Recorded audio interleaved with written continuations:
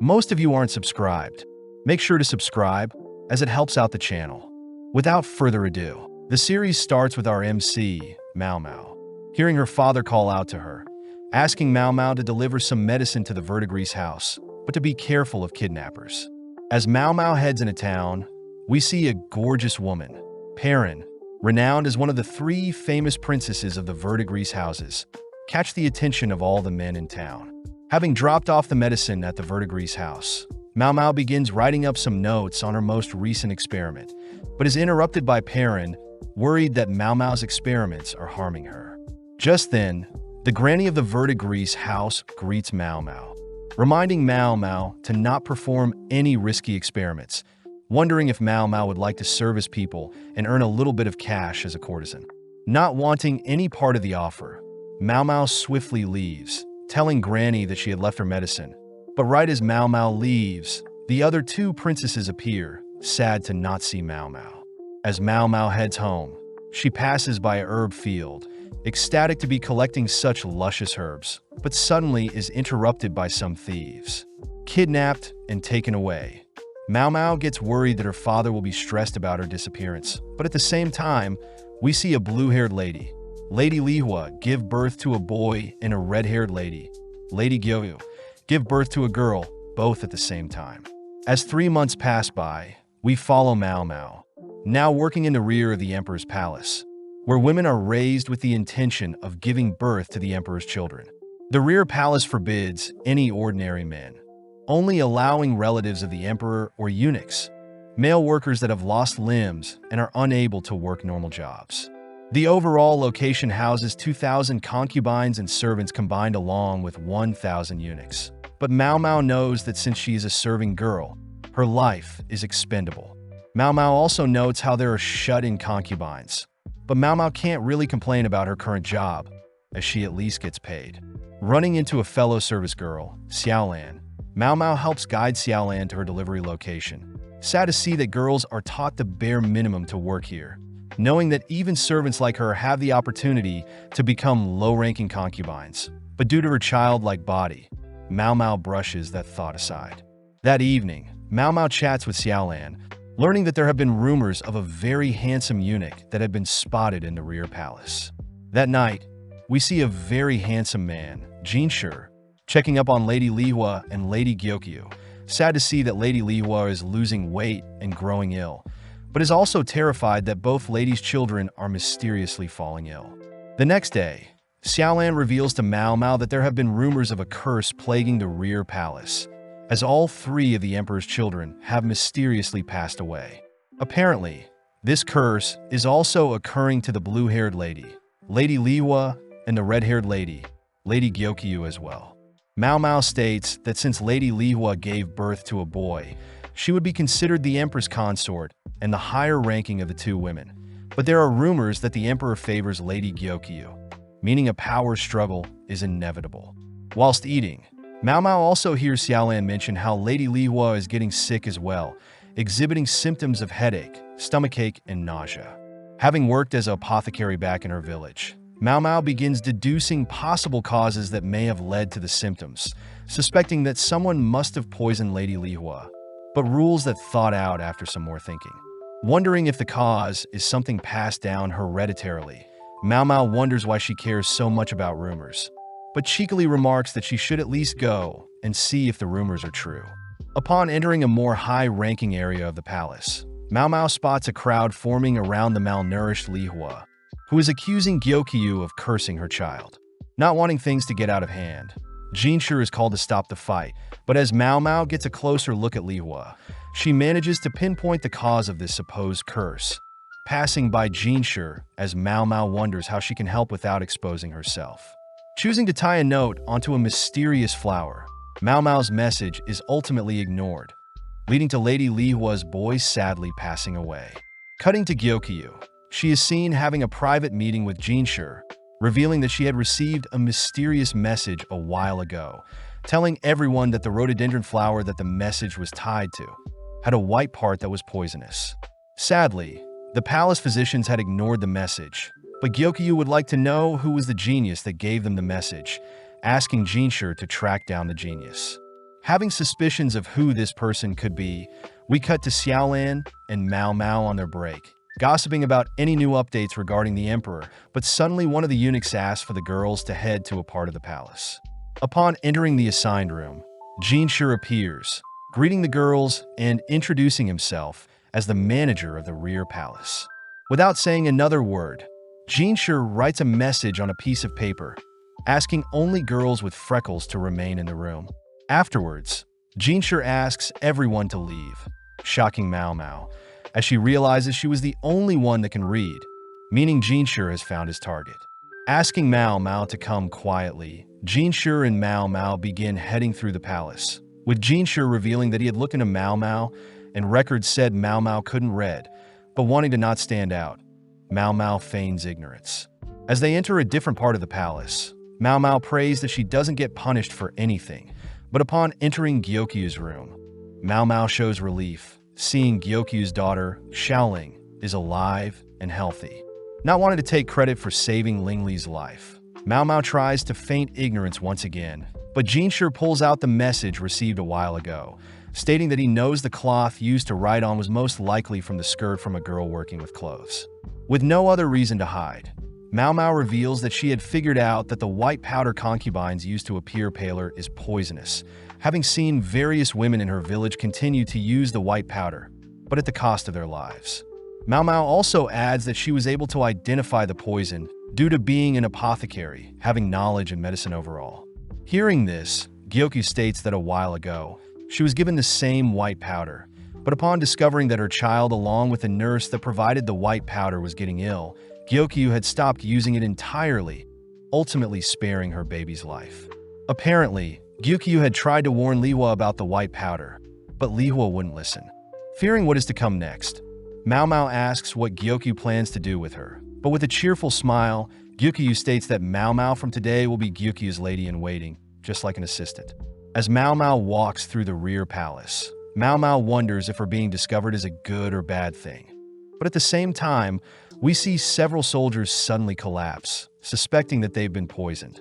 Seeing their men get poisoned, the leader of the soldiers accused the village leader for assisting the enemies. But just then we cut back to Jinshi, who has just learnt of the poisoning to their soldiers. Changing topics for a bit, one of the eunuchs asks Jinshi about Gyokyu's new attendant, but Jinshi states that compared to Lihua's 10 attendants, Gyokyu only has 4. But Jinshi reiterates that Gyokyu is quite smart, only choosing attendants that she can trust, which explains why Mao Mao is a candidate, as her knowledge of medicine is too valuable. Hearing the eunuch fear that Mao Mao may abuse her new positions as Gyokyu's attendant, Jinshi reasons that he should seduce Mao Mao a bit. The next morning, Mao Mao is seen packed up, chatting to Xiaolan, as she begins making her way to the Jade Pavilion, where Gyokyu lives. Just then, Mao Mao spots Jinshi flirting with several women, only to turn to greet Mao Mao, following up by grazing Mao Mao's hair in an attempt to seduce her. But this only weirds Mao Mao out. Upon arriving at the Jade Pavilion, Mao Mao is greeted by Hong Yang, the head lady in waiting for Gyokyu, who offers to show Mao Mao around the Jade Pavilion. First visiting Gyokyu, who warmly welcomes Mao Mao to her new home, remarking that her child Xiaoling also is happy to see her. Next, Honyang shows Mao Mao the guest waiting room, the kitchen and living room where all the ladies in waiting are cleaning, introducing themselves as Inghua, Good Yuan, Ailin. But when Mao Mao introduces herself, all the girls notice Mao Mao's wrapped up arm. Honyang states that there are no service girls in the Jade Pavilion, meaning that the 5 of them will have to do all of the work around here. But when Mao Mao offers to help them clean up, the ladies stop Mao Mao asking that she rest up for now, alluding to a special job that Mao Mao will have to do later on. As Mao Mao leaves, the 3 girls begin speculating on Mao Mao's tragic past, collectively shedding a tear for Mao Mao. Showing Mao Mao to her room, Honyang instructs Mao Mao to rest until she is summoned. Amazed at the spacious room, Mao Mao is amazed at the promotion, knowing that only elites are normally hired to attend to such royals. That evening, it's revealed that Mao Mao's special role is poison tasting, but Mao Mao can't help but get excited at tasting such luxurious food. Jinshi reveals it is a serious role, as when Gyokyu was pregnant, people had tried to poison her twice, with the food tester being paralyzed after tasting the poisoned food. Starting with the first dish, Mao Mao checks for any distinct marks or scents, only to finally taste the food, noting no numbness and concluding that the first dish is fine. As Mao Mao makes her way through other dishes, Mao Mao thinks about how she would run various experiments using poison when she lived with her father, meaning that she has grown immune to most poisons. That night, Mao Mao advises Hongyang to switch the ceramic dishes for silver, as silver will react with most poisons. Amazed, Hongyang reveals that they had purposely used ceramic dishes to test Mao Mao's logic, wondering why Mao Mao doesn't reveal that she can read, write, and has knowledge in medicine and poisons. Mao Mao states that her kidnappers take most of the money she makes, intriguing Hongyang as she knows Mao Mao doesn't want to give the kidnappers any more money. Turning to Mao Mao, Hongyang hands Mao Mao a large teapot, dropping it before Mao Mao can grab a hold of it, only to wink at Mao Mao as Hongyang states that she'll have to deduct damages out of her normal pay. But since she helped with poison testing earlier, Hongyang hands Mao Mao a payment equal to her regular salary that can't be touched by the kidnappers, impressing Mao Mao as it's a loophole that Hongyang is using to help her. The next day, Mao Mao is told to once again rest, only called to test meals that may be poisoned, but easily gets bored. Just then, Mao Mao is called by Gyukyu and Jinshi, who once again tries to seduce Mao Mao, but no luck. Showing Mao Mao a case of baozi buns, Jinshi asks for Mao Mao to check the authenticity of the food, but upon smelling the buns, Mao Mao detects an aphrodisiac in the food. Amazed, Jinshi admits that he knew of the aphrodisiac in the food, which weirds Mao Mao out, believing that Jinshi wanted her to eat it, making Gyokyu laugh. Getting serious, Jinshi reveals that a group of soldiers had reported being poisoned not so long ago, exhibiting signs of nausea, difficulty breathing, and other ailments.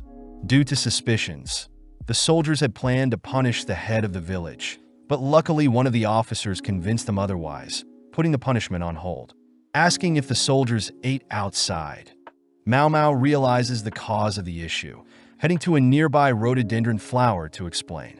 Chewing on one of the flower petals, Mao Mao states that the flower gives the same symptoms listed, but in some cases, wood from trees can cause the same symptoms when burnt, making Jinshi realize that the soldiers did indeed use wood to start a fire. Relieved that the soldiers didn't harm the innocent villagers, Jinshi wonders if Mao Mao can make him an aphrodisiac. Hearing this, Mao Mao gets excited, knowing that she'll finally get to experiment with making various drugs, replying that she can try given the proper equipment. That night, as Jinshi returns to his office, a random concubine attempts to seduce Jinshi, but Jinshi blatantly rejects her offer. Chatting with an eunuch, Jinshi reveals that he has been stationed here by the emperor to test the loyalty of his concubines, but it's sad to see that most concubines end up betraying the emperor's trust. As Jinshi thinks about Mao Mao, he admits that Mao Mao is the only girl that is not attracted to him, making Jinshi curious as to what may convince her otherwise. The next morning, Mao Mao visits the quack doctor, running into Gaoshun, Jinshi's assistant. As the quack doctor judges Mao Mao for being a mere servant, Gaoshun guides Mao Mao to a storage room, overwhelming Mao Mao as she gets to experiment with all sorts of materials. As Mao Mao is gleefully dancing, Jinshi interrupts, forcing Mao Mao to get to work. As Mao Mao begins writing up some things, she's amazed at how much paper she gets to use, pleased that Gaoshun is a quick learner compared to Jinshi, who's standing idly by. Upon checking to see if there is enough cacao, Mao Mao is disappointed to see a lack in supply, but Jinshi reassures Mao Mao that he can easily obtain more. Back at the Jade Pavilion, Mao Mao has gathered milk, butter, sugar, honey, and powdered cacao, intriguing the other girls, as those are all expensive ingredients. As Hongyang orders the other girls to stop slacking, we see Mao Mao finally begin to craft the aphrodisiac, stating that she had tasted cacao only once in the past, in the form of chocolate, which is considered an aphrodisiac. With everything mixed, Mao Mao leaves the concoction to harden, but Mao Mao also gets the idea of turning the leftovers into brownies, setting them on a shelf as she cleans up the mess. As Mao Mao passes through the courtyard, she suddenly spots various herbs growing on the field, distracted by the various herbs, only to rush back to the kitchen where she sees everyone waiting for her. Apparently, the three girls had snacked on the brownies and are now too exhausted to work. Presenting her chocolate and brownies to Gyukyu and Jinshur, Mao Mao warns that the aphrodisiacs are quite potent and that they are 3 times as effective as most stimulants. As Gyukyu leaves, she remarks that Mao Mao is not only knowledgeable with medicine but also can make drugs. With Jinshur and Mao Mao alone, Jinshur kisses Mao Mao on the back of her neck, only to leave. That night, we follow a lady walking through the palace, only to spot a mysterious figure high up on the palace walls, malnourished and pale. Cutting back to earlier, we see Jinshur talking with Lady Fuyo, but their conversation ends with Fuyo storming out. That night, a lady is seen dressed in all white, approaching another lady, terrifying the innocent bystander. The next morning, we follow Gyukyu's 3 attendants chatting about their lives before serving Gyokyu, even discussing how trade between Western and Central capitals is due to Gyukyu influencing the emperor. The ladies also mention how stressful it was when Gyukyu was pregnant, as many people were against a princess from a foreign land, giving birth to a child of the emperor. Following Mao Mao, we see Inwa check up on her, impressed that Mao Mao even knows how to make cold medicine. Upon seeing Mao Mao's wrapped up arm, Inwa checks to see if Mao Mao needs any help, reminding Mao Mao that she can vent to her if she needs. Changing topics, Inwa asks if Mao Mao is aware of a spirit haunting the rear palace, intriguing Mao Mao as she asks Xiaolan about the rumor. Xiaolan states that the ghost lady was sighted a few weeks back, only appearing at night near the Easter castle walls. Mao Mao notes how there are gates on the north, south, east, and west of the palace, but each gate is heavily guarded and surrounded by a moat. Xiaolan states that the corpse of the ghost lady supposedly exists at the very bottom of the moat, but Mao Mao notes how that is simply a cliché of all ghost stories. Visiting the quack doctor, Mao Mao is amazed that the doctor is now treating her like a normal human being, ever since discovering that she is knowledgeable in medicine as well. When the quack doctor attempts to serve Mao Mao snacks and tea, they are suddenly interrupted by Jinshur, who asks to join them. As Jinshur sits beside Mao Mao, Mao Mao wonders what Jinshur's role in the palace is, thinking dirty thoughts, only to be brought back to reality. As the doctor returns with tea and snacks, Jinshur sends the doctor away to search for items, leaving Jinshur alone with Mao Mao once again. Now alone, Jinshur asks Mao Mao about the ghost girl rumor, catching Mao Mao's attention when Jinshur mentions sleepwalking. Moving in close, Jinshur asks if Mao Mao can cure sleepwalking, but when Mao Mao states that she doesn't know how, Jinshur annoys Mao Mao until she agrees to give the problem a go. That night, Gaoshan guides Mao Mao to the eastern palace walls, but on the way asks if Mao Mao can stop glaring at Jinshur as if he were an insect. Shocked to see that Gaoshan knows of her disgust for Jinshur, but Gaoshan reveals that Jinshur tends to fantasize about Mao Mao when he's in his office. As they make it to the eastern wall, Mao Mao is captivated by Lady Fuyo, who is dressed in all white, marvelously dancing in front of the moon. The next morning, Mao Mao speaks with the quack doctor, learning that Fuyo was supposed to serve the emperor. But when she had failed to perform in front of the emperor, she chose to shut herself away from the world, ultimately scheduled to be a reward for a military officer. Knowing that she needs more information to cure Fuyo's supposed sleepwalking, Mao Mao asks for directions to Fuyo's room. But before Mao Mao leaves, she learns that Fuyo is from a poor country, which the quack doctor believes that Fuyo doesn't want to go back to. As Mao Mao and Gaoshan spy on Fuyo, Mao Mao is surprised to see Fuyo so timid, reminding her of the Fuyo cotton rose, a flower that remains white during the day, but turns deep pink during night.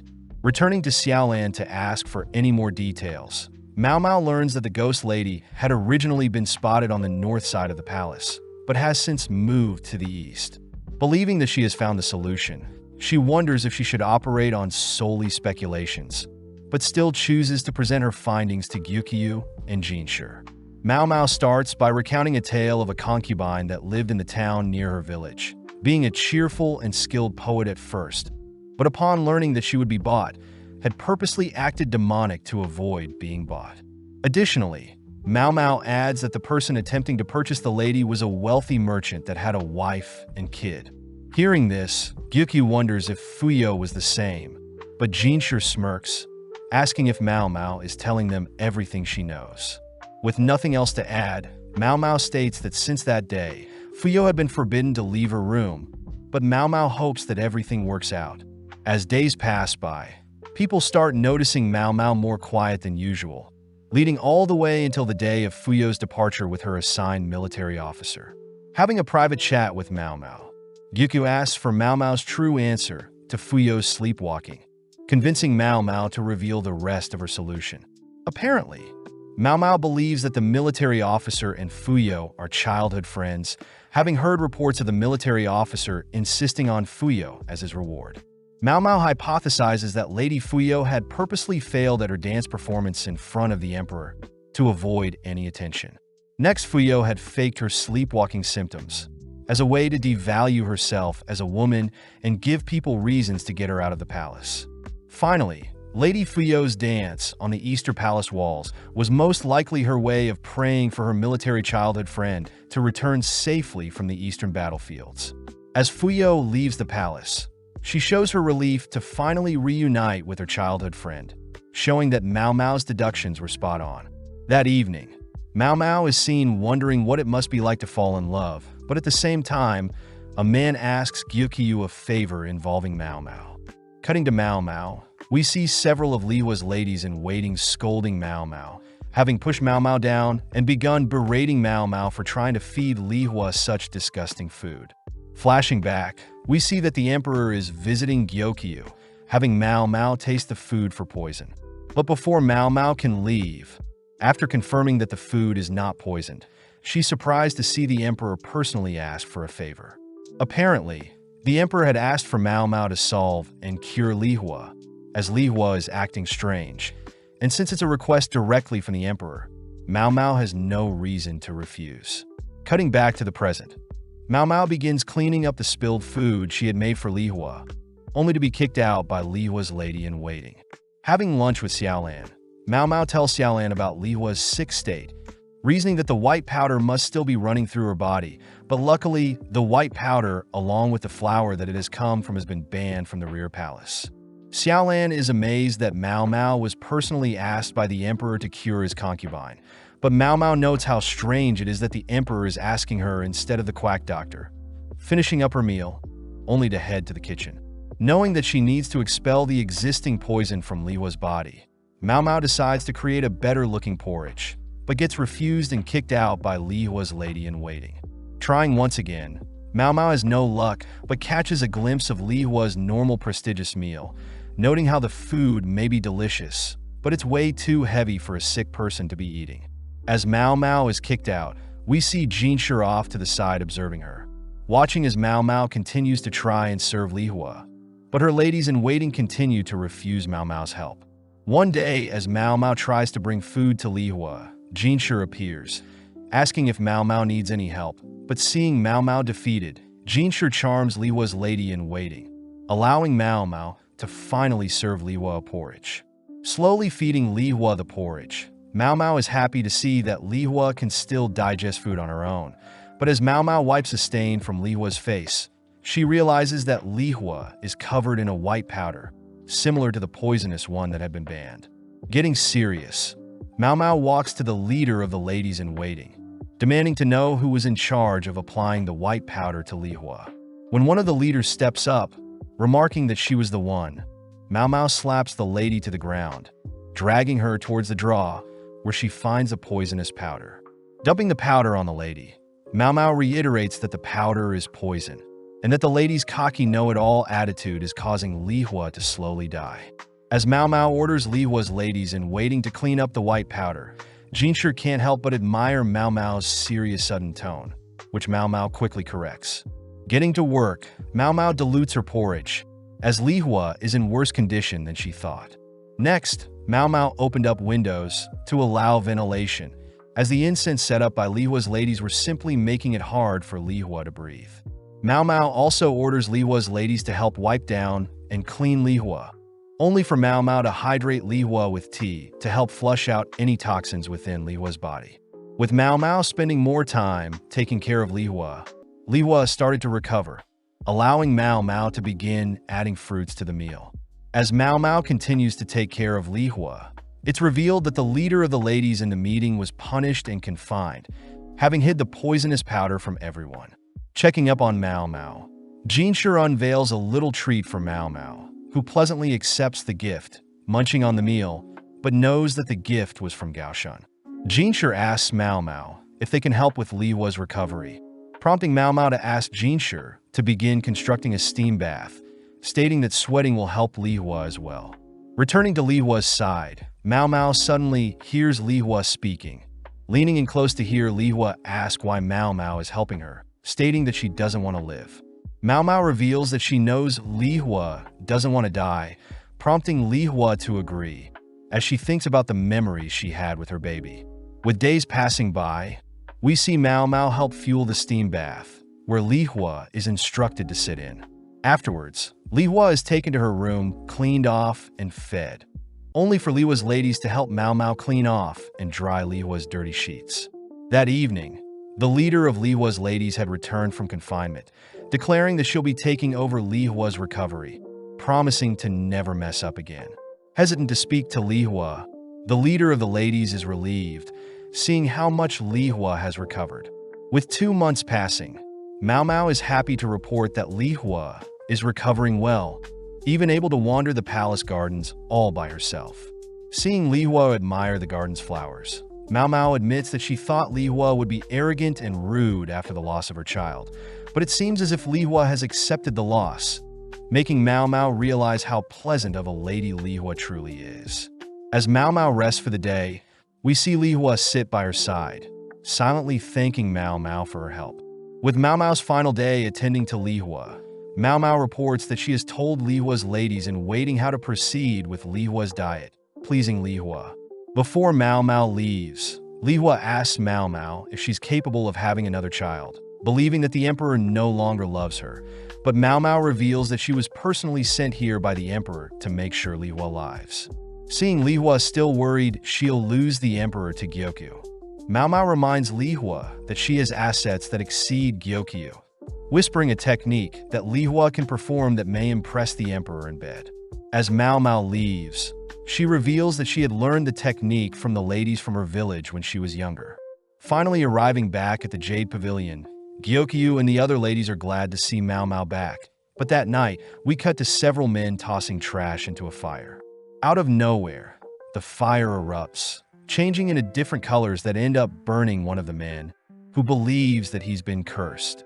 Sitting down and observing his wounds, the man begins to break down, terrified of the curse, but just then we cut to Jinshi on his morning training. Able to out-trade Basin, Jinshi commends his fellow eunuch, as Basin has greatly improved his swordplay. Getting cleaned off, Jinshi asks Gaoshan about Mao Mao. Happy to hear that Mao Mao is recovering well ever since returning to the Jade Pavilion. Cutting to Mao Mao, we see her digging through a garden, ecstatic to finally find some rare mushrooms, wondering where she should hide them. Just then, Mao Mao remembers that she has something to do, heading over to deliver Xiaolan some spare meals that Mao Mao was gifted. Sparking up a conversation, Xiaolan asks if Mao Mao had heard of a palace servant seducing a military officer, revealing that the servant had used an aphrodisiac, reminding Mao Mao of the chocolates she had created. Heading over to the quack doctor, Mao Mao reveals the matsutake mushroom she's dug up, exciting the quack doctor. As they both start grilling the mushrooms, they both secretly enjoy the delectable taste of the mushrooms. But just then, a man barges into the room asking if the quack doctor can cure his curse. Inspecting the man's burned hands, Mao Mao offers to make an ointment for the burns, all whilst the man recounts what happened. The man says that 2 nights ago, he was burning trash by the east side of the palace as he normally would, only to stumble onto a discarded women's dress that had both sleeves burnt off and several wooden tablets. Knowing that he shouldn't waste time, the man simply tossed the dress and tablets into the fire. But out of nowhere, the fire began changing colors, and next thing he knew his hands were burnt. Seeing the man in utter shock, Mao Mao takes out a stick, lighting it on fire, only to sprinkle chemicals to make the flame change color.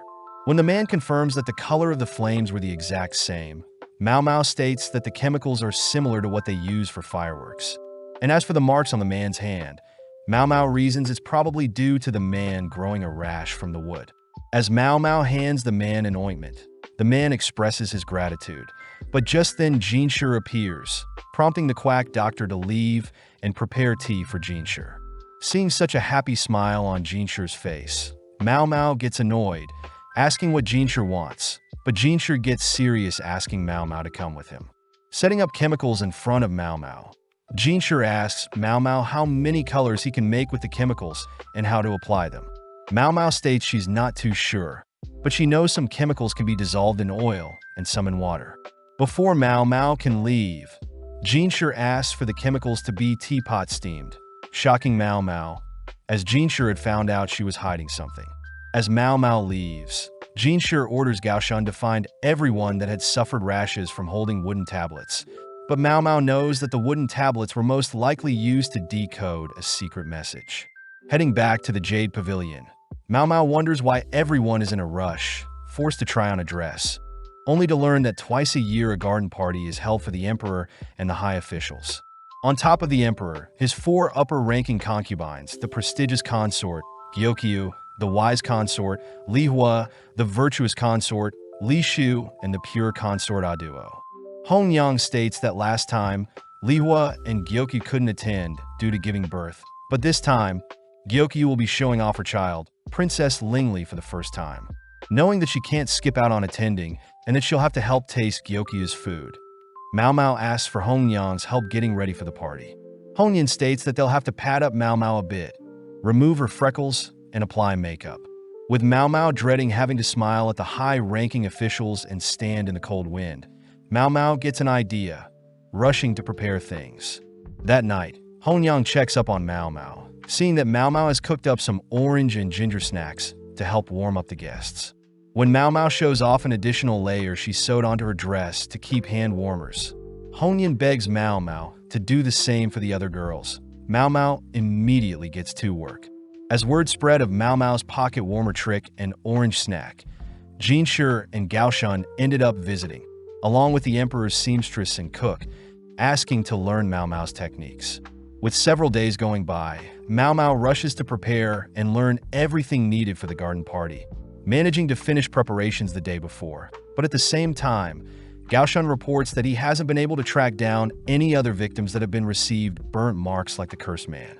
With the big day arriving, Mao Mao and the ladies all gather around Gyokyu, stunned at Gyokyu's crimson beauty. As a token of appreciation, Gyokyu lends a piece of jewelry to each of her ladies in waiting, reminding Mao Mao that she is now part of her family. Just then, the ladies grab hold of Mao Mao, beginning to transform Mao Mao into a true woman. But as one of the ladies cleans off Mao Mao's face, they all stop and gather around Mao Mao's face. With all 4 princesses entering the assigned area, we see Jinshi greeting all the princesses, managing to charm Li Shu, heading to greet Gyokyu last.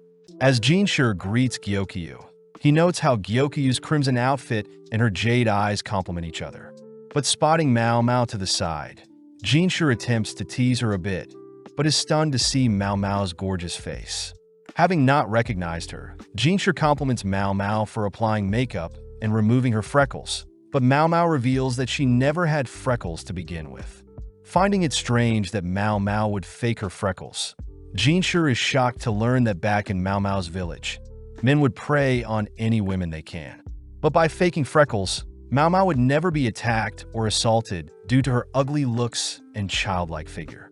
Additionally, Jinshi learns that Mao Mao was kidnapped from her village, apologizing for something so sad to happen to such a talent like Mao Mao. Mao Mao states that it isn't Jinshi's fault, but Jinshi pulls Mao Mao close, giving Mao Mao his hairpin, only to leave. As other ladies voice their jealousy at Mao Mao, Gyokyu approaches Mao Mao, uttering that Mao Mao no longer belongs to a single person. Before Mao Mao can learn what that means, the garden party begins, overwhelming Mao Mao as the sheer scale of the party is unimaginable. But at the same time as the food for the guest is served, we cut to an ominous silhouette. As the garden party unfolds, we cut to Mao Mao and the other ladies all clinging to each other as the cold wind brushes past them. Peeking through the curtains, Mao Mao notes how the arrangement of the 4 concubines encourages rivalry.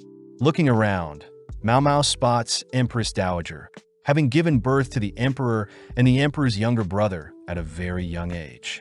Sadly, the Emperor's younger brother couldn't make the party, supposedly being too sick to leave the house. Just then, Mao Mao overhears some of Li Hua's ladies making fun of her friends, watching as Yinghua gets more and more angry. Mao Mao thinks back on when she was taking care of Li Hua. Mao Mao was easily able to scare Li Hua's attendants, but seeing Li Hua's attendants making fun of her friends, Mao Mao reminds Li Hua's attendants of what she can do to them, scaring them off. As Mao Mao reminds her friends that she needs to change their hand warmers, Gyoku's ladies can't help but admire Mao Mao, always being so nice even after having such a tragic past. Just then, Aduo's attendants and Li Shu's attendants begin to bicker, which Mao Mao learns that consort Li Shu is only 14 and Aduo is already 35, being the oldest of the 4 consorts. Additionally, Li Shu used to be the daughter-in-law of Aduo, as Aduo used to be a concubine of the previous emperor, whilst Li Shu was a concubine of the current. But since the previous emperor passed away 5 years ago, Aduo became a concubine of the current emperor. Amazed that Li Shu was only 9 to be a concubine, Mao Mao realized she was mistaken, as Li Shu was in fact Aduo's mother-in-law. As Hong Yin passes Gyoku's child to Mao Mao, they both notice Li Shu passing by, both bowing their heads as Li Shu cockily walks past. Hong Yin states that Li Shu is very young, as a virtuous consort like Li Shu would normally wear white, but instead Li Shu chose to wear a dark pink, a color similar to Gyoku's crimson red. As Hong Yin leaves, Mao Mao spots several girls freezing cold, offering the girls to hold some coals to warm them up, but this only weirds them out. As Mao Mao returns to her friends, they start teasing Mao Mao for sharing her hand warmer trick with other consorts' attendants. But Mao Mao suddenly spots a man handing his hairpin to a girl. Seeing Mao Mao intrigued, one of her friends mentions that gifting a hairpin is how men recruit ladies. But Mao Mao's friend also alludes to a second meaning. As Mao Mao leaves for some fresh air, a man, Lahaku, stops her, offering his hairpin. Seeing that Lahaku has got several other pins, Mao Mao is happy to receive a hairpin, but just then Li Hua appears, prompting Mao Mao and the other attendants to greet her. As a gift, Li Hua personally hands Mao Mao a hairpin as well, shocking the other girls as they wonder if Gyoku will be okay with Mao Mao garnering so much attention. With Mao Mao now preparing to test the food for poison, Mao Mao spots Gaoshun in the crowd, amazed that he is quite high-ranking. Also, Mao Mao spots Lahaku is also quite high-ranking, but wonders where Jinshu is compared to the others. With the first soup dish served, Mao Mao notes that there is no strange clouding appear, along with no peculiar smell from the soup. Upon drinking the soup, Mao Mao chases the soup with some water, confirming nothing strange with the dish, but upon seeing another fellow food taster so stressed, Mao Mao feels sorry for them, noting how she must be the only one that yearns for the taste of poison. Up next is a vinegar fish and vegetable dish, a favorite of the Emperor's, but instead of blueback fish there is jellyfish. With nothing too outlandish, Mao Mao pans over to see Li Shu sweating at the thought of eating fish, but forces herself to eat it as she is in public. But as she looks at Li Shu's food taster, Mao Mao spots the food taster smirking while staring at Li Shu. At the same time, one of Lahaku's friends asks Lahaku to watch one of the food tasters, realizing that it is Mao Mao from earlier. Slowly watching as Mao Mao sensually slurps and enjoys the next dish. But as Mao Mao finishes enjoying the dish, she declares that the dish she just tasted was poisoned, quickly walking off. As Jinshu begins slowly walking to the stage, he makes it just in time to see another person collapse from tasting the dish, but spots Mao Mao running off somewhere. Checking up on Mao Mao, Jinshu is shocked to see Mao Mao so happy, grabbing and dragging her to the infirmary. Mao Mao notes how she would have loved to swallow the poison, but states that the poison would have easily paralyzed her. But hearing this, Jinshu gets weirded out. Jinshu states that another official had tried the dish themselves, making Mao Mao wonder what idiot would do so, offering to give Jinshu a bag of drugs that will help the people poisoned to throw up and get the poison out of their systems. Accepting the drugs, Jinshu continues to drag Mao Mao along, but Mao Mao notes how Jinshu has gotten a new hairpin, wondering why he wasn't at the party until now. Upon reaching the palace infirmary, Mao Mao is instructed to vomit the rest of the food in her stomach, ultimately impressed by the palace's drugs. Moving on to a more serious topic, Jinshi wants to know if Mao Mao suspects the person that may have wanted to poison Gyokyu, but Mao Mao asks for Jinshi to bring Li Shu. Being able to charm Li Shu into coming, Jinshi introduces Li Shu and her food taster to Mao Mao. Spotting Li Shu scratching herself, Mao Mao rushes to unveil her dress, spotting rashes scattered along Li Shu's arm. Mao Mao confirms that Li Shu is indeed allergic to fish, commenting how she herself is allergic to buckwheat and could never build up a tolerance to it. Asking if Li Shu is handling the fish okay, Mao Mao states that the vinegar fish dish she tasted earlier had jellyfish, meaning that Lady Gyokyu's dishes and Lady Li Shu's dishes were swapped. Upon confirming that Li Shu is allergic to mackerel, Mao Mao glares at Li Shu's food taster, speculating that although the food taster knew Li Shu was allergic to mackerel, she still allowed Li Shu to eat a dish with mackerel. Having written up several other foods that Li Shu should avoid, Mao Mao personally hands Li Shu's food taste to the list, glaring and warning the food taster to not act out, or else she may disappear. With Jinshi asking Mao Mao what just happened, Mao Mao feigns ignorance, but before Mao Mao leaves, she states that there may have been other attempts at poisoning.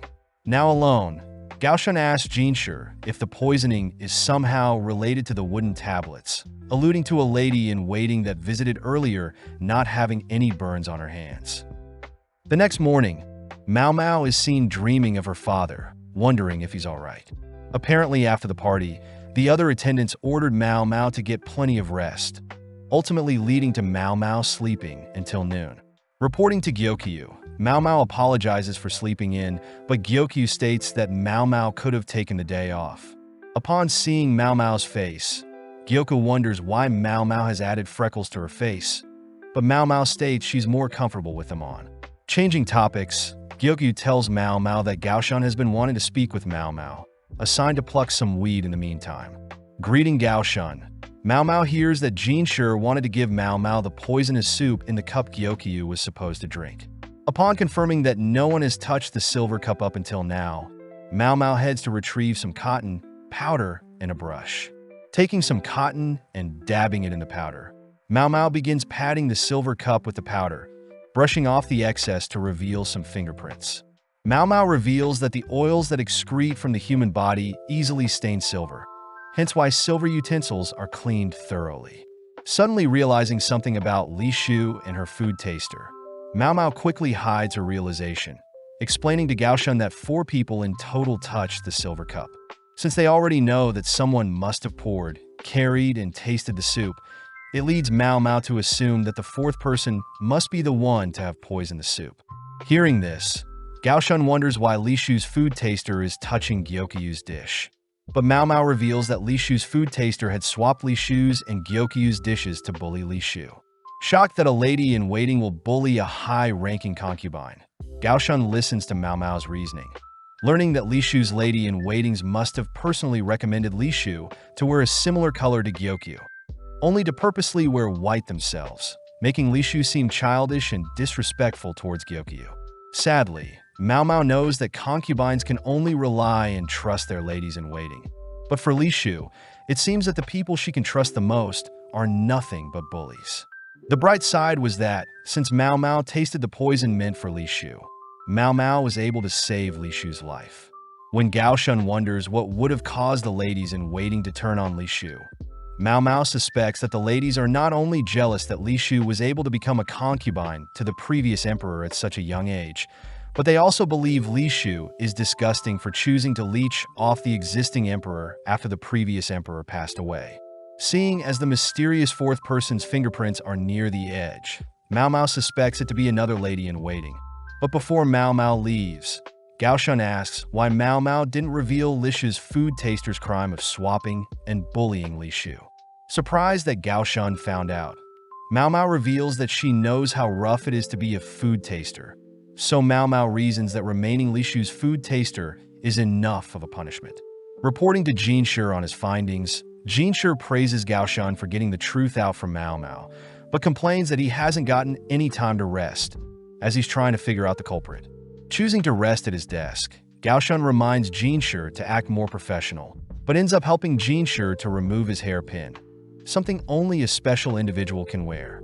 As Gaoshun leaves for the night, Jinshi perks up, stating that he can finally get to work. The next day, Mao Mao sits with Xiaolan, who is excited to hear that Mao Mao received several hairpins, mentioning that Mao Mao can finally leave the rear palace. Shocked to hear this, Mao Mao learns that with a hairpin, Mao Mao can as the hairpin owner to assist Mao Mao temporarily or permanently leave the rear palace. Seeing as there is really only one man she can turn to, we cut to Lahaku, who is busy training, stopping as he has received a message from Mao Mao, wondering how he should turn her down, having only given out the pins as a formality. Choosing to privately chat with Mao Mao, Lahaku is shocked to see Mao Mao is completely different without makeup, but asks why Mao Mao had summoned him. Upon hearing that Mao Mao would like Lahaku to vouch for her to visit her home, Lahaku gets pissed, wondering what Mao Mao can give in exchange. As a trump card, Mao Mao reveals that she has special vouchers to the VIDZ house, a super-renowned brothel that would normally take up 1 year's worth of Lahaku's salary. Seeing Lahaku hesitant at first, Mao Mao chooses to play hard to get, taking back the vouchers only to show off 2 of her other hairpins. Upon realizing that the 2 other pins are far superior than his, Lahaku has no choice but to accept Mao Mao's offer, fearing that he'll never get a chance like this again. Reporting the good news to Gyokyu and the other girls, Mao Mao promises to bring back souvenirs. But Gyokyu and Hongyan note how Mao Mao probably doesn't know the full extent of what the hairpin means.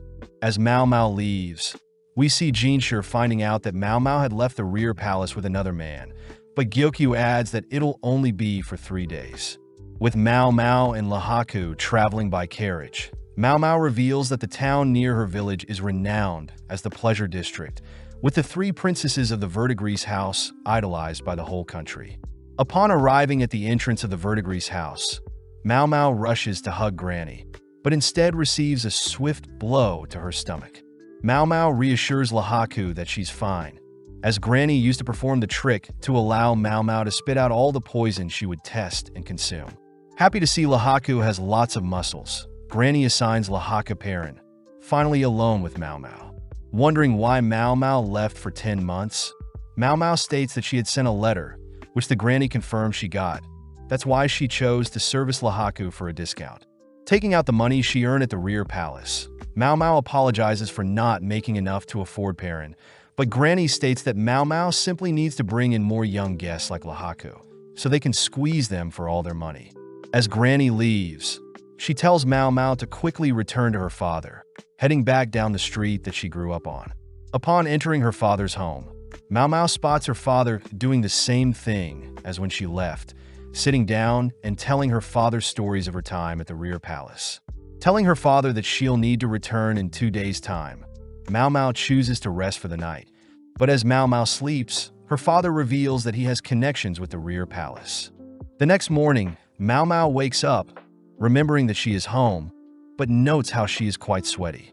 Seeing that her father isn't home, Mao Mao reasons that her father is probably out in the herb field, wishing that her father would stop working at his age. Just then, a little girl begins banging on her home, prompting Mao Mao to approach her and ask what's the problem. Without saying anything, the little girl grabs Mao Mao, dragging her into the house, where she sees a crowd forming in front of her room. Upon entering the room, Mao Mao is stunned to see 2 people incapacitated, but snapping out of the daze, Mao Mao gets to work, assessing the situation. Seeing as the man isn't breathing and the woman is barely breathing, Mao Mao orders another helper to check if the lady has anything clogging the throats. With Mao Mao and the helper applying CPR to both people, Mao Mao orders the little girl to bring charcoal. With Mao Mao managing to resuscitate the 2, Mao Mao cleans out her mouth, sarcastically remarking that it's great to be home. As Mao Mao asks the house's ladies to not touch anything within the room, Mao Mao begins inspecting the room, noting how the 2 victims were a courtesan and a customer. Upon entering the room, Mao Mao picked up scents of alcohol and tobacco, also spotting 2 bottles, some broken glass, wheat stalks, a pipe, and some tobacco. With the little girl arriving with the charcoal Mao Mao had asked for, Mao Mao asks for something to write on, giving the little girl a message, asking the little girl to go fetch her father's in the herb field. As the little girl leaves, she gives Mao Mao a dark stare, but as the little girl returns with Mao Mao's father, Mao Mao reports that she has crushed the charcoal and it should be ready to be mixed with herbs to treat the two victims. Following the courtesan, we see that she has gotten better, learning that the male customer is also now stable. With Mao Mao and her father alone, Mao Mao reveals that her father is quite smart, able to piece together things with simple clues. Asking Mao Mao to sit with him, Mao Mao's father tests Mao Mao, asking what she thought caused everything. Mao Mao states that she believes the tobacco leaves are quite poisonous, being commonly used for suicides, which her father confirms is true. Asking if Mao Mao had them drink water, Mao Mao states that she didn't, which her father commends, as the stomach acid can prevent poison from being absorbed. But when water is added, it makes it easier for the human stomach to absorb the poison. Next, Mao Mao's father pokes a hole in Mao Mao's deduction, asking what if the tobacco leaves were soaked in water beforehand, prompting Mao Mao to confirm that there are no leaves in the vomit, meaning that diluting the poison with water may have actually been better. As the owner of the house thanks Mao Mao and her father, Mao Mao sees that the wheat stalks are used to drink liquids without messing up one's lipstick. As a thanks, the owner pays Mao Mao and her father, but when Mao Mao's father attempts to decline the payment, Mao Mao reminds her father that he has to pay for rent. Mao Mao notes how the man and women must have attempted a double suicide, as it's not too uncommon for something to occur, as usually poor men and an unhappy courtesan would agree to take their own lives. Mao Mao finds it weird that the man who wears such expensive clothes would choose to take his own life. But just then Mao Mao spots the little girl visiting the man, reasoning that she too should check up on the man as well. Upon entering the room, Mao Mao is horrified to see the little girl attempting to stab the man, swiftly disarming the girl. Hearing the little girl scream that the man deserves to die, Mao Mao headbutts the little girl, forcing her onto her knees. But just then, a lady arrives, asking to speak privately with Mao Mao. The lady reveals that the man poison was quite a problematic customer, always flirting and promising to purchase and give women a better life, only to lie and dump the girls. Having been stabbed and poisoned in the past, the man comes from a rich merchant, ultimately choosing to resolve issues with money. It's revealed that the man did the same thing to the little girl's older sister, but it turns out the older sister had fallen for the scummy man. The concubine that was poisoned is apparently friends with the little girl's sister and had tried a double suicide with the man. Since they can't ban the man, as it would be bad for business, they have no choice but to leave him as is. As Mao Mao and her father head home, Mao Mao thinks about how scary the little girl is, having specifically ran to search for her father, which she probably knew wasn't home, instead of going to search for an actual doctor. Returning home, Mao Mao asks to check the money they were paid, confirming that the owner paid them to stay quiet about what happened. Still unable to figure out why a man that had been poisoned previously would be so easily poisoned. But before Mao Mao can conclude anything, her father reminds Mao Mao to only consider facts. Diving back through all the points she knows, Mao Mao concludes that it wasn't a double suicide, but in fact poison. But before she can tell her father tells Mao Mao that the is already over. As Mao Mao walks through town, she explains that the courtesan must have poisoned the man, using two types of liquid. Since the man would want her to taste any drink before he did, the courtesan must have poured an edible liquid and a non-edible liquid into the same cup. But due to the liquid's different densities, the edible and non-edible liquids would form their own layers. The courtesan simply drank from the bottom edible liquid with a straw, whereas the man would drink the poison. Afterwards, the lady would sip a little of the poison, just enough for her to survive. But some things still don't make sense, as Mao Mao wonders if the little girl knew what the courtesan was doing, as she purposely didn't want a doctor to come, or if the owner knew what was happening and purposely paid for their silence. Knowing that she can't operate on speculation, Mao Mao makes her way to the Verdigris house, using its bath to clean up.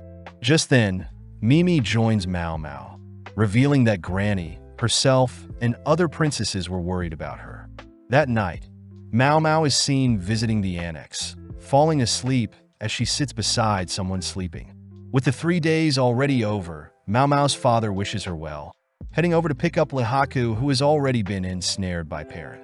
Returning to the Jade Pavilion, Mao Mao can't help but notice Jinshi's glare from behind. But before Mao Mao can flee, Jinshi asks to speak with her privately. Seeing Jinshi so agitated, Mao Mao asks what is agitating him. But Jinshi instead asks how Mao Mao's visit home was. Upon hearing that nothing happened with Lihaku, Jinshi asks if Mao Mao knows what choosing Lihaku as a guarantor means. But Mao Mao says she believes a guarantor is a high-ranking official with a good record. Seeing Jinshi at a loss for words, Mao Mao states that she didn't want to rely on Jinshi, fearing that she could never repay him, like she did Lihaku. Hearing this, Jinshi believes that she gave up her body to convince Lihaku. But as Mao Mao leaves, we see Hongyan rushing to slap Mao Mao for being misleading, all whilst Gyokyu laughs at what they heard. Cutting to the cafeteria area at night, we see several eunuchs gathered for dinner. But as they all chat, they all suddenly hear a massive ceramic container shatter, followed by a drunk older eunuch demanding that they bring him more booze. Seeing the older man in a pathetic state, several eunuchs laugh at how, thanks to him, they'll probably never drink. Suddenly, we see a mysterious man placing some mysterious substance in some bottles of booze, only to hand it to the older man, coldly watching as the older man gulps down the spiked booze. The next morning, Gaoshan asks for Jinshi to stop sulking, reminding Jinshi that he still has lots of work to do. Gaoshan thinks about how Jinshi has accomplished a lot in his life, seeing unusual for Jinshi to act so childish and be so attached to another person's life. As Gaoshan hands Jinshi some paperwork, Gaoshan thinks about how he managed to convince Gyokyu to explain to Jinshi that it wasn't Mao Mao that offered her body to Lihaku, but instead Mao Mao asked another experienced lady to repay the favor. Still, Gaoshan admits how unlucky it was for Jinshi to put so much effort, freeing up time to mess with Mao Mao, only to hear that Mao Mao left to spend time with another man. As Jinshi and Gaoshan begin working through the papers, they both note how nobles try to pass bills to benefit themselves, but it's ultimately up to Jinshi to verify them. As they both work on the papers all throughout the day and into the night, they are suddenly interrupted by an eunuch, revealing that Sir Conan has passed away. The next morning, Jinshi reports the bad news to Gyokyu and Mao Mao, both sad to hear that a high-ranking man had passed away. As Mao Mao hears that Conan had drunk himself to death, Mao Mao has no sympathy for him, but Jinshi suddenly asks if Mao Mao thinks Conan truly drank himself to death. Speaking with Jinshi, Mao Mao reiterates that heavy drinking does ultimately poison and weaken one's organs, explaining Conan's death. But Jinshi tells Mao Mao that Conan was celebrating during a party by drinking out with friends. Wondering why Jinshi would tell her that, Jinshi adds that Conan easily handled his alcohol, but he wasn't liked by many people.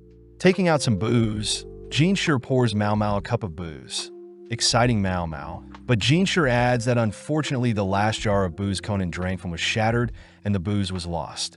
Seeing Jinshi so sad, Mao Mao reasons that with the information Jinshi told her, there is no way of finding out if Conan was poisoned or not. Taking a sip of the booze, Mao Mao is disgusted by the sweet and salty flavors, but Jinshi reveals that Conan loved sweet foods, never touching even the most valuable of smoked meats or rarest of rock salts. Reminiscing, Jinshi states that Conan used to love spicy food, but one day switched to loving sweet foods. But Mao Mao interrupts, wondering if Conan passed due to diabetes. As Mao Mao takes another sip, she learns that there were rock salts, mooncakes, and dried meat at the party, prompting Mao Mao to request to see the last drinking jar Conan touched before he passed. Jinshi states the jar is shattered, but Mao Mao states she still wants to see it, finishing up several more cups of booze, only to mention that she has an idea of what happened. The next day, Mao Mao greets Jinshi, who has brought the shattered jar, along with Gaoshan, handing Mao Mao a report on the incident. Reading through the report, Mao Mao heads towards the shattered jar, licking off dried substance from the jar, shocking Gaoshan and Jinshi. Reassuring them that she's fine, Mao Mao drops some of the leftover substance in a fire, revealing that the jar had an overabundance of salt in it, ultimately poisoning Conan. Wondering how Conan didn't stop drinking such a salty beverage, Mao Mao hands Jinshi the report, deducing that Conan must have lost his ability to taste salty things. Apparently, Conan was quite a talented and smart bureaucrat, but unfortunately, he had lost his wife and child to an epidemic, choosing to escape by drinking and consuming sweets. Mao Mao states that Conan's inability to taste salty things is a form of illness that stems from an unbalanced diet or stress. Hearing all of this, Jinshi asks Mao Mao who could have placed salt in Conan's drink, but Mao Mao states that she has no idea. Mao Mao does add that the booze she tasted yesterday had salt, so it could have been someone that didn't like sweet drinks, or it could have been co-workers that tried pranking Conan but simply took it too far and poisoned Conan. Hearing all this, Jinshi whispers something to Gaoshan, sending him off, but at the same time, Mao Mao thinks about how she doesn't want to reveal the culprit, fearing that she'll get someone punished, but notes how she had given Jinshi enough clues already. As Jinshi thanks Mao Mao for the insight, Mao Mao spots an obsidian tassel tied to Jinshi's waist, asking how close Jinshi was to Conan. Jinshi reveals that Conan was crucial to him when Jinshi was a child, making Mao Mao feel sorry for Jinshi. As a thanks for all the help, Jinshi gives Mao Mao a bottle of booze, exciting Mao Mao, but as Jinshi tries to tease Mao Mao, Mao Mao fires back, teasing Jinshi for slacking on his paperwork. Backed into a corner, Jinshi mentions how he has the ability to pass a law that forbids underage drinking until the age of 20 years old, finally getting Mao Mao to concede their little dispute. As several days pass, we see a mysterious lady suddenly being flung into a body of water, helplessly left to drown. The next day, Mao Mao and the quack doctor are called to inspect the body of the victim, impressing Mao Mao as the corpse had been preserved due to the cold weather. Asking about the victim, Mao Mao learns that the victim was most likely a servant from the rear palace, and her body was found in the moat surrounding the palace, but gets thrown off seeing how scared the quack doctor is. Too scared to touch the body, the quack doctor asks if Mao Mao can search and touch the body, but Mao Mao states that her teacher forbade Mao Mao from touching corpses. Just then, Jinshi appears, asking Mao Mao more on the reason she can't touch corpses, but Mao Mao shyly remarks that humans can become ingredients as well, and her father had foresaw Mao Mao experimenting with human corpses, forbidding Mao Mao from doing something so inhumane. As the quack doctor begins performing an autopsy on the corpse, they note how the woman is tall, has hard wooden shoes, bandages on one foot, and all her fingers are red, but Mao Mao can't help but feel bad for how cold the lady must have been in the water. That evening, Jinshi tells Mao Mao that the lady was fine yesterday, suspecting that she must have climbed the palace walls and threw herself into the surrounding moat. Mao Mao states that it can't just be suicide, as Mao Mao couldn't find any ladder or way up on the walls by herself, but notes how there are intrusions on the palace wall that can help people climb up there, revealing that Fuyo used the intrusions to climb the wall by herself. Since the victim's feet were bound to appear more small and beautiful, meaning that murder is not completely off the table either, as Mao Mao suspects the victim had tried to climb out of the moat whilst drowning, but failed, hence her red fingers. Pondering for a bit, Mao Mao thinks about how cruel the world is, as people aren't able to choose when they die, especially if they fall prey to other people. As Mao Mao begins going through her traumatic past, she asks if Jinshi were to ever to execute her, that he would at least choose poison. Confused as to the sudden dark tone, Jinshi states that he would never execute her, but Mao Mao reminds Jinshi that she is simply a commoner, and that the world is quite cruel to commoners. Seeing as she maybe soured the mood, Mao Mao excuses herself, but it's later revealed that the victim had also attended the garden party, and people had found a written will, meaning people deemed the case as suicide.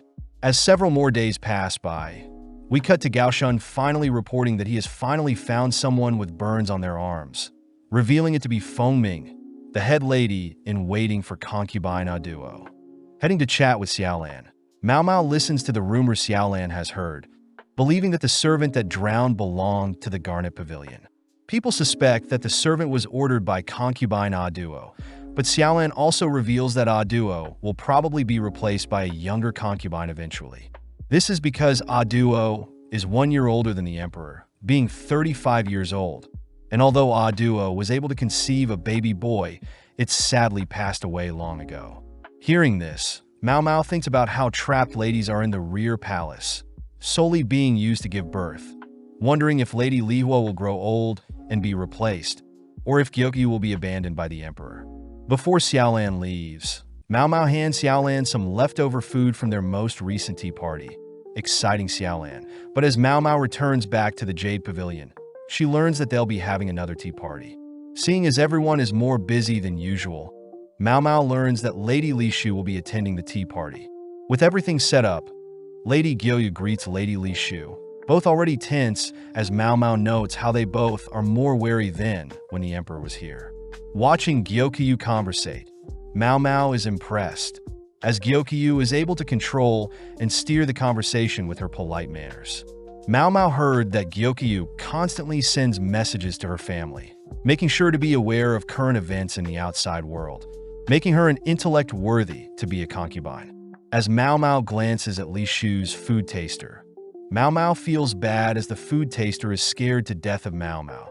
And on top of that, Li Shu's other lady in waiting doesn't seem to be paying attention. To ease the conversation, Gyokyu asks if Li Shu would like some snacks, delighting Li Shu. Unveiling their sweet drink, Gyokyu shows Li Shu a drink that will warm her up, consisting of boiled orange peels and honey. But hearing the ingredients, Li Shu's face drops, prompting Mao Mao to deduce that Li Shu is allergic to honey, all whilst Li Shu's lady in waiting mock Li Shu for being a picky eater again. Intervening, Mao Mao sips the orange and honey drink, signaling to Gyokyu that they should offer another beverage, opting for some hot ginger water instead, pleasing Li Shu. Seeing Li Shu's lady in waiting annoyed that Li Shu wasn't forced to consume the honey, Mao Mao confirms that Li Shu is still being bullied. As everything wraps up, Mao Mao is forbidden from helping clean up the tea party, running into Jinshi, whom Mao Mao suspects set up the tea party. Before Mao Mao can leave, Jinshi asks if Mao Mao had heard about the rumors regarding the attempted poisoning being tied to the servant who drowned. Upon confirming that she has heard the rumors, Jinshi asks if Mao Mao truly believes the servant took her own life, but Mao Mao can't say for certain. Jinshi also asks why a mere servant would poison Li Shu, but Mao Mao reiterates that she doesn't know. With no other choice, Jinshi reveals that Mao Mao will be working under A Duo, stationed at the Garnet Pavilion for the next couple of days. As Mao Mao heads over to the Garnet Pavilion, Mao Mao notes how unlike Gyokyu's comfy Jade Pavilion and Lihua's refined Crystal Pavilion, A Duo's pavilion feels simple. Greeting Mao Mao and some other servants, Feng Ming, the head lady in waiting, states that they'll be working here for the next 3 days, only to be interrupted by A Duo herself. Glancing at A Duo, Mao Mao is mesmerized by A Duo's masculine and feminine appearance, wondering if A Duo is truly 35 years of age. As A Duo thanks the servants for the extra help, she heads elsewhere, but Mao Mao notes how she reminds her of someone. As Feng Ming guides them around the Garnet Pavilion, Mao Mao notes how Feng Min is quite approachable, believing Feng Ming would be more entitled and from a noble family. Feng Ming asks Mao Mao and the other girls to begin dusting off some old items, but Mao Mao spots Feng Ming has bandages wrapped around her arm. Getting to work, Mao Mao notes how many items are in the room, heading outside with some books, impressed that the servants are all working hard, unlike Lihua's ladies-in-waiting. Individually spreading out and opening up the books, impressing Feng Ming, which Mao Mao notices is very fit to be head lady-in-waiting, giving plenty of compliments as well as being very observant. With a tough day of cleaning over, Mao Mao slowly waddles to report her finished work, impressing Feng Ming as she has given Mao Mao and the other servants a huge room to rest, even lighting a scented candle to set the mood. As Mao Mao lays next to the other girls, she wonders about Jinshi's reason for sending her here, having not told Mao Mao to do anything in particular. The next morning, Mao Mao watches on as all of A Duo's servants continue to work hard, even spotting Feng Ming set an example, joining in to ease the workload. Seeing this dedication, Mao Mao wonders if Feng Ming ever considered marriage or if Feng Ming chose to serve A Duo for life. Mao Mao reasons if Feng Ming was deeply loyal to A Duo, it could possibly explain Li Shu's poisoning, as Feng Ming feared A Duo would be replaced, choosing to free up a spot by taking out another fellow concubine. As Mao Mao is called to help elsewhere, she notes the abundance of honey, learning that Feng Ming's family owns a bee farm, explaining the sweet candle scent last night.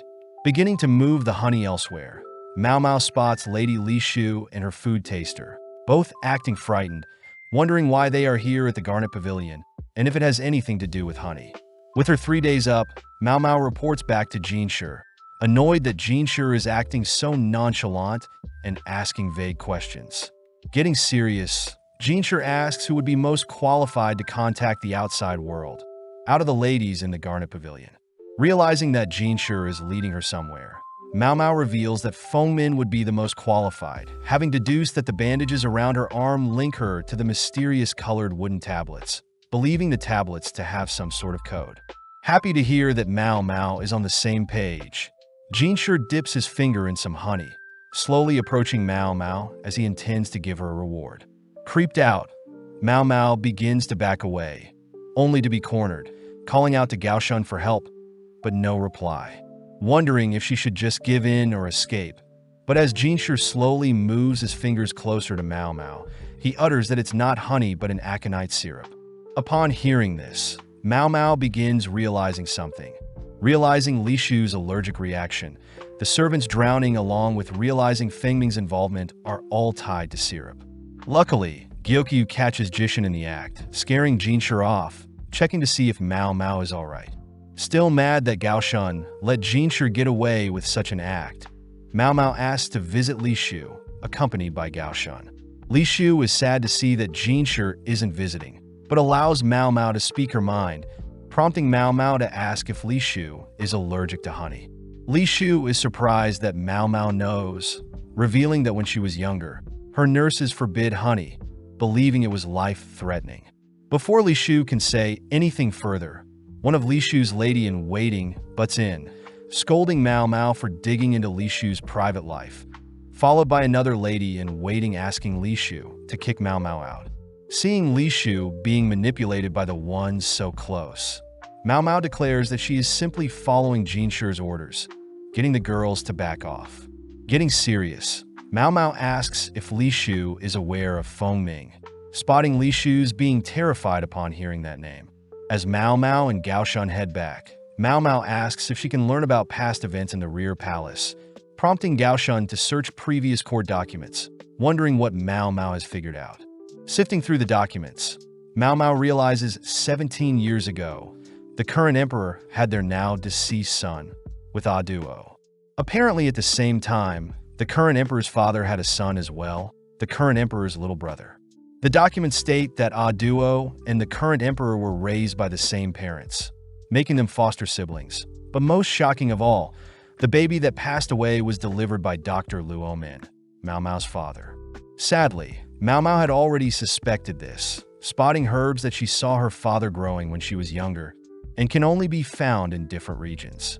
The documents state that Luomin was expelled, leading Mao Mao to wonder the reason for her father being kicked out.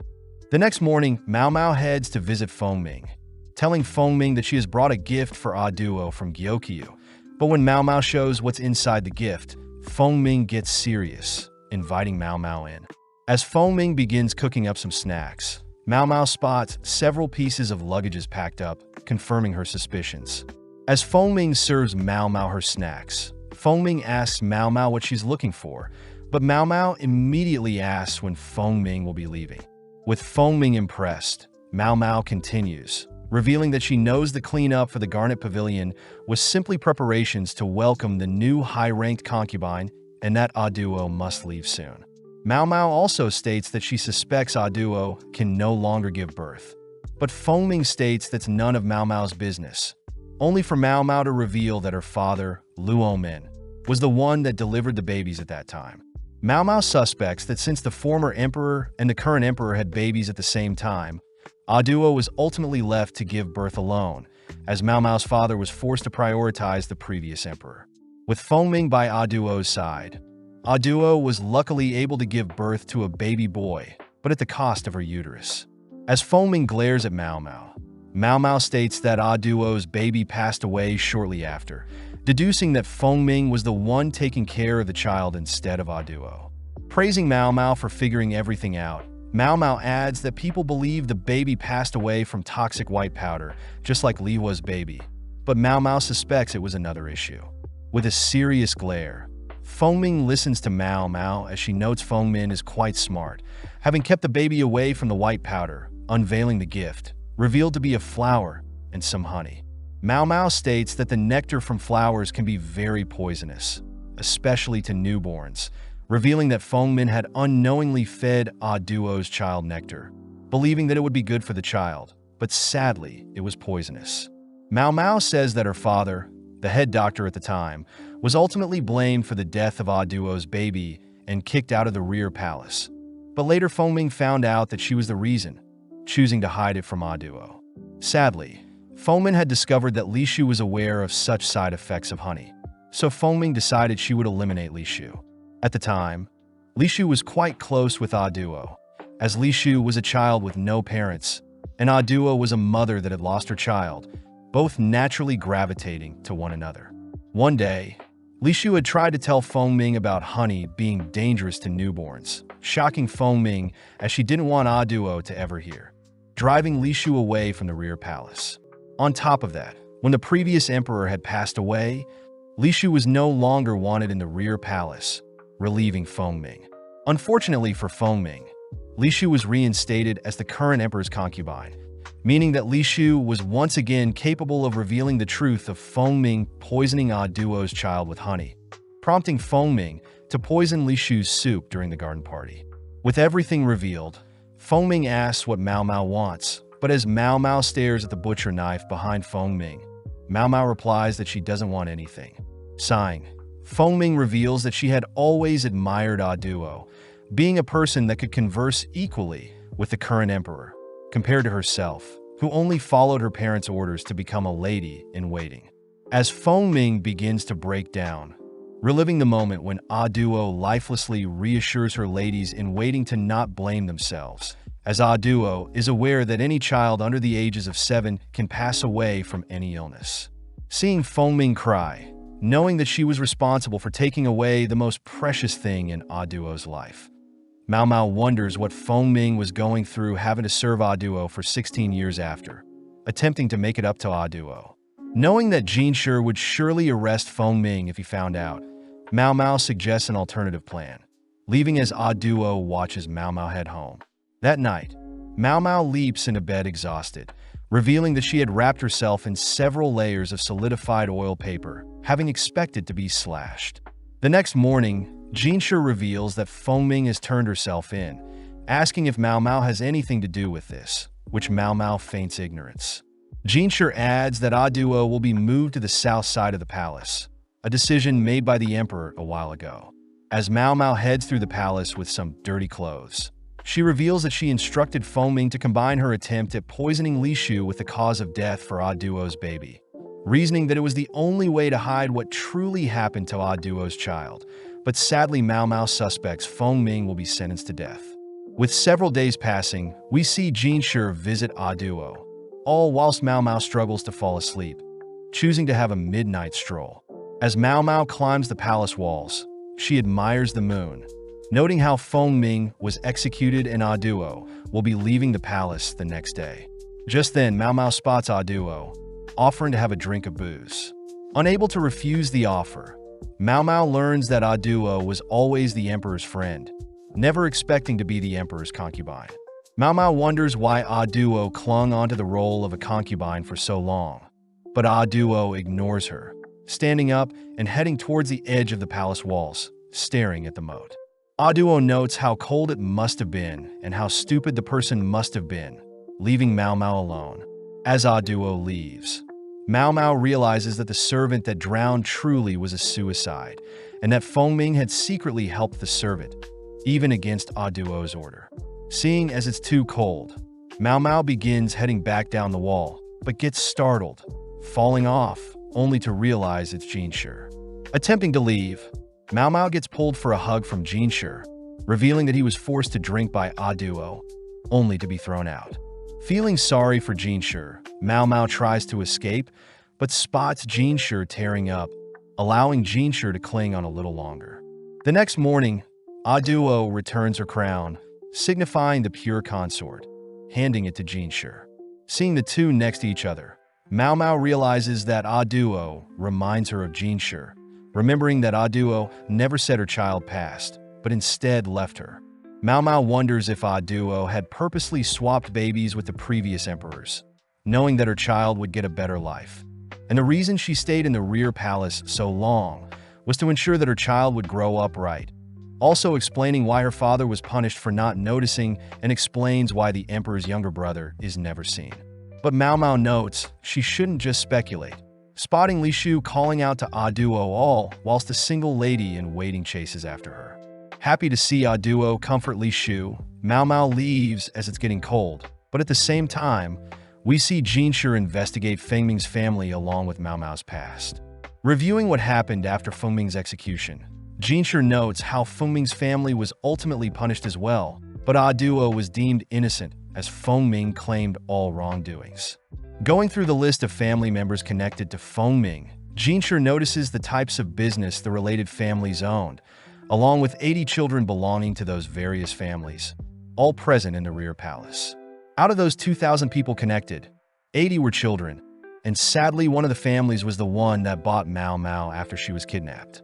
Seeing Jinshi frustrated, Gao Shun mentions how they could simply cover the fact that Mao Mao is connected, but Jinshi knows that Mao Mao is a righteous person, and if she ever found out, Jinshi fears Mao Mao would hate him for keeping her in the rear palace. Not wanting to be hated by Mao Mao, Jinshi is suddenly reminded by Gao Shun that Mao Mao is nothing but a pawn to him, snapping him out of his days. Cutting to Mao Mao, we see her chatting with Xiaolan, learning that those connected to Fengming will most likely be let go, scaring Mao Mao as she hasn't been able to send any more customers to Granny. Fearing that if she returns home now, Granny will probably sell her off, prompting Mao Mao to begin running through the palace, checking to see if there are any connections between the merchant family that bought her after her kidnapping and Fengming's family. Out of breath and still unsure of her situation, Mao Mao spots Jinshi, running over to him and asking if they can chat. Moving to a private location, Jinshi hands Mao Mao the list of people that will be let go, which Mao Mao realizes she will be one of those being let go. Asking how Mao Mao feels about the situation, Mao Mao thinks about how life is quite pleasant in the rear palace, being able to taste all sorts of foods as Gyokya's lady-in-waiting, whilst also having access to all sorts of herbs through the quack doctor. Sadly, Mao Mao knows she shouldn't beg, telling Jinshi that she knows she's a servant, so she'll happily accept whatever happens to her. Even though she knows she shouldn't, Mao Mao asks to stay and in exchange take a pay cut, but Jinshi has to be stern, officially relieving Mao Mao of her duties in the rear palace. With Mao Mao packed up, we cut to Jinshi sulking in the corner, with Gao Shun attempting to cheer him up with no progress. With a week passing, Gao Shun notes how Mao Mao politely left, but Gyokyu was not very happy with the decision. But Jinshi had reasoned that he didn't want to keep Mao Mao only to be used, but Gao Shun wonders if there will ever be another like Mao Mao, as she probably was more than any other normal toy Jinshi was used to. With Mao Mao returning to the Pleasure District, she is immediately assigned to attend a party with the 3 verdigris princesses, shocked to hear that a noble was able to afford all 3 princesses at once. As Mao Mao gets ready for the party, she reveals that she was paid a good amount when she was fired, able to avoid being sold off, and instead is assigned to attend the upcoming party to help the verdigris princesses stand out. As Granny barges in to order the girls to hurry up with preparations, Granny notes how beautiful Mao Mao is, asking if Mao Mao would reconsider being a courtesan. As Mao Mao and the others head towards the nobles' party, Mao Mao notes how she doesn't have the features nor the talent to play the part of a courtesan, ultimately arriving at the noble party. Upon entering, Mao Mao is amazed at all the antique and valuable goods littered around the noble's palace, entering a room filled with young nobles that apparently Lahaku had introduced. With the verdigris princesses spotting their next prey, Mao Mao and several other ladies head to work, entertaining, dancing, singing, and serving the nobles. As Mao Mao makes her rounds, she suddenly spots a depressed nobleman, checking to see if he's okay. Surprisingly, it's Jinshi, who is surprised to see Mao Mao here, all dolled up and among other courtesans. Mao Mao reveals that their part-time job is a courtesan, shocking Jinshi, but Mao Mao reassures him that she's still pure. Seeing as this is the perfect chance, Mao Mao asks if she can work at the rear palace again, but Jinshi notes how he thought Mao Mao didn't like working there. Mao Mao corrects Jinshi, having tried to convince him to let her stay, but Jinshi fired her regardless. As Mao Mao begins listing the great memories she had in the rear palace, Jinshi laughs, apologizing for the miscommunication. Jinshi states that Mao Mao isn't the best at communication sometimes, which Mao Mao already knows, but this makes Jinshi reach towards Mao Mao's face, prompting Mao Mao to naturally pull away. Knowing that Jinshi is quite persistent, Mao Mao allows Jinshi to touch with only fingers, watching as he smears Mao Mao's lipstick onto his fingers, only to kiss his fingers, flustering Mao Mao. As the other concubines notice Jinshi and Mao Mao flirting, Mao Mao realizes that Gao Shun is also present, ultimately forced to explain what happened to her 3 verdigris sisters. Returning to being an apothecary, Mao Mao begins working at the verdigris house, recounting her life over the past year, being kidnapped, sold off, promoted, and finally fired. Just then, Granny appears, asking if she can help out with a patient, only to head to wash off. Spotting Granny join her, Mao Mao notes how the brothel and the rear palace are quite similar, promising to pay off her debt, but unsure what the future entails. That night, Mao Mao struggles to fall asleep, telling her dad that she needs to get some fresh air, heading into the garden, only to reminisce about her time in the rear palace, all whilst it begins to snow. The next day, Jinshi arrives at the verdigris house, offering Granny a huge amount of gold, along with a strange insect, all in exchange for Mao Mao.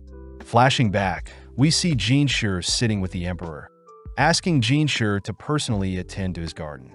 Knowing how cunning the emperor is, Jinshi notes how he can barely outperform a regular person with intellect and martial arts, but he's grateful to be given looks more beautiful than any other.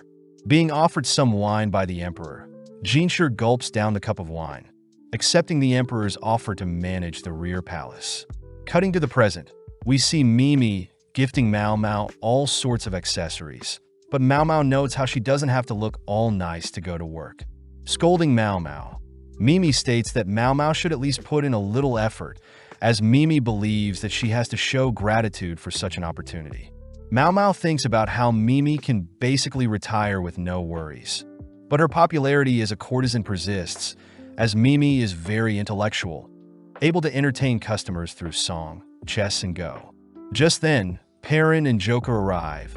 Joka wishes Mao Mao the best with her new job, but they also ask that Mao Mao send them some wealthy customers as well. As Mao Mao begins heading through the streets of town at night, she begins thinking about how she was lured in by the caterpillar fungus Jinshi had offered her. But Mao Mao also feels bad for leaving her father again. Mao Mao notes how her father did say he would allow her to do whatever she wants. But as Mao Mao heads back home, she greets her father, who is shocked at all the items she got from the verdigris princesses.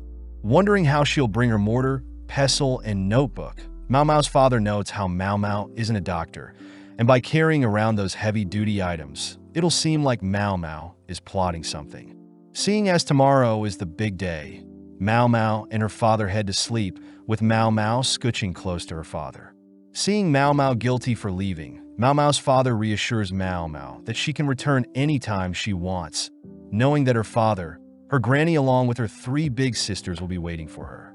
With the big day arriving, Jinshi is shocked to see Mao Mao being delivered by Granny and the 3 verdigris princesses, but before Mao Mao leaves, Granny reminds Mao Mao to bring back wealthy guests. With Mao Mao entering a carriage with Jinshi, Mao Mao blames Jinshi for drawing so much attention, but before Jinshi can say anything, he gets nervous, choosing to ride in silence. As they reach the rear palace gates, Jinshi spots Mao Mao catching the eyes of fellow guards, asking Mao Mao to put back on the freckles while she's working. At the same time, we see a man playing Go all by himself. Learning that Jinshi had recently bought a courtesan, intrigued that the lady was from the verdigris house. Upon reaching their destination, Jinshi is very protective of Mao Mao, revealing that Mao Mao will be working at Jinshi's house.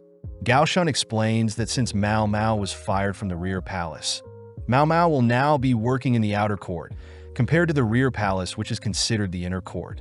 Upon entering the premises, an older lady helps take Jinshi's jacket, introducing herself as Surian, Jinshi's attendant, explaining that she has heard of Xiao Mao, Mao Mao's supposed alias.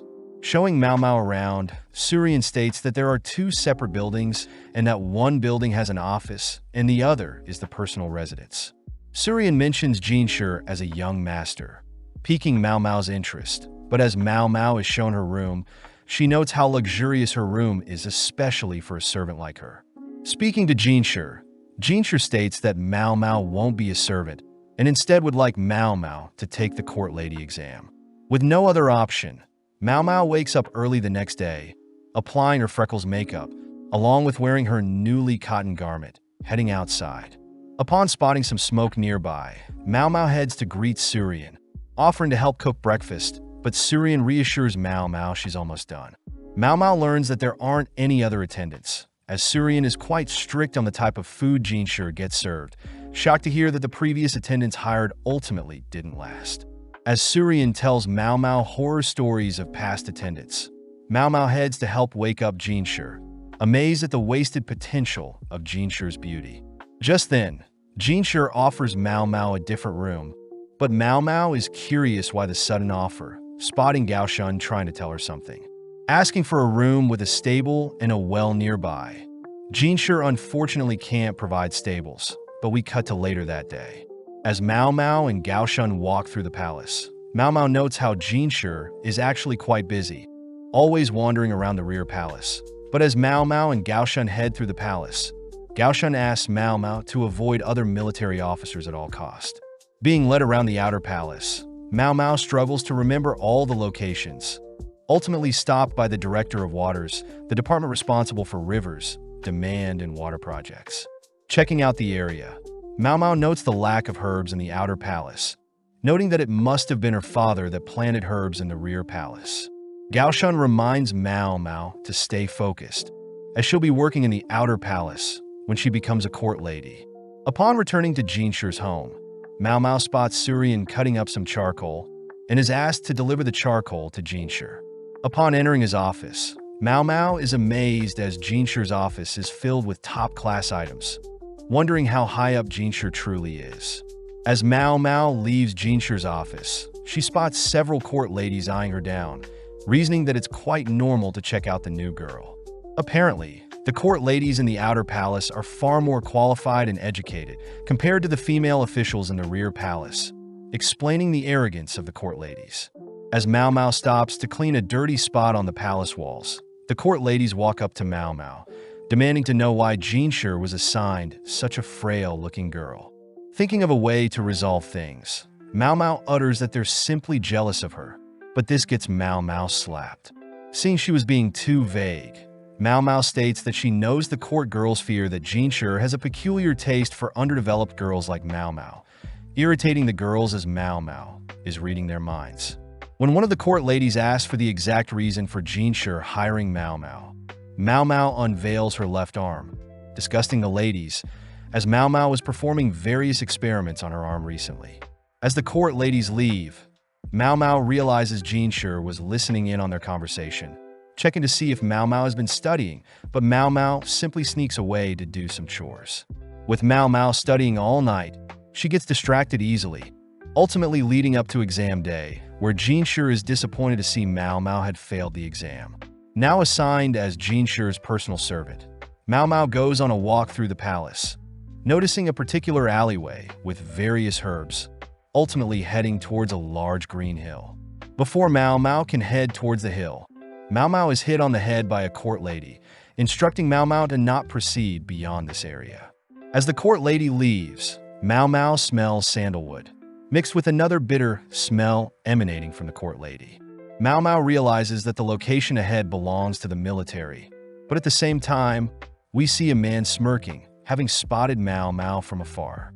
Several days later, we see that the new pure consort has arrived, dressed elegantly as she passes through the palace's snow-filled location. With the pure consort heading to her room, we see that Gyokyu is happy to hear that Mao Mao is back in the palace. But at the same time, we see Mao Mao planting various herbs in the outer palace to liven up the place. Just then, Surian appears, calmly reminding Mao Mao to clean up the office, prompting Mao Mao to apologize, rushing off to fulfill her duties. Cutting to Jinshi, We see him confused to see messages from both Lihua and Gyokyu, but just then Mao Mao enters his office. Jinshur asks if Mao Mao has heard of the new pure consort that was set to replace Aduo, but Mao Mao admits she hasn't, which Jinshur reveals that Mao Mao has been requested to educate the new pure consort. When Mao Mao calls Jinshur out for joking around, Jinshur reveals that Lihua and Gyokyu had recommended Mao Mao to be the teacher, which Mao Mao can't refuse. Immediately packing her stuff, Mao Mao notes how she's being paid pretty well, thanks to her granny bargaining for higher pay. Getting an idea, Mao Mao tries to up the price for her teacher fees, but Surian intervenes, stopping Mao Mao from scamming Jinshur. Seeing Jinshur curious about all her belongings, Mao Mao growls at Jinshur, stopping him from snooping around. With Gaoshan offering to help Mao Mao wheel all her belongings, Mao Mao states that she will carry everything herself, setting off to the rear palace with Gaoshan and Jinshur. With a nostalgic feeling re-entering the rear palace, Mao Mao is still amazed at how Jinshur is with the ladies, but seeing as there are too many ladies around, Jinshur charmingly asks everyone to leave. Seeing as Mao Mao will be holding a meeting for only the concubines, Mao Mao stops Jinshur and Gaoshan from attending her lesson, barely able to push Jinshur out of the room. Finally, in front of the high-ranking concubines, Mao Mao is happy to see Gyokyu and Hongyang are well. Mao Mao also sympathizes with Li Shu being nervous, but is also impressed that Lady Lihua has made a full recovery since she last saw her. Finally is the new pure consort, Lady Lulan, seemingly wearing a flashy southern-style dress. Getting right down to business, Mao Mao begins her lesson to help the ladies out, handing out copies of books and various items. As Mao Mao begins her lesson, we see Gyokyu is giddy, Lihua is flustered, Li Shu is shocked, and Lulan is bored. With several hours passing, we see Jinshur outside, trying to listen in on Mao Mao's lesson, but suddenly Mao Mao leaves the room, realizing that Jinshur was trying to peep on her lesson. Checking in on the concubines, Jinshur is surprised to see the various expressions on the ladies, but Mao Mao reiterates that she simply shared knowledge that should be kept between ladies. Happy to see that Gyokyu and Lihua are at least happy, Mao Mao locks eyes with Lulan for a second, but Lulan simply turns away, leaving for now. That night, we see Mao Mao collapse in her bed, tired from all her duties today. Just then, Mao Mao hears a massive explosion, springing out of bed, but realizes Surian will scold her if she leaves, so Mao Mao chooses to stay in bed. At the scene, we see a man calling out to Master Locken, who is inspecting the explosion, seemingly hiding something. The next day, Mao Mao helps clean up Jinshur's office, taking piles of paper to burn near the military office, but suddenly is thankful that Gaoshan and Jinshur have given her some extra layer of clothing. Heading around the rear palace, Mao Mao notes how it's such a shame that no medicinal herbs are being grown, making it her goal to plant herbs beside the already existing dandelions and mugworts. Getting distracted by various other plants, Mao Mao spots Lahaku from afar, rushing to greet him. Noticing he has a different belt color, Mao Mao realizes that Lahaku doesn't know she was fired from the rear palace, but commends Lahaku for working hard to get promoted in order to visit Perrin again. Mao Mao reveals that, in order to spend a night with Perrin, a commoner must fork over half of their annual salary. But since Lahaku couldn't afford Perrin, Lahaku had been sitting down to have tea with other ladies, hoping to catch a glance of Perrin. Noticing the destroyed building, Mao Mao learns that the massive noise was due to a fire last night, and Lahaku has been sent out to investigate. As Mao Mao walks closer to investigate, she learns that no one was injured in the fire, only to observe the fire had spread to adjacent buildings. With the various scattered shrapnel, Mao Mao realizes this must be an intentional attack, noting that the occasional barbarian attack against the Emperor's property is plausible. Inside the burnt building, Mao Mao spots a burnt potato, realizing the building must have stored food. Seeing something shiny, Mao Mao heads over to pick up a smoking pipe, but is suddenly scolded by Lahaku for snooping around. Putting things together, Mao Mao realizes something, escaping from Lahaku's grip, only to run across to the building in front of the burnt building. Upon confirming that this building also stores food, Mao Mao asks if she can make use of various items and tools, wanting to test out a hypothesis. Constructing a wooden box, Mao Mao fills the box with flour, asking for some water, along with everyone to be careful.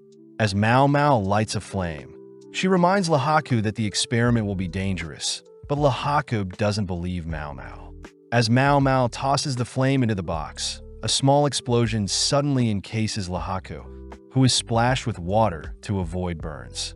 Mao Mao reveals that airborne flowers, when ignited, will cause a massive explosion, deducing that someone must have snuck into the storage room to have a quick smoke, unknowingly creating a massive explosion. Amazed that Mao Mao knows all of this, Mao Mao states that she had done something similar when she was younger, but Mao Mao is more worried of Lahaku catching a cold, asking Lahaku to visit her father for some medicine if he visits the Verdigris house again. That night, Mao Mao realizes that the steel pipe she found must have belonged to a high-ranking noble, choosing to clean it up and keep it for now. At the same time, we see a man crying that he is worthy too, but off to the side a mysterious man observes the crying man. The next day, we see several eunuchs chatting about how Lahaku had figured out the reason for the explosion in the storage room, but they all note how there are rumors that a servant girl was the one who solved it, believing she belongs to Jinshur. Just then, Lakan appears, having been sleeping nearby, asking if the men could tell him more about the rumors.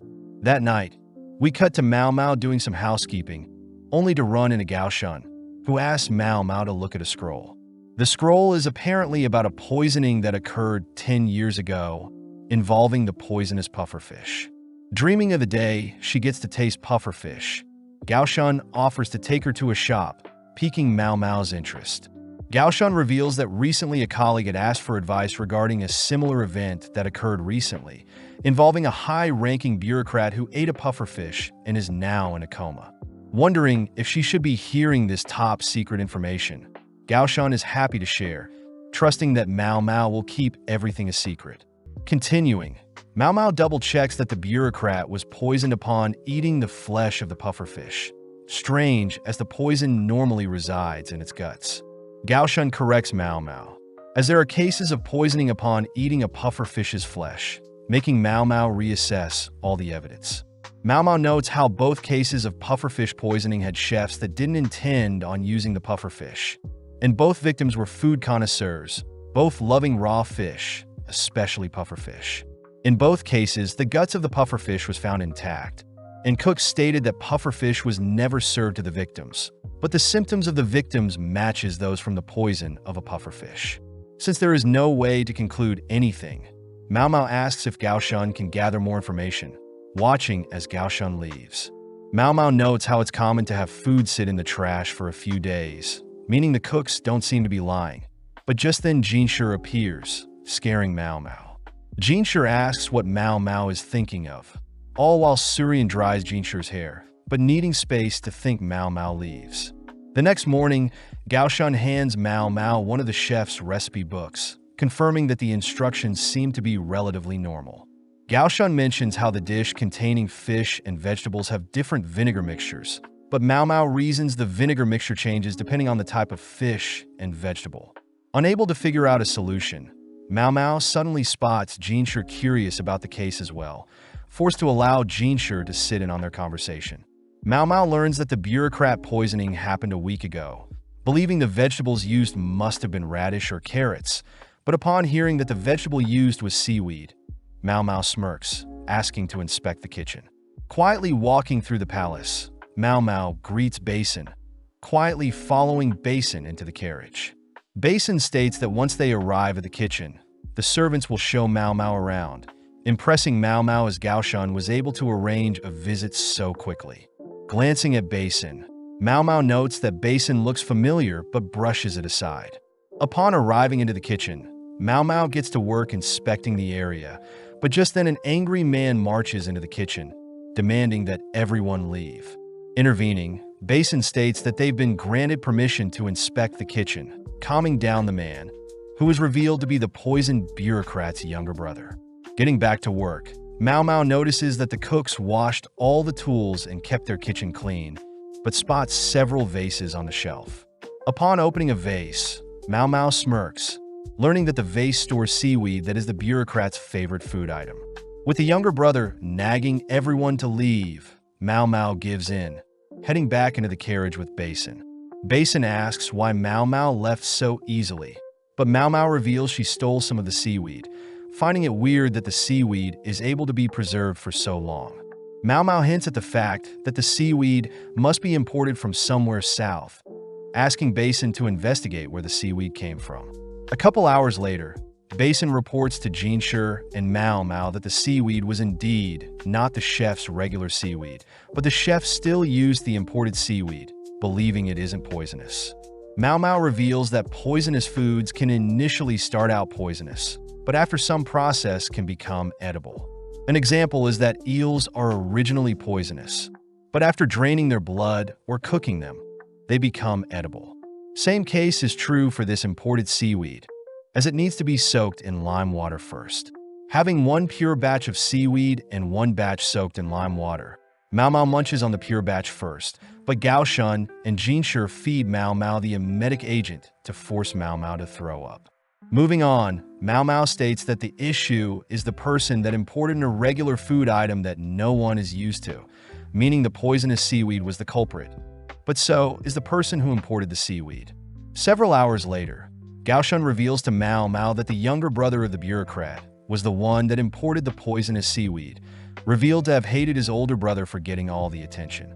Mao Mao finds it weird that a man would have stumbled onto something so dangerous, but learns that the younger brother learnt of the poisonous food through a mysterious man at a tavern. Back to house chores, Mao Mao is sad that she didn't get to try the poisonous seaweed, but is reminded of the insect mushrooms Jinshi had gifted her, wondering if she should make an alcohol or a pill. Just happy to have access to such rare items, Mao Mao gleefully greets Jinshi, but Jinshi is clearly weirded out, hitting his head on a pillar to calm down. Sitting down, Jinshi reveals that he is quite busy, but worst of all there is a man annoying him. Jinshi states that that man is a high-ranking military official that comes from a wealthy family, but is past his 40s and hasn't married yet. Jinshi states that the man is only interested in go, shogi, and stepping in on other people's business. But hearing all of this, Mao Mao realizes something, choosing to suppress her thoughts for now. The next day, Mao Mao is seen pondering on the strange man Jinshi told her about. But following Jinshi, we see that Locken is the man giving Jinshi issues. Jinshi deduces that Locken is wondering why Jinshi bought a courtesan like Mao Mao. But Locken begins rambling on about a verdigris girl that he used to play go and shogi with. Curious as to who the girl was, Locken ignores Jinshi's question, stating that he was tempted to purchase the verdigris courtesan, but other men outbid him. Locken states that the courtesan treated everyone equally, revealing that he could never forget about her, uttering that he used a dirty trick to devalue the expensive courtesan. Before Locken reveals what he did, Locken asks about Mao Mao, having heard that Mao Mao is quite smart. Locken mentions how he had a metalworker friend that passed away recently, adding that the metalworker had 3 kids, but wasn't able to teach the kids their trade secrets before they passed away. Instead, the metalworker left behind a confusing will, asking if Mao Mao could help him solve the metalworker's secrets. With no other choice, Jinshi asks for more details, all whilst Mao Mao notices a storm is brewing. Later that day, Mao Mao sits before Jinshi, noting that Jinshi looks more bothered than usual. Apologizing for the inconvenience, Jinshi tells Mao Mao about a metalworker that had passed away without telling his sons his techniques. Techniques that only the metalworker would know. Intrigued, Mao Mao continues listening, prompting Jinshi to reveal that the metalworker had 3 sons that were all the metalworker's apprentices as well. Apparently, the metalworker had assigned his shack to the oldest son, the furniture to the second son, and a fishbowl to the youngest. Additionally, there was a final note, asking all 3 sons to have a tea party, which both Mao Mao and Jinshi acknowledge is very strange. Jinshi mentions how the sons don't know what it means either, which makes Mao Mao try to find a link between the shack, furniture, and fishbowl. Seeing as the value of item goes in descending order, Mao Mao asks more details on each item, but Jinshi admits that he has no idea, instead handing Mao Mao the address Locken had provided, weirding Mao Mao out as it's like Jinshi read her mind. Asking for some time off, Mao Mao meets Basin, who once again instructs Mao Mao to behave and not step out of place. With Mao Mao and Basin keeping the chatting to a minimum, they head to the address, greeting a man who shows Mao Mao and Basin around the home, telling Mao Mao that the owner used to collect strange materials. The man takes Mao Mao and Basin to the main house, revealing that the shack is used as a tea house for the craftsmen. Upon entering the main house, Mao Mao greets the two older brothers, realizing the man showing them around was the youngest brother. But both Mao Mao and Basin notice the room's furniture is arranged weirdly. Seeing everything placed in the middle of the room, Mao Mao notes how the table strangely brings everything together, but spots a nicely crafted chest of drawers. Inspecting the drawer, Mao Mao sees fancy metal work around the corners, 3 rows on the top drawer, a keyhole in the second row with a different metal, but also notices that the drawer is bolted onto the ground. Just then, the second son warns Mao Mao to not touch his furniture, prompting Mao Mao to promise not to touch anything. Upon seeing the calm expression on the eldest son, Mao Mao wonders why a window is placed so high up in the room, completely ruined by the chestnut tree obstructing the sun from getting in. Suddenly, Mao Mao realizes that there is an imprint on the furniture, wondering what is missing. Just then, the eldest son demands to know if Basin and Mao Mao can truly figure out what their father left behind, but Mao Mao signals to Basin to ask for more information from the 3 brothers. The eldest son reiterates that he was left behind the shack. The second eldest was left the chest of drawers, and the youngest was given a glass fishbowl, an item that Mao Mao knows is quite expensive, having expected it to be made of ceramic or wood. Speaking up, the second son berates his father for also leaving him a useless key that doesn't work on the keyhole in the second row, nor any other keyholes on the drawer. Agreeing, the eldest son is annoyed he can't get the second son's chest out of his shack, but hearing his 2 older brothers talk bad about their father, the youngest son tries to interject. Sadly, the 2 older brothers talk over the youngest son, stating that the youngest is lucky to even be given an item that he can sell, but hearing all of this, Mao Mao can't help but feel sad for the youngest son. Suddenly, their mother appears, ordering the oldest sons to stop being negative, apologizing to Basin and Mao Mao, only to serve everyone some tea. Mao Mao realizes that the brothers have a set position in the room, perfectly allowing the sun to hit the chest in a few minutes. But Mao Mao notices that there is no sun damage on the chest. Realizing something, Mao Mao gets up and heads over to the drawer, noticing something is stuck in the drawer's keyhole. Seeing Basin following her around, Mao Mao realizes Basin looks like Gao Shan, but turns to the second brother, learning that the drawer used to open and that there is only one key. The second son also mentions that their father said whatever is inside will break if the sons force the lock open, giving Mao Mao enough pieces to begin thinking. Re-evaluating all the information the brothers had given her, Mao Mao stumbles onto a possible solution, asking the youngest if the fishbowl was originally placed near the window. The youngest son confirms that the fishbowl did indeed sit in front of the window, and even had a fish, as during winter the fish would be placed in front of the window to keep warm. Mao Mao rushes off to fetch some water, filling the fishbowl with some liquids, only to turn the markings on the fishbowl inwards. Just then, a concentrated beam of light shines across the room, perfectly burning whatever is clogging the keyhole of the drawer. With the sun now retreating behind the chestnut tree, the beam of light disappears. Smelling something strange from the drawer keyhole, Mao Mao asks the second son to open the chest drawer, confirming that the metalworker suffered from persistent anemia, stomach aches, nausea, and depression. Taking out the middle drawer, Mao Mao spots a key, realizing that the beam of light must have melted a piece of metal and reshaped it into a usable key. Using the key to open the remaining drawers, Mao Mao recognizes the material from when the youngest son gave her a tour, but the second and oldest son are complaining that they don't know what is happening. Mao Mao sees that the youngest knows what one of the metals are, being a mixture of lead and tin, reminding Mao Mao of a time when she tried to copy her father's medicine, but ended up poisoning herself. Mao Mao wonders if the youngest son knows what his father was truly trying to convey, knowing that solder will melt faster than other metals, noticing that 2 of the 3 pieces of metal are lead and tin.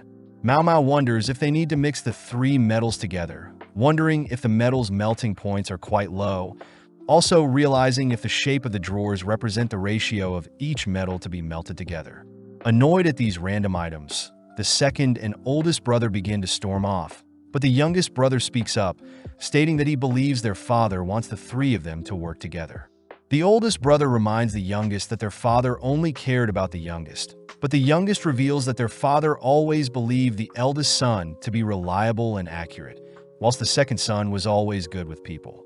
With nothing else to do, Mao Mao and Basin take their leave. But before Mao Mao leaves, Mao Mao tells the youngest son to visit her father if he ever gets ill. Several days later, Locken thanks Jinshi for the intel, but Jinshi knows that Locken already figured out what the metalworker wanted for their sons. Apparently, the youngest son will take over their father's craftsmanship, whilst the oldest will focus on bookkeeping and the second son will focus on getting more clients. Jinshi wonders what Mao Mao did to convince the brothers to begin working together, but can't help but wonder what Locken is planning, as Locken utters that talent shouldn't be hidden away. Jinshi actually agrees with Locken's statement, noting how Locken was able to find talent and climb the ranks.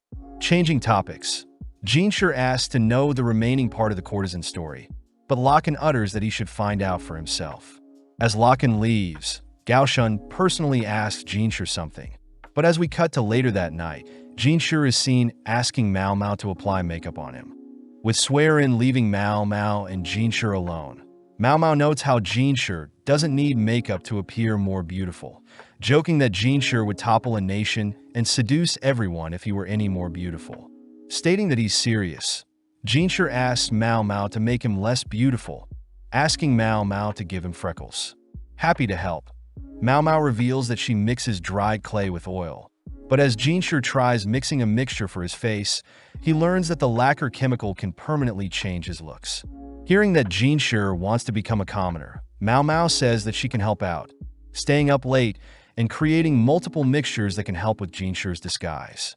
The next morning, Mao Mao visits Jinshi, jealous to see that Jinshi is gorgeous, asking Jinshi once again if he wants to disguise his beauty. With Jinshi reiterating that he wants a disguise, Mao Mao leans in close, sniffing Jinshi's hands, surprising Jinshi, Gaoshun, and Swearin. Mao Mao states that Jinshi smells like expensive incense, and his outfit still imply that Jinshi is a noble of some sort.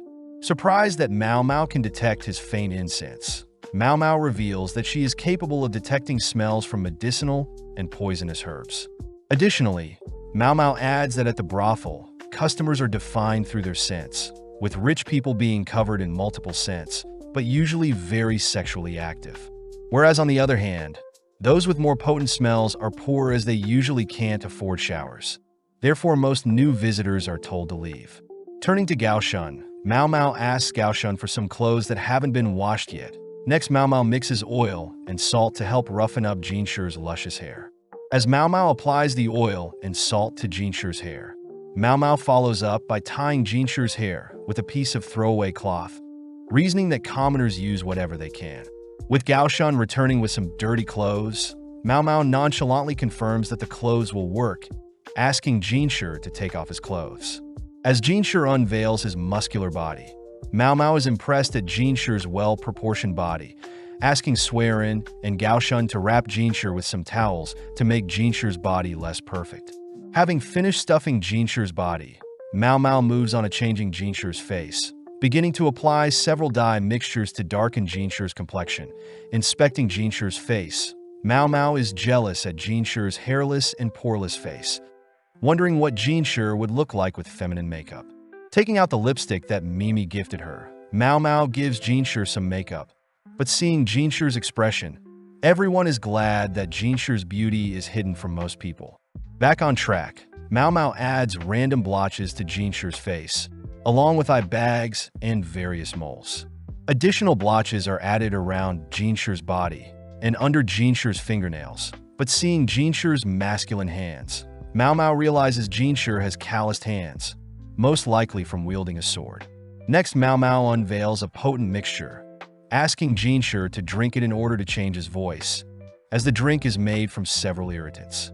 Finally, Mao Mao asks Jinshi to stuff his cheeks with cotton to change his face structure, revealing Jinshi's new look, but Mao Mao is still amazed that Jinshi is quite good-looking, even after all of her hard work.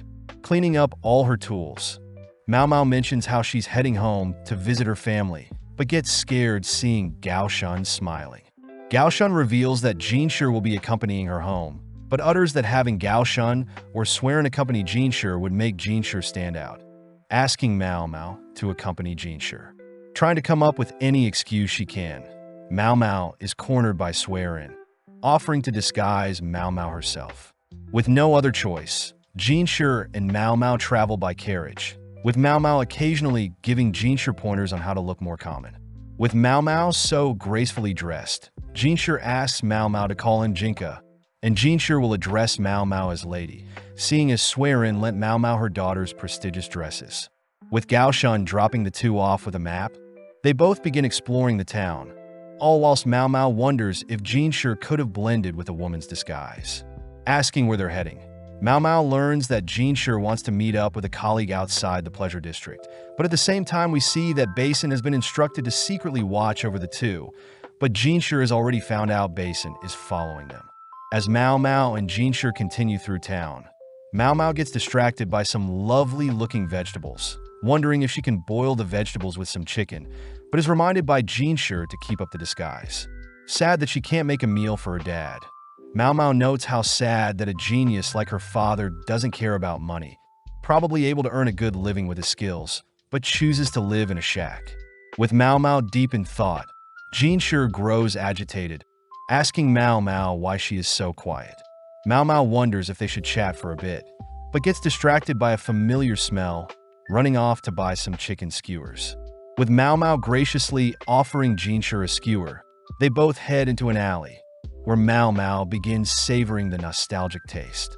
With Jinshi joining in, he remarks that the skewers remind him of his time in camp, something Mao Mao knows only soldiers go through, wondering what Jinshi was like in the past. With Jinshi thoroughly enjoying the skewers and Basin jealously watching nearby, we cut back to Gao Shun, who has returned back to the palace, greeting Swearin, who is on the floor. Swearin asks Gao Shun to not touch a suitcase, having covered it with a persimmon smell, which Gao Shun knows is filled with toys Jinshi used to play with.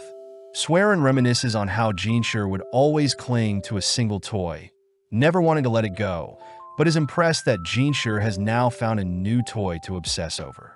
Seeing the sun setting, Jinshi spots Mao Mao picking up the pace, accusing Mao Mao of wanting to leave him, which Mao Mao secretly admits, wanting to head back to buy some vegetables and chicken. Getting serious, Jinshi asks if Mao Mao is happy in the palace, prompting Mao Mao to mention how she is definitely grateful to be given an interesting job, but Mao Mao still worries about her father, saying that he adopted her. Jinshi wonders what's so impressive about Mao Mao's father, letting Mao Mao brag about how her father had studied both Eastern and Western medicine, shocking Jinshi as only talented people get to study abroad. Since only people acknowledged by the empire get to study abroad, Jinshi wonders why Mao Mao's father works in the pleasure district, shocked to hear that Mao Mao's father was unlucky and became an eunuch. Realizing something, Jinshi wonders where he had heard of a talented apothecary turned eunuch before, but at the same time, Mao Mao checks their map, realizing their destination is a restaurant just up ahead. Seeing several ladies clinging onto wealthy men nearby, Mao Mao realizes why Jinshi needed a disguise, uttering that Jinshi could have just come to the pleasure district instead.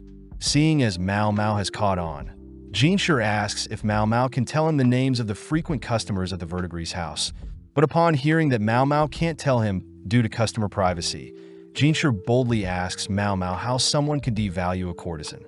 Insulted by Jinshi's question, Mao Mao gives in, mentioning that there are multiple ways, since all girls are trained even when they are still servants. Afterwards, the girls are split into beautiful and non-beautiful, with the less fortunate having to sell their bodies. The beautiful and talented are given more opportunities to learn and grow, ultimately skyrocketing their value as a lady, until the day they are bought. Mao Mao reveals that a courtesan's value is based on their purity, meaning the less pure drop in value in a pregnancy will completely devalue a courtesan. Having told Jinshi everything she can, Mao Mao leaves, only to be stopped by Jinshi, but Mao Mao utters that if she joins Jinshi into the restaurant, Jinshi's plan will be ruined. With Jinshi letting Mao Mao go, Mao Mao notes how she was able to hide her emotions, spotting Jinshi enter the restaurant. That night, Mao Mao has a nightmare of a disheveled lady, holding a child down, seemingly ready to slay the child. Waking up, Mao Mao wonders if the nightmare was when she was a child, but blames Jinshi for making her remember. As Mao Mao and her father have breakfast, Mao Mao's father asks Mao Mao to visit the VIDZ house for him, prompting Mao Mao to head to the VIDZ house, greeting some of the workers. Having not seen Mao Mao in a while, one of the male workers notes how he's impressed that Mao Mao is so busy, but just then Perrin is seen arguing with someone, only to rush towards Mao Mao, happy to see that Mao Mao has visiting. Seeing Granny storming after Perrin, Mao Mao states that Perrin seems busy as well, watching as Perrin and Granny argue. Quietly sneaking off, Mao Mao heads to a separate building nearby, worrying Granny and Perrin. Quietly heading into a building, Mao Mao greets the lady inside, revealing that the lady used to chase her off, but is now comfortable with Mao Mao bringing her medicine. Knowing that the lady is suffering from an illness, Mao Mao feeds the lady some of her dad's medicine, worried that the medicine won't even help relieve the lady's pain. Cutting to Granny, we see her worried that a customer has appeared again, asking for Mimi to keep the customer busy. At the same time, Mao Mao thinks about how popular the VIDZ house is today, as the VIDZ house used to be a place of shame with most courtesans catching syphilis due to unsafe practices. Apparently, Mao Mao's father had tried to warn and cure those affected by syphilis, but Granny and the courtesans didn't want a random eunuch to touch them, ultimately allowing rashes to grow on those affected by the disease. The lady in this room was one of the victims, locked away from society, which is better than being thrown away. As Mao Mao begins tidying up the room for some fresh air, Mao Mao is told by another servant girl that a man is currently visiting, and Mao Mao is to not leave this room. With Mao Mao understanding the situation, Mao Mao notes how that man is dangerous, but suddenly sees the lady sit up, only to begin placing random rocks in a sort of pattern. As Mao Mao sits in the room waiting for the man to leave, Mimi is seen entering the room, happy to report that the man is gone, but sadly tells Mao Mao that she is getting an offer again. With Mao Mao and Mimi heading back, Mao Mao wonders how Mimi can speak to such a strange man. But Mimi notes how as long as the man pays, she's happy to serve him. As Mimi and Mao Mao head to a nearby bathhouse, Mimi wonders if she should take retirement seriously, which Mao Mao notes that retirement age for courtesans is around 30, and Mimi is not even 30 yet. As the two relax in the bath, Mao Mao hears that Mimi plans to stay a courtesan for a little while longer, curious as to whether Mimi is in love or not. Mao Mao thinks to herself about the last time she felt love, but Mimi suddenly offers to scrub her back, followed by the other VIDZ princesses joining them. Several days later, we see that Jinshi has returned home, shocked by the types of things offered to him in the pleasure district. Visiting Mao Mao, Jinshi hands Mao Mao a gift from Locken, asking Mao Mao to share the gift with Swerin. Cutting their conversation short, Mao Mao heads to work, but Swerin notices that Jinshi and Mao Mao seem to be on bad terms. That evening, Swerin tells Mao Mao they will be having a vegetarian dinner, reminding Mao Mao to not eat any meat or fish. Seeing Mao Mao distracted, Swerin asks Mao Mao to stop hiding weird plants in the warehouse, wondering why she doesn't ask Jinshi for a place to store the plants. Mao Mao reiterates that she is a servant, which Swerin respects, as Mao Mao clearly knows where she stands, but reminds Mao Mao that at the end of the day, everyone is human, and if Mao Mao separates humans based on status, Mao Mao could miss opportunities in the future. Getting back to work, Swerin asks Mao Mao to pick up some things for her, prompting Mao Mao to head to the palace's pharmacy, a place that Mao Mao only dreamt of visiting. Seeing hundreds of cabinets, Mao Mao wonders if she could quickly snoop through each cabinet, but suddenly hears someone calling out to her. Realizing that it was the court lady from several days ago, Mao Mao says that she's here to pick up some stuff, but suddenly a man calls out to the lady Swerin. Swerin reveals that she's here to restock the medicine in the guardhouse, which Mao Mao realizes explains why she smelt like medicine when they met near the guardhouse, since she works there.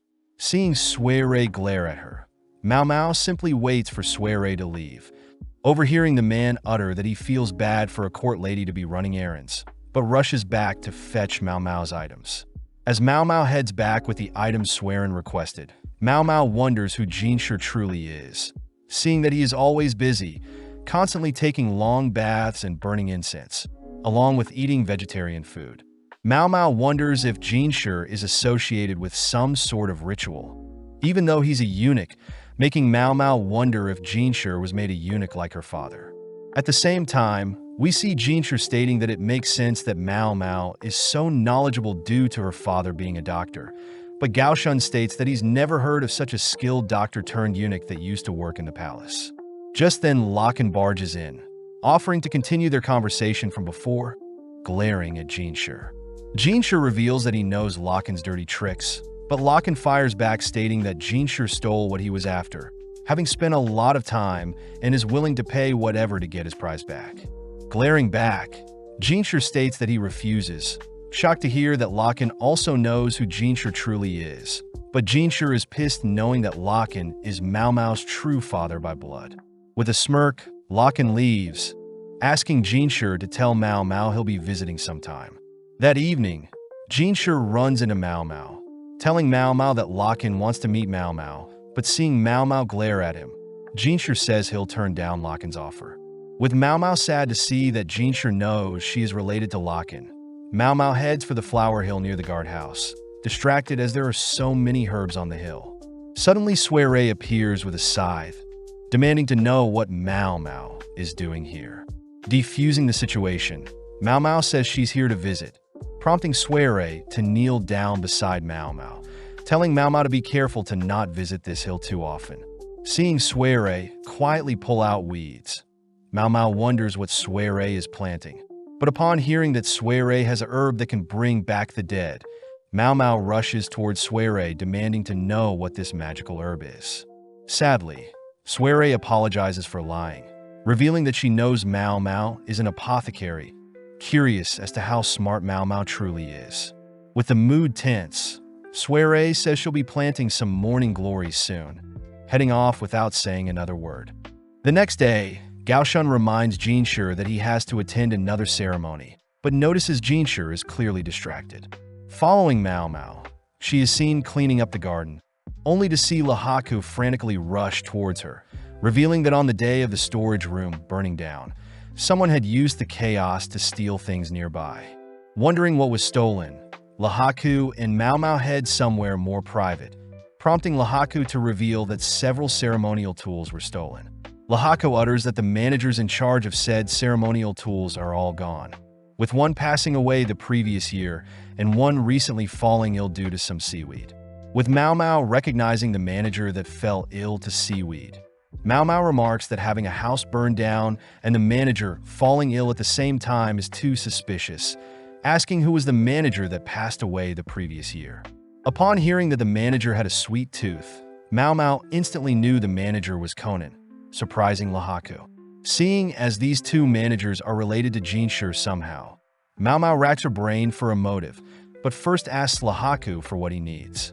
Pulling out the metal pipe that Mao Mao found, Lahaku says he tried to return the item to the owner, but the owner refused to accept the item, having obtained it from a random court lady.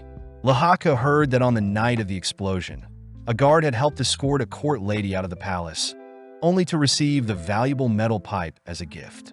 Wondering if the court lady had planted the pipe on the guard, knowing the guard would use it, Mao Mao asks if Lahaku knows anything about the mysterious court lady, but reports state that the court lady covered her face. Luckily, Lahaku does mention that the court lady was tall and smelt like medicine, but this makes Mao Mao suspect someone, but Mao Mao holds back her suspicions until she's 100% sure, just like how her father would. With Mao Mao asking if anything else occurred during the night of the explosion, Mao Mao points out that 2 or 3 things happening at once isn't too abnormal, but Mao Mao hints at the fact that Lahaku should search for this tall court lady, fearing that she may cause more issues. Happy to hear Mao Mao's advice, Lahaku gets too close, spotting Jinshi spying on them, prompting Lahaku to leave for now. Back in Jinshi's office, Jinshi notes how close Mao Mao is to Lahaku, but Mao Mao simply says Lahaku was asking for some advice. Wondering if Jinshi knows anything, Mao Mao chooses to explain everything she spoke about with Lahaku, telling Jinshi that it's almost like someone had laid out several traps, hoping for a certain outcome. Hearing this, Jinshi and Mao Mao both agree that these incidents could still be coincidences. But Jinshi notices that Mao Mao is not excited about this mystery, stating that she doesn't want to step out of line. Getting an idea, Jinshi reveals that he had received some ox bezoar recently, completely catching Mao Mao's attention, being a very important item to obtain. With Mao Mao completely captivated, Mao Mao asks if she can have the item, which Jinshi promises to give to her, as long as Mao Mao continues to work hard. Heading to work, Mao Mao learns that the manager that was food poisoned originated from the Board of Rights, a division that Mao Mao doesn't recognize. As a man helps bring Mao Mao studying material, Mao Mao asks the man if he knows what the Board of Rights is, shocked to hear that the division deals with ceremonies.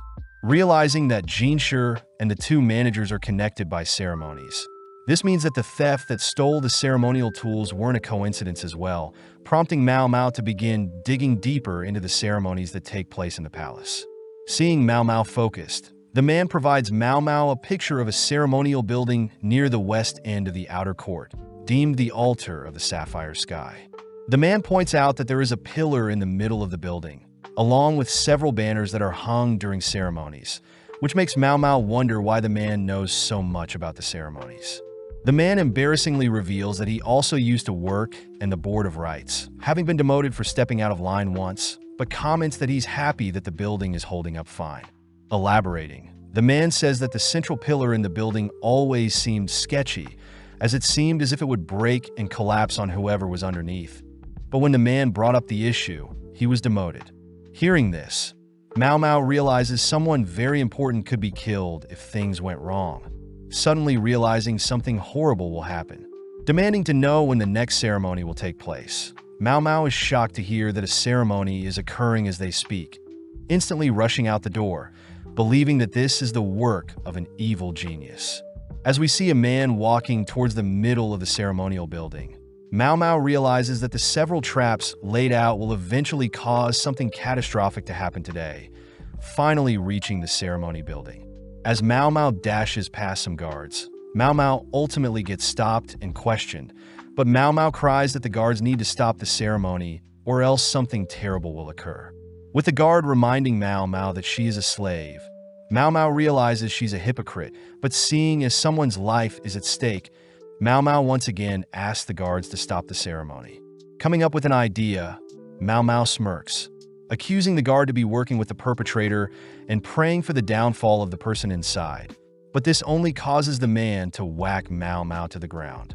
Barely able to stay awake, Mao Mao is seen badly bruised. But seeing as everything is going according to plan, Mao Mao reveals that she knows who the important person is inside, begging the guard to allow her through, and in exchange Mao Mao will personally take all the blame if the ceremony is ruined.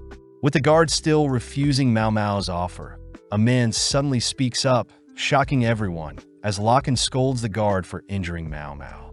With Locken personally granting Mao Mao permission, Mao Mao has no time to think about what Locken is planning, rushing through the ceremony building, only to stop in front of the ceremony room. Knowing that she has to avoid being beheaded, Mao Mao steals her resolve, rushing directly at the person in the middle of the ceremony, tackling right as the massive pillar above them collapses. With the important person revealed to be Jinshi, Mao Mao notes how she has injured her leg, asking if she can be rewarded with the ox bezoar now. Before Mao Mao can explain everything, Jinshi begins tearing up, realizing how beaten up Mao Mao is, crying as Mao Mao falls unconscious. With a serious glare, Jinshi carries Mao Mao out of the building, passing by Locken, but upon seeing Jinshi appear, every single person in the vicinity bows their head to Jinshi, shocking Locken, as Jinshi is clearly a very important person.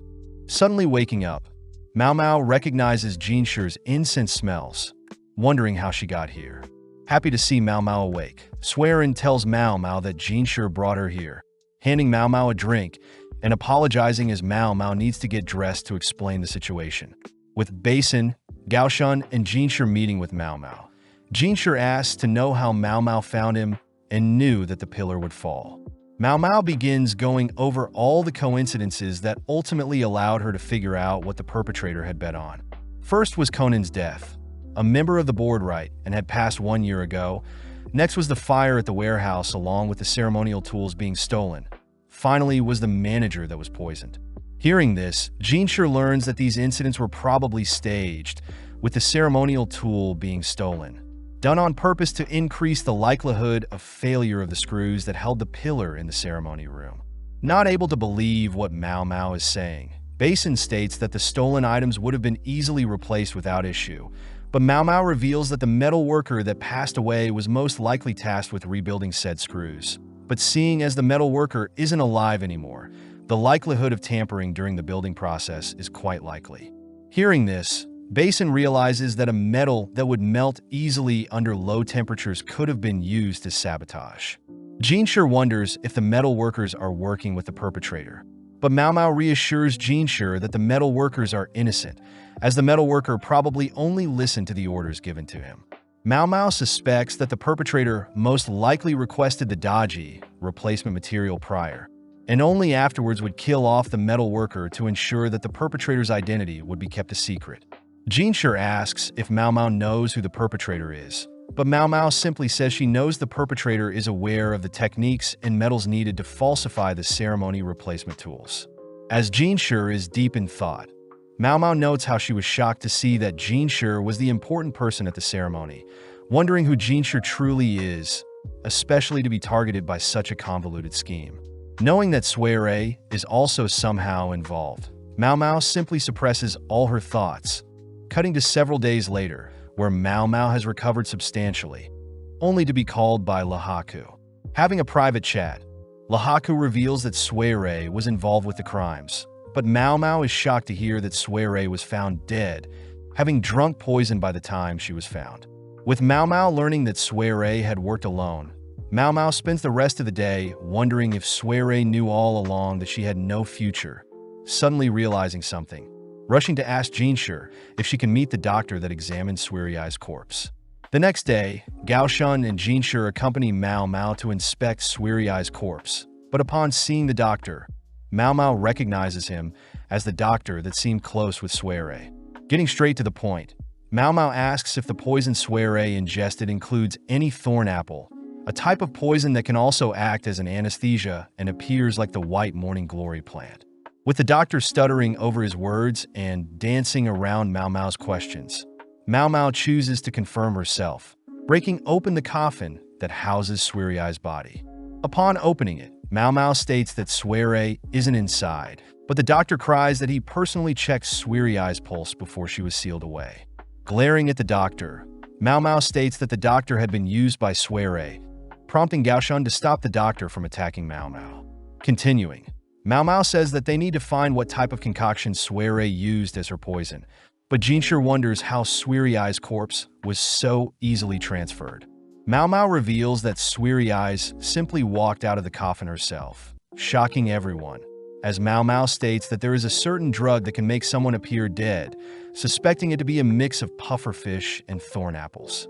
Asking Gaoshun to check the other coffins, Gaoshun manages to spot fingernail markings on a particular coffin, confirming that coffin to be Suerai's coffin. Mao Mao believes that several men had brought a replacement coffin and corpse, allowing Suere to disguise as a vendor, easily blending in with the crowd. Hearing something so absurd, Jinshur is amazed that Suere would go so far, but Mao Mao utters that it was either a high-risk bet or death itself. Mao Mao states that Suere would have escaped but smirks as she was able to figure out Suerai's genius plan, hoping to one day reunite with the genius that would willingly bet their own life to pull off such a devious scheme. As Mao Mao gets giddy at the thought of learning the poison Suere used, Mao Mao realizes that her wounds have opened up, asking if she could get patched up. That night, we cut to Lady Lulan receiving a message, but at the same time, we see Jinshur uttering that they took care of Suerai's incident in secret. Jinshur reveals that the doctor that was friends with Suere had apparently been recommended by his master. Therefore, the doctor doesn't know anything about where Suere came from.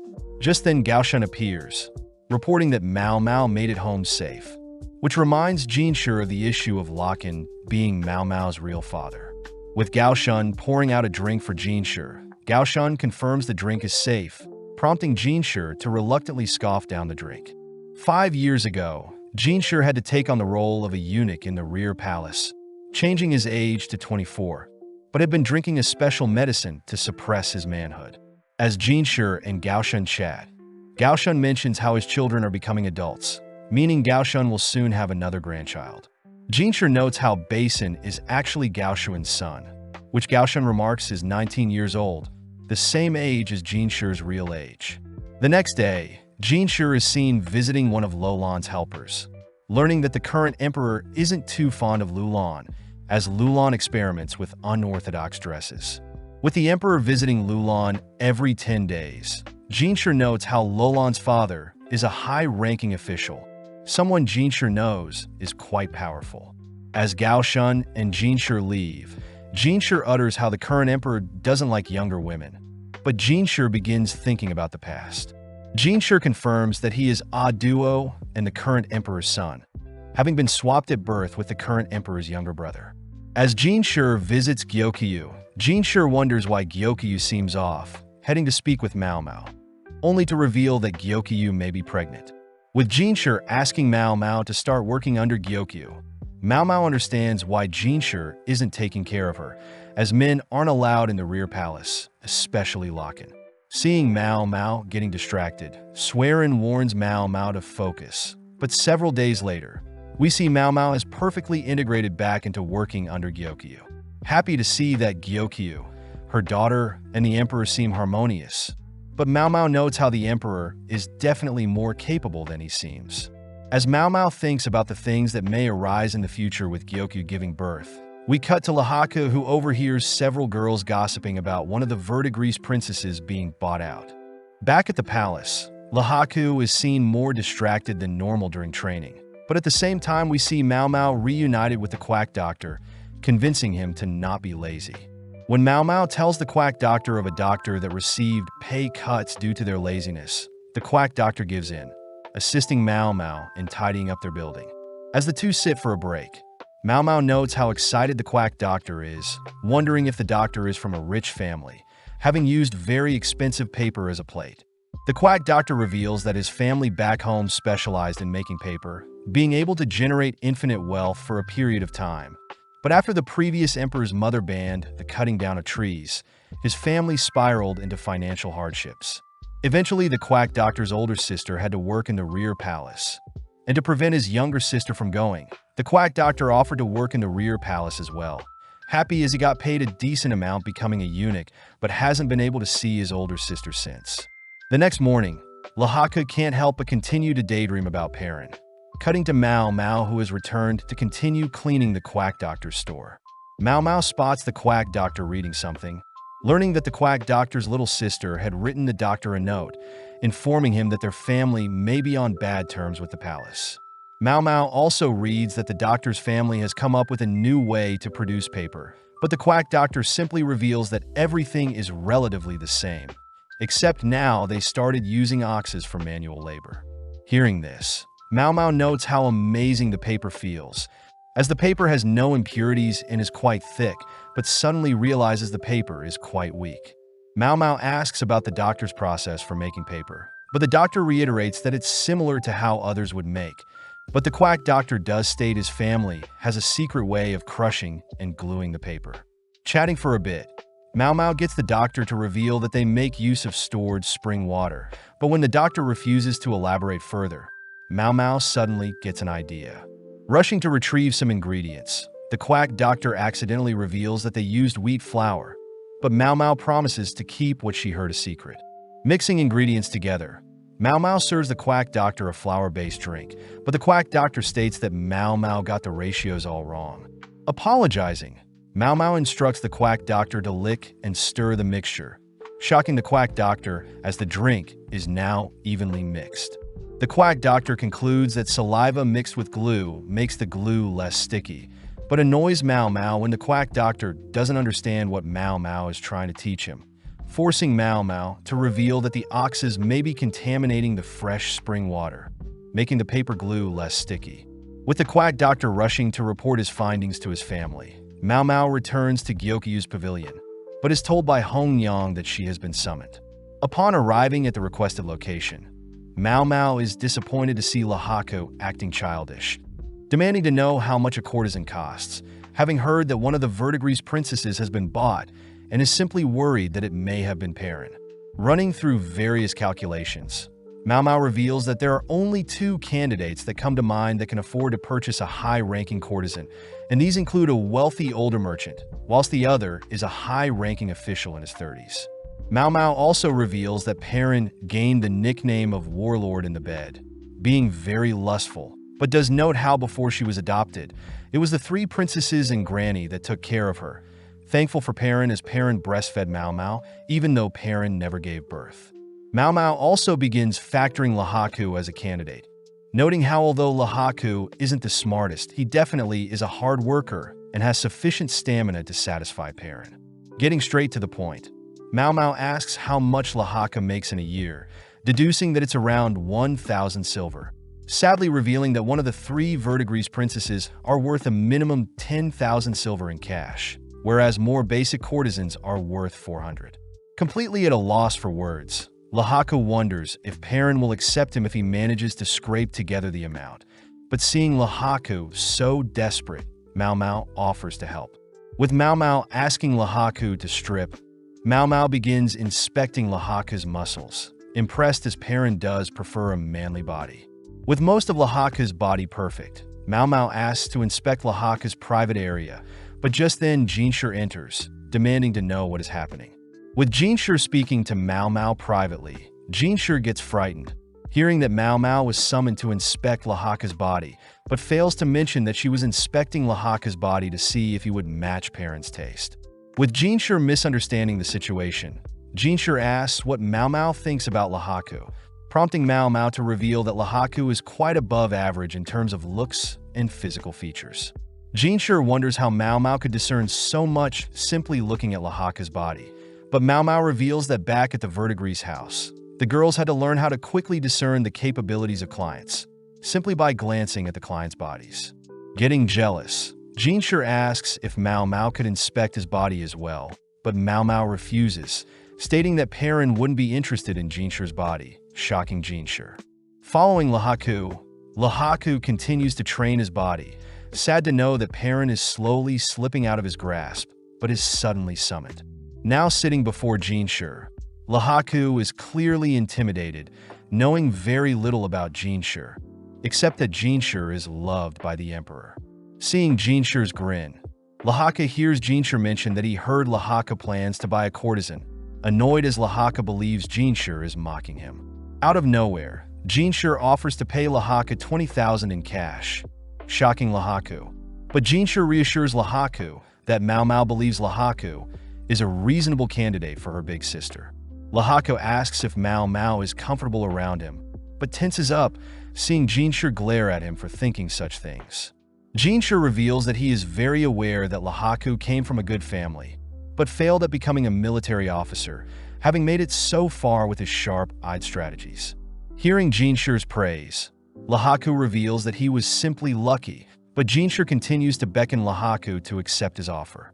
Seeing Jinshur's cold glare, Lahaku reasons that he doesn't need the full 20,000 in cash, thanking Jinshur for the offer, but refuses the money, declaring that Perrin is the love of his life, and he wouldn't be a man if he bought her with someone else's money. Impressed, Jinshur wishes to speak with him soon, heading off as he confirms that he was worried for nothing. Now with a goal in mind, Lahaku continues to work hard, ultimately deciding to send a letter to Perrin, only to cut to Mao Mao, who had received a letter from Perrin, stating that she will be waiting for her prince to come for her. Mao Mao reveals that Lahaku won't need the full 10,000 if Perrin likes him, but gets distracted learning that a certain person recently offered to buy several people out. Mao Mao can't help but think about that man, but just then we cut to Lakan, being called to a meeting, but he seems to be distracted by blue roses. With spring arriving, Gyokyu began to show obvious signs of pregnancy, something that Lingli began to take notice of as well. As Lingli cuddled with Gyokyu, Mao Mao and the other ladies can't help but adore Lingli, making Hongyang consider getting married and birthing a child of her own, but Mao Mao notes how the other ladies would never let that happen. With several minutes of the girls adoring Lingli, Mao Mao thinks about how boring it was to have spent 2 months with Jinshi, but suddenly Lingli approaches Mao Mao with a piece of paper. Happy to play with her, Mao Mao begins drawing a poisonous mushroom, but gets scolded by Hong Yang, asking Mao Mao to draw Lingli some flowers instead. At the same time, we cut to Locken and Jinshi chatting, with Locken uttering that he loves the gorgeous blue roses that used to appear around the palace. Smiling back, Jinshi states that he's never heard of such a rose, but Locken reassures Jinshi that they exist, asking if Jinshi can look into them. As Jinshi agrees to search for these blue roses, Locken leaves, asking Jinshi to prepare the roses by next month's garden party. With Locken gone, Gaoshan scolds Jinshi for taking requests even though he's very busy, but Jinshi asks Gaoshan to ask around. Sadly, after visiting every florist nearby, Gaoshan reports that roses aren't in season, forcing Jinshi to turn to Mao Mao for help. Jinshi asks if Mao Mao knows anything about blue roses, shocking Mao Mao, as she remembers a time when she had sold fake blue roses for some quick cash. Mao Mao jokingly asks Jinshi if the people who saw the rose were hallucinating, but upon seeing Jinshi's serious expression, Mao Mao asks what Jinshi needs. When Jinshi asks if Mao Mao can gather some blue roses by next month's garden party, Mao Mao reminds Jinshi that roses will only start to bloom in 2 months. Knowing that it's impossible, Jinshi states that he'll turn down the person who requested the roses, but Mao Mao deduces that the man requesting the impossible is Locken. As Jinshi confirms this, Mao Mao changes her mind, stating that she'll figure something out, as she knows she can't run away from Locken forever. As Mao Mao asks Jinshi for several things, we cut to Mao Mao visiting Li Hua, thanking Li Hua for allowing Mao Mao to use the steam room. In exchange for access to the steam room, Mao Mao sneaks a naughty book to Li Hua, only to head outside, running into Jinshi and Gaoshan who have relocated the steam room. When Jinshi asks what Mao Mao is planning, Mao Mao reveals that she plans to make the roses go mad, making use of the abundant sunlight and steam. Mao Mao hopes to simulate the correct environment to allow roses to bloom, but can't guarantee any results getting to work. As Mao Mao helps move several plants into the steam room, Mao Mao suddenly realizes her leg's wound has reopened, happy to see that Jinshi and Gaoshan have summoned Xiaolan to help out. With an energetic Xiaolan by Mao Mao's side, Mao Mao begins instructing the eunuchs to place over 100 unbloomed roses in the steam room, happy that preparations are done. That night, Mao Mao mans the steam room, being the only one who knows how to regulate the steam room's temperatures so as to not kill all the roses. On sunny days, Mao Mao takes the roses out of the room, completely exposing them to the sun and lightly feeding the plants water. Just then Gaoshan checks up on the girls, gifting them a light snack, something Xiaolan is grateful for, being able to skip work and hang out with Mao Mao. At the same time, Mao Mao and Xiaolan spot some of Li Hua's ladies in waiting, spying on them, only to run away. With several days passing, Mao Mao instructs Xiaolan and the eunuchs to trim down the number of sprouts in each plant pot to allow even distribution of nutrients for the plant. Seeing as it's beginning to rain, everyone rushes the roses inside the steam room. But as night falls, Mao Mao begins to worry that the roses aren't growing fast enough, staying up all night to regulate the steam room's temperature. With the next day arriving, Xiaolan is shocked to hear Mao Mao get no sleep, offering to watch the roses as Mao Mao sleeps, but Mao Mao can't help but notice Li Hua's ladies in waiting are watching them again. Mao Mao comes up with something to distract them, giving Xiaolan a manicure, something that spreads among the ladies within the rear palace, and even Lady Li Hua. As Mao Mao heads back to Gyokyu's pavilion to taste for poison, Mao Mao learns that Gyokyu won't be attending the upcoming garden party, which Mao Mao knows is to give Lady Lulan a chance to shine along with hiding Gyokyu's pregnancy. Before Mao Mao leaves, the other ladies get worried, seeing Mao Mao exhausted. As Mao Mao heads to her room to sleep, she musters up the strength to continue looking after the roses. But as she approaches the steam room, Xiaolan reveals that a single bud has finally grown, relieving Mao Mao as they may make it in time for the garden festival. With the day of the garden festival finally arriving, Jinshi asks Gaoshan if there are any updates on the roses, both admitting that they aren't sure, having both been very busy. Just then Mao Mao appears, greeting Jinshi, but Jinshi can't help but notice Mao Mao's tired expression. As the garden party begins, various nobles and eunuchs watch as Lady Lulan makes her appearance, the daughter of Master Shursho. As Lulan catches the attention of all the men, Lulan stands before the emperor, prompting her father Shursho to ask if there is anything Lulan needs to improve on. At the same time, Jinshi appears, carrying various roses, presenting said roses to the emperor, impressing the emperor. Jinshi notes how he's receiving glares of envy, something he's very used to. But when Jinshi spots Shursho's blank expression, he remembers that Shursho is very cold and calculative, refusing to let his smile drop. As Jinshi leaves, he wonders what Lakan thinks of the roses, but Lakan is annoyed that Jinshi managed to pull it off. Following Mao Mao, she's seen resting on Inghua's lap, but as Jinshi arrives, Inghua leaves Mao Mao and Jinshi alone. Sitting next to each other, Mao Mao apologizes for not getting them to fully bloom, but Jinshi brushes that aside, asking Mao Mao how she changed the colors of the roses. Mao Mao reveals that the roses were originally white-colored, so all she had to do was mix various colored dyes and allow the roses to suck up the dye through some cotton wrapped around the base of the roses. Mao Mao had anticipated that some officials may quarrel about the roses, so Mao Mao had intentionally revealed the secret to the emperor prior to the garden party, something the emperor was pleased to learn. Jinshi wonders if the blue roses Lakan saw involved someone feeding blue water to the palace's roses, but Mao Mao can't confirm or deny. Changing topics, Jinshi spots Mao Mao had painted her fingers, but Mao Mao notes how she could have mixed balsam and wood sorrel to guarantee a more vibrant red color. Getting up, Mao Mao asks if Gao Shan had prepared the item she had requested, stating that she plans to catch Lakan off guard.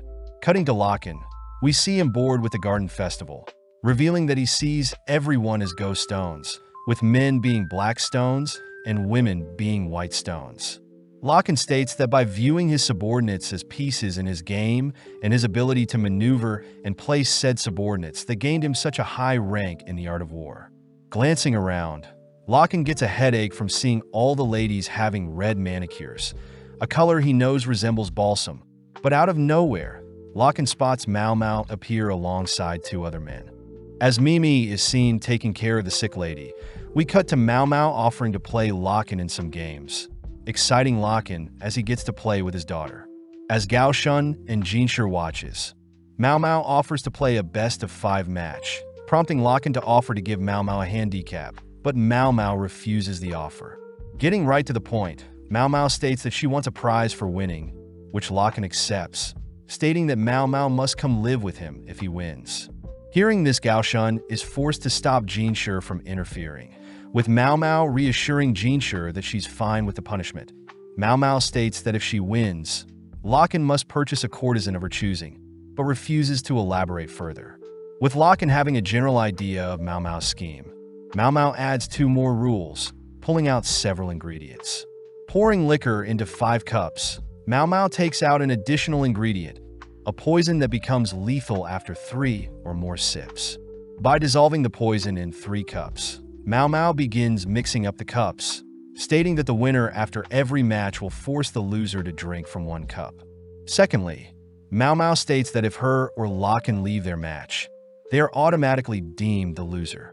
With Lakan agreeing to all of Mao Mao's scary conditions, Jinshi is shocked to see Lakan unfazed, wondering what Mao Mao is planning. As their first match of Chinese chess begins, Lakan manages to defeat Mao Mao, selecting the first cup for Mao Mao to drink from. After some more back and forth, Lakan once again defeats Mao Mao, worrying Jinshi as he watches Mao Mao drink from another cup.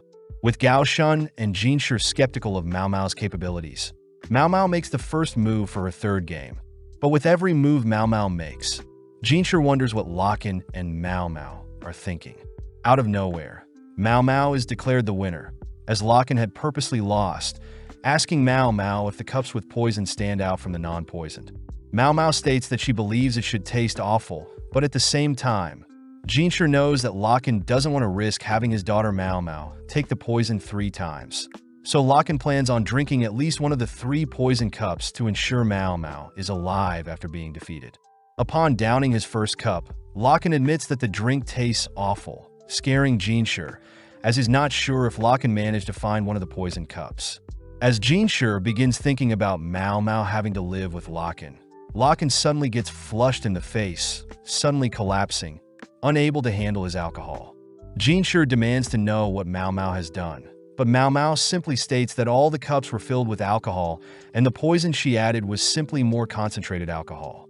When Gao Shun confirms that Locken is only drunk, Mao Mao reveals that Locken isn't able to handle his alcohol well, making Jinshi realize that Locken only drank fruit juice when they were together. Since Mao Mao is the victor, she states that they should head out to cash in on her reward, but at the same time we flash back through Locken's memories. Locken narrates how he had always had trouble discerning humans apart, even forced to watch his father abandon his mother at such a young age. Being the oldest in his family, Locken spent a lot of time playing Go and chess, learning how to discern people based on their voices and body, but thanks to his uncle, Locken learned how to use Chinese chess pieces to discern people. After some time, Locken was forced onto a high-ranking role, but was easily able to take on such a role, since Locken used his love for chess to control other humans. One night, Locken and some colleagues had visited a brothel to face a famous skilled courtesan, Feng Xian, someone Locken challenged to play Go, happy that an undefeated man like him is facing off against another undefeated player. Out of nowhere, Locken ended up suffering defeat for the first time, laughing out of joy as he finally saw the first human in his life.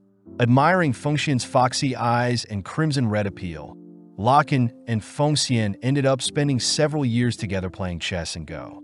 One night as Locken and Feng Xian chat, Feng Xian revealed that she never knew her mother, having grown up in the pleasure district, and even revealing that it is forbidden for a courtesan to get pregnant. Sadly, as time went by, Locken watched as Feng Xian's popularity skyrocketed, restricting Locken to only be able to afford to visit Feng Xian every 3 months. Seeing Feng Xian up to something, Locken spots Feng Xian messing with balsam and woodwhirl, a medicine that treats basic poisons. As Locken admires the woodwhirl, Feng Xian asks when Locken can visit her again. Sad to hear Locken can only afford her in 3 months' time. As more days passed, Locken had heard of Feng Xian being bought, sad to see that her value had outgrown his reach, even as a military officer. On one of the last days, Feng Xian had asked that the winner can do whatever they wanted with the loser, but as their match of Go began, they wound up embracing each other. As they both whispered how much they wanted to play more together, Locken awoke in the middle of the night to Feng Xian muttering some cryptic words about a baby, brushing them off as he slept.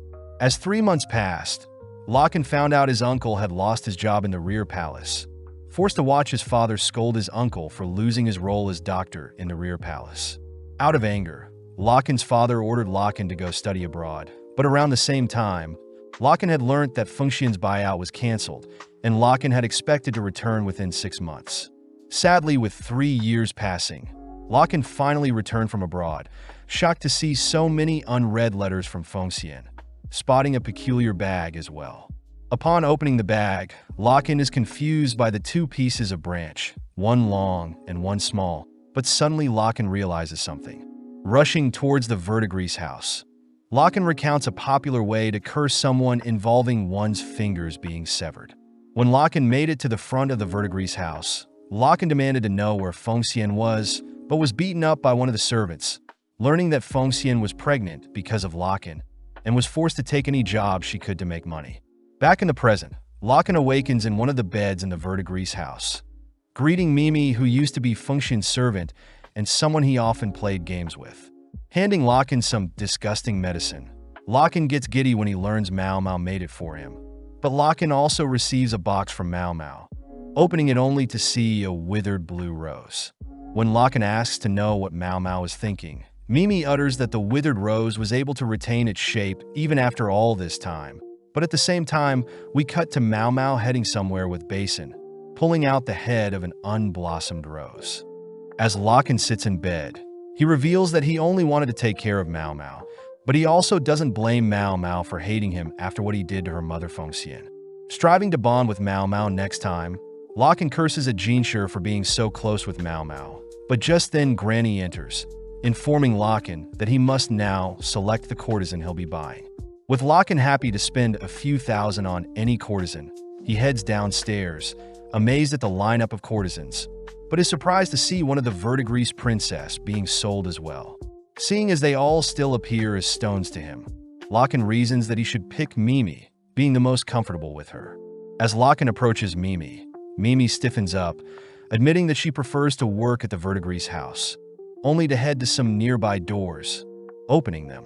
With Granny scolding Mimi for disobeying her, Locken suddenly hears a familiar voice. As the voice overwhelms Locken's senses, Locken trips and falls whilst rushing towards the source, completely disregarding his own well-being, all whilst remembering Mau Mau's words regarding a withered rose that retains its shape. As Locken rushes into the sick lady's room, completely speechless upon spotting Feng Xian, but upon hearing Feng Xian utter such familiar words, Locken sheds tears.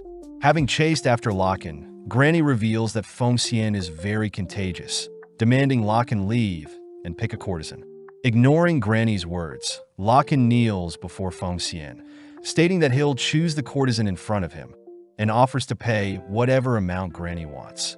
As Mimi holds Granny back from interfering, Locken sits in front of Feng Xian, placing a black and white go piece in Feng Xian's hand, completely ignoring Feng Xian's scars, and instead choosing to treasure this nostalgic feeling.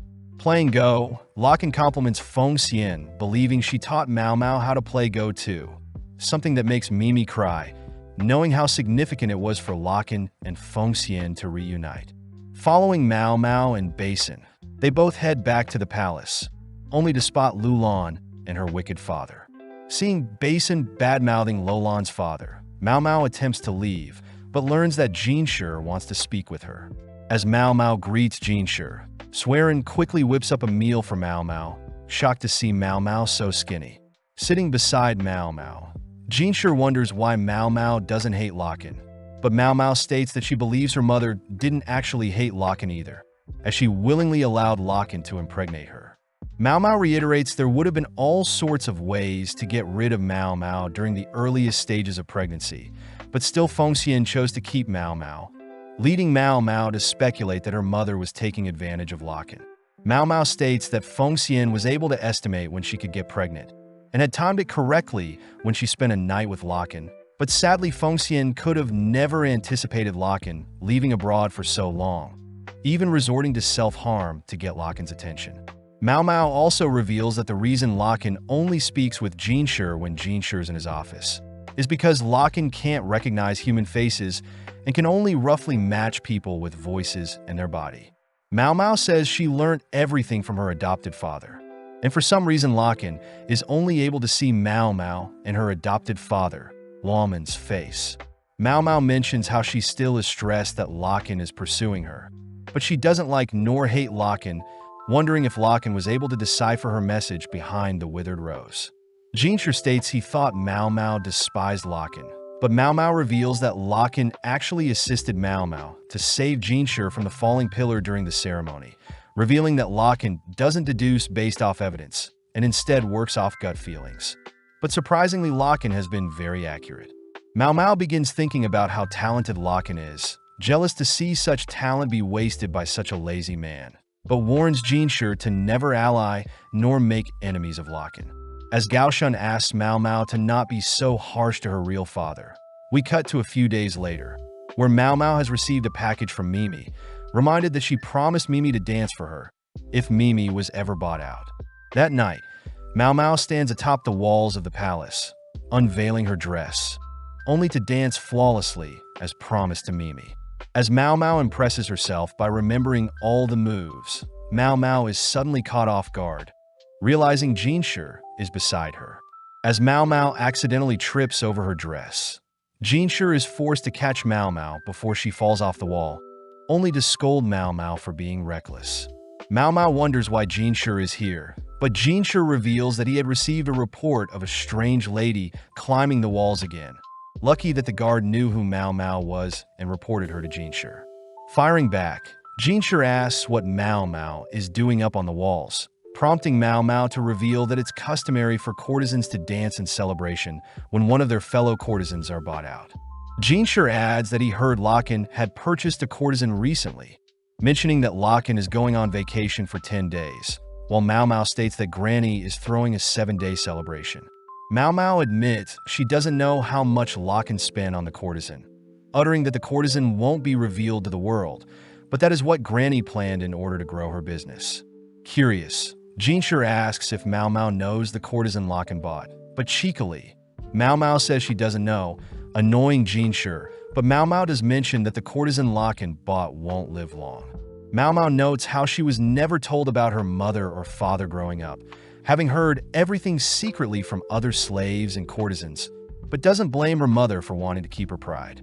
Thinking about the recurring nightmares she occasionally gets, Mao Mao states that her mother has no memories of Mao Mao growing up, but is fine with her mother only remembering Mao Mao through the finger she cut off as a baby to send to Locken. Changing topics, Mao Mao suddenly realizes that her leg wounds have opened up again, wondering if she should stitch herself up, but this freaks out Jinshur. Choosing to pick Mao Mao up, Jinshur leaps from the palace walls, all whilst protecting Mao Mao. As Jinshur carries Mao Mao across the palace, Mao Mao gets embarrassed, learning Jinshur carried her the same way when she was passed out after the ceremony. Suddenly remembering something, Mao Mao leans in close, teasing Jinshur, only to ask for the ox Bezoar Jinshur promised, prompting Jinshur to headbutt Mao Mao. The season ends as we cut to several days later, where Jinshur is visiting Mao Mao at the Jade Pavilion, asking Mao Mao for some more advice. Picking back up from the previous season, we see that the red light district is as popular as ever, following Mimi who cleans up Fengxian's old room, reminiscing on her moments working under Fengxian.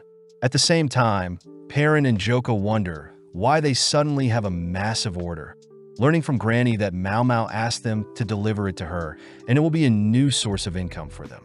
Back at the rear palace, Jinshur does his routine check-ins, first visiting Li Hua and Li Shu, only to stop by to visit Lulan.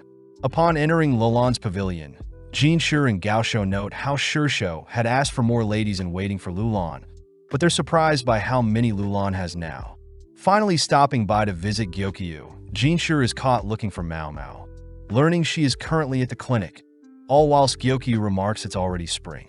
Cutting to Mao Mao, we see her and the quack doctor steaming up the clinic, confusing Jinshur when he arrives as Mao Mao reveals she is creating scented oils using leftover roses, but sadly the scent could be stronger. Jinshur wonders why Mao Mao is doing her experiments in the clinic and not in the Jade Pavilion, but Mao Mao whispers that some scented oils can cause miscarriages, but this shouldn't require a ban on scented oils overall. Mao Mao thinks about how Gyokyu's pregnancy still needs to be kept a secret from everyone, including the quack doctor, who can't keep secrets, but Jinshur asks what Mao Mao is cooking. Mao Mao says she is simply distilling alcohol to make it more concentrated, a concoction she plans to clean with especially since Lingli is still a child. With Mao Mao demonstrating the sanitizer, Jinshur is impressed by Mao Mao's vast knowledge, reminded that her adopted father studied medicine from the West as well. At that moment, Mao Mao's package arrives, intriguing Jinshur as Mao Mao silences the quack doctor from revealing anything. When Jinshur gets more intrigued, Mao Mao blurts out that the package contains pieces of her clothing from back home, but Gaoshun points out that clothes shouldn't be this large or heavy. Backed into a corner, Mao Mao reminds Jinshur that women in the rear palace are lacking experience and knowledge in bed, making it unfavorable for when the emperor finds someone to their liking, as the women aren't able to meet the emperor's expectations. Jinshur wonders why Mao Mao bought a huge amount of books, realizing they're the same books Mao Mao gave to the concubines. But Mao Mao thinks about how the emperor had originally wanted to read them, but now she plans on starting a business by selling these books to others. Spotting Gaoshun indulging in the books, Mao Mao gets weirded out, but realizes Gaoshun was admiring the paper quality and craftsmanship. Mao Mao points out brides are normally gifted these books and can interpret the books based on pictures alone, but Jinshur is intrigued to hear the printing method doesn't use woodblocks and instead metal plates. Seeing Jinshur sifting through the books, Gaoshun whispers that Jinshur can keep some for himself, but Jinshur cries he would never.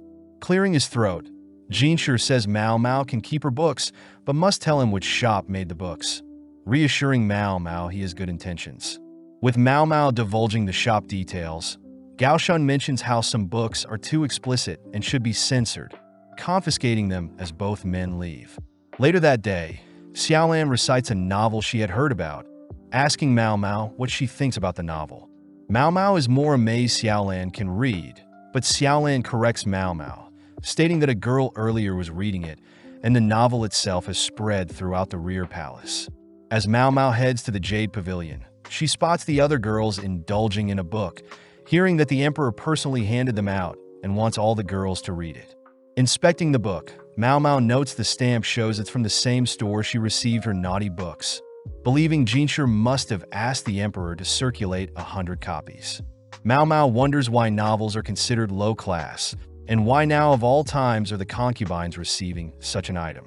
Given some time to think, Mao Mao deduces it to be due to politics, overhearing Yinghua report that Gaoshun will hand out the next volume as soon as they're ready.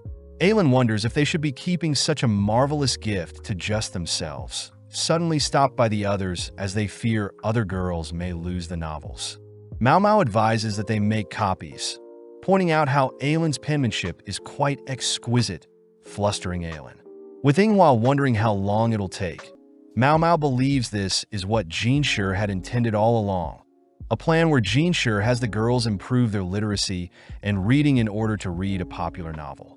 The next day, Xiaolan begs Mao Mao to teach her how to read, mentioning that the girl that would normally read for her lost her voice and instead handed out copies for everyone else to read. When Mao Mao offers to read for Xiaolan, Xiaolan refuses, stating that she must make her friend proud, impressing Mao Mao. Starting with some writing, Xiaolan is surprised her own name is quite complicated, failing to write out her name but refuses to give up so easily. Hearing Xiaolan already planning on using reading and writing for her future job, Mao Mao praises Xiaolan's resilience, choosing to start with the very basics. That night, we see a lady strolling through the palace, suddenly attacked by something. The next morning, Mao Mao visits Gyokyu, amazed to see Lingli is already running, hearing that Lingli tends to run around the pavilion and should start exploring the wider palace. Gyokyu says 2 eunuchs will escort Lingli, asking for Hongyang and Mao Mao to accompany them, but Mao Mao notes the increased amount of security for a simple walk. Gyokyu asks if Mao Mao can teach Lingli about flowers and creatures outside, but Hongyang fears Mao Mao will teach the princess weird things, knowing that foreigners would have a hard time living in a foreign land. As the gang head out, Lingli draws the eyes of onlookers, both admiring and shunning the little girl, prompting Mao Mao to stop and show Lingli some primrose. Suddenly hearing something, Lingli runs off somewhere, attempting to crawl into a small alleyway, but is stopped by Hongyang. Instead, Mao Mao volunteers, creeping down said alleyway, suddenly spotting a small kitten that sprints out the alleyway and into a nearby forest. Seeing no other choice, Mao Mao and the others follow it, preparing to capture it, but the kitten easily outmaneuvers Mao Mao. Out of nowhere, another girl intercepts the cat, catching it and handing it over to Mao Mao, remarking that the kitten may be hungry only to run off. Seeing Lingli admiring the cat, Mao Mao says Lingli shouldn't touch the kitten since it's dirty, making Lingli cry. Heading over to the clinic, the quack doctor is surprised to see a kitten, rushing to boil some water to warm it up. Mao Mao says owning animals in the rear palace requires permits, and all animals need to be castrated, curious as to where the kitten was born. Wrapping up some hot water in a cloth and placing it under some bedding, the quack doctor asks for Mao Mao to place the cat on the bedding, revealing he too had found a calico cat in the past.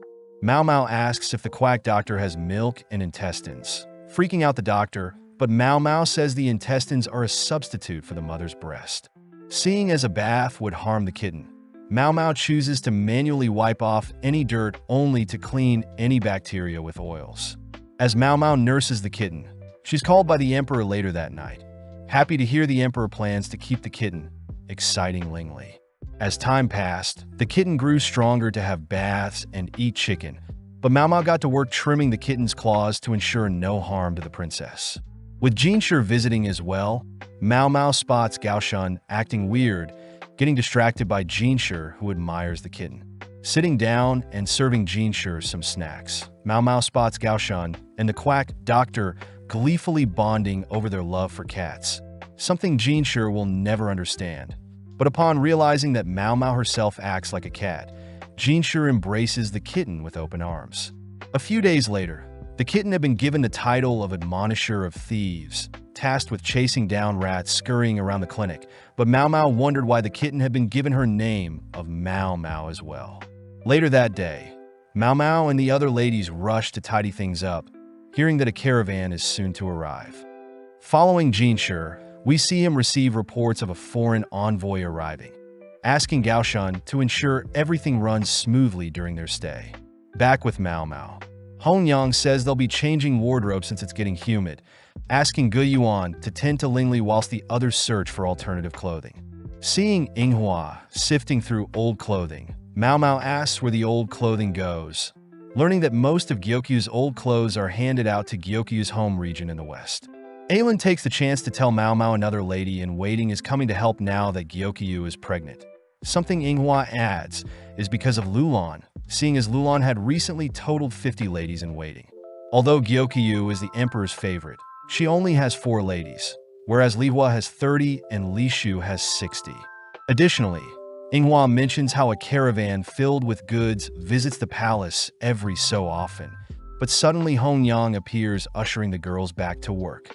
Cutting to Lihua, she is seen petting her belly only to summon Shin, her new head lady in waiting, asking Shin to do some shopping for her. Heading out, Shin suddenly receives a message from the clinic, putting on a sour face. Near the entrance of the rear palace, the caravan has officially set up shop and plans to stay for 5 days, making Xiaolan envious as she wants to buy and try on new clothing as well. Mao Mao notes how strangely peaceful the rear palace is even though there are no stores or doctors except the quack doctor, wondering what a disease outbreak would cause. Mao Mao thinks about the amazing underground waterway that carries waste into the Great River, coupled with the water technology from the west, making most diseases would fail to be contracted. Suddenly hearing Xiaolan mention how she might be free on her last day, Mao Mao says she is glad she has Xiaolan as a friend. That evening, Gyokyu's ladies help display the items Gyokyu bought, worrying Gyokyu as she fears she bought too much, but Mao Mao knows the other ladies definitely didn't hold back either. Seeing as there will be another day of shopping tomorrow, Mao Mao helps clean up the dresses, suddenly spotting something. Seeing all the dresses with belts tied around the chest, Mao Mao states Gyokyu's pregnancy shouldn't be known to the outside, as normal dresses have belts around the waist, and only when pregnant will dresses with belts around the chest be needed. Suppressing her suspicions, Mao Mao hints at Hongyang and Gyokyu to buy more varied dresses to conceal Gyokyu's pregnancy. Before the stores closed on the last day, Mao Mao and Xiaolan explore what is left, exciting Xiaolan as she admires a small drinking cup, prompting Mao Mao to give Xiaolan some hair ties. Graciously hugging Mao Mao, Mao Mao notes Xiaolan could pass off as her little sister, both continuing to explore the stores as Mao Mao is dead set on getting discounts. After several purchases, Mao Mao sets her sights on some jasmine tea, running into the girl from earlier who intends to buy the tea as well. With Xiaolan calling out to Shui, Mao Mao deduces that Shui must be a court lady using the same laundry area. As the three head back to the clinic, the quack doctor is surprised Mao Mao has friends, but the girls are more excited seeing the kitten alive and well.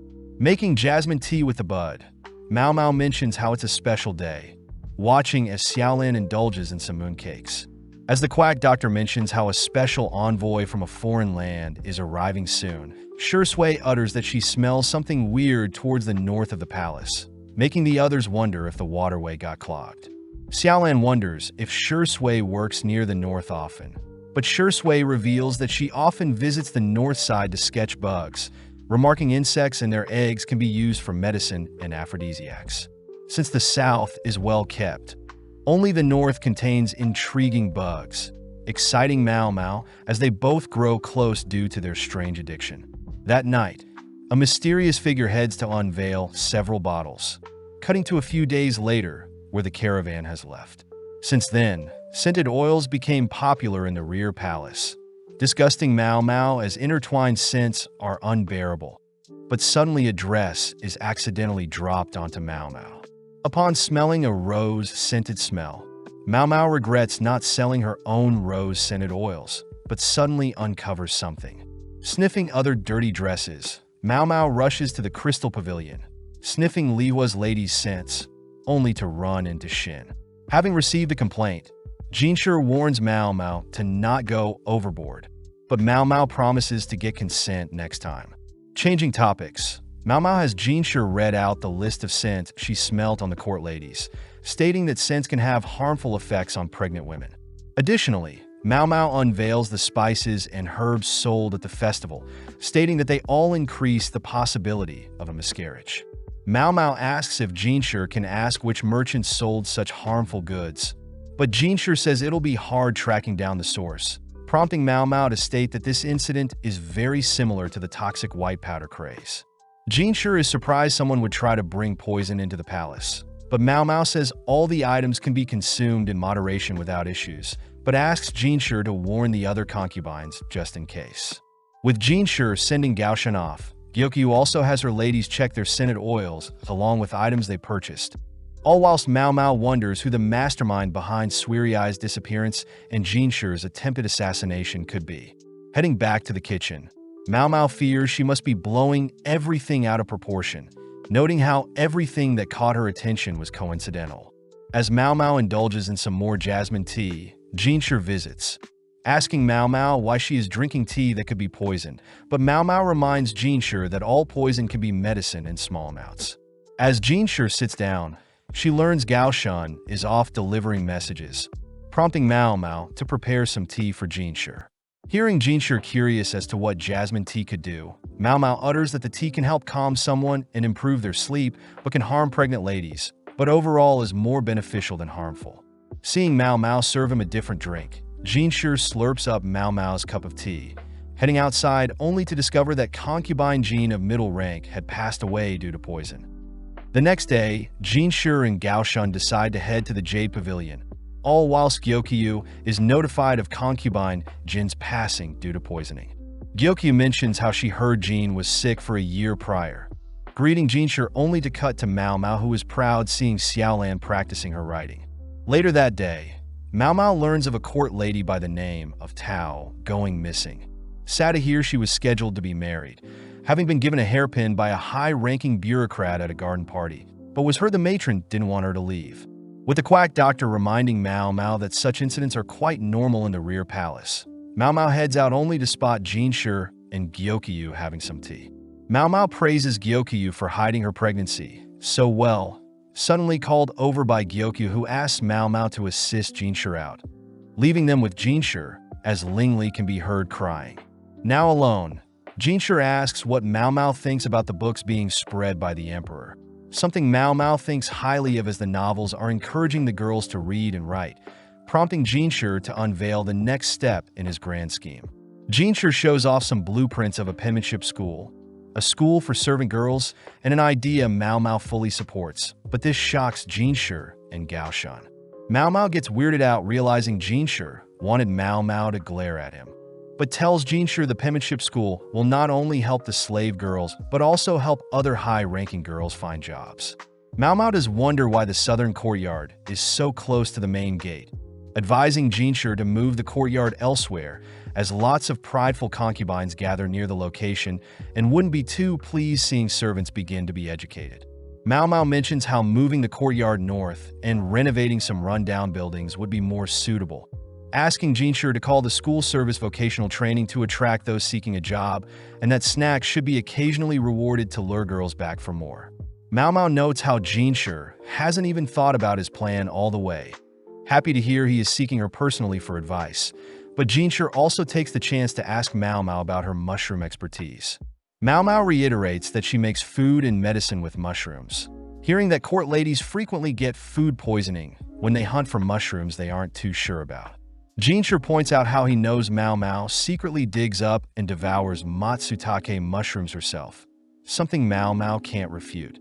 Jinshi asks Mao Mao to solely focus on removing and noting down the poison mushrooms she uncovers, having Mao Mao sit out on all her duties except tasting to ensure things run smoothly. But Mao Mao wonders why he hasn't told Gyokyu any of this. Immediately getting to work, Mao Mao recognizes the locations the court ladies frequent and the entirety of the south side to be already been surveyed, choosing to head north, only for Mao Mao to begin uncovering various mushrooms. Suddenly smelling something tingling her nose, Mao Mao remembers what Shui said about the leaking sewage, wondering if the leak is causing the various mushrooms to suddenly grow. After a long days of scavenging, Inghua asks what Mao Mao has been up to, prompting Mao Mao to mention how she's gathered a bucket load of interesting mushrooms. Rushing to get changed, Mao Mao greets Gyokyu, spotting Gyokyu and Hongyang tying black strings around their wrist, only to be instructed to follow Hongyang after dinner. Heading out, Mao Mao learns that Jean, the upper-middle rank concubine and daughter of a high-ranking noble, had passed, having been sick for the past year and was only seen in her room. Hongyang mentions how it was food poisoning that got her, annoyed that she was forced to remain in the palace, even though the emperor refused to visit her. Mao Mao wonders why Hongyang is so passionate when talking about Jean. Hearing Jean was quite rude, always lashing out at lower-class girls, and even was suspected for the poisoning done to Lihua and Gyokyu involving the white powder. Jean Sure was sent to investigate, but with no evidence Jean was left unpunished, something that didn't stick right with everyone as Hongyang expressed how relieved she is for Jean to have finally passed away. Mao Mao suddenly realizes a link between Jin's poisoning and the reason Jean Sure didn't talk about the mushrooms in front of Gyokyu. Lining up with Hongyang to pay homage to Jean, Mao Mao realizes Jean Sure suspected someone in the Jade Pavilion must have poisoned Jean, ruling out Gyokyu and the other ladies in waiting, only to realize Jean Sure had suspected Mao Mao herself. Mao Mao is impressed. Jean Sure was observing her reaction when the topic of poisonous mushrooms were brought up, but suddenly is handed a rose by one of Jin's ladies in waiting, curious as to how the lady received a rash on her hand. Heading to Jin's basket, Mao Mao suppressed her urge to inspect Jin's covered body, heading off only to spot concubine Sun rushing to Jin's corpse. As Sun pulls off the cover concealing Jin's face, Sun smirks at Jin's damaged body, unwrapping her own bandages only to gleefully cry Jean got what she deserved. Seeing Sun's inflamed face, the rash on Jin's lady in waiting, and Jean Sure's words involving poisonous mushrooms, Mao Mao finally realizes what is happening. The next morning, Mao Mao continues her scavenger hunt, having heard that concubine Sun was a low-ranking concubine from a merchant family. Sun had apparently attracted the attention of the emperor, but 2 years ago Sun was afflicted with an illness, choosing to stay at the palace, seeing as she wouldn't have a life outside due to her weakened body.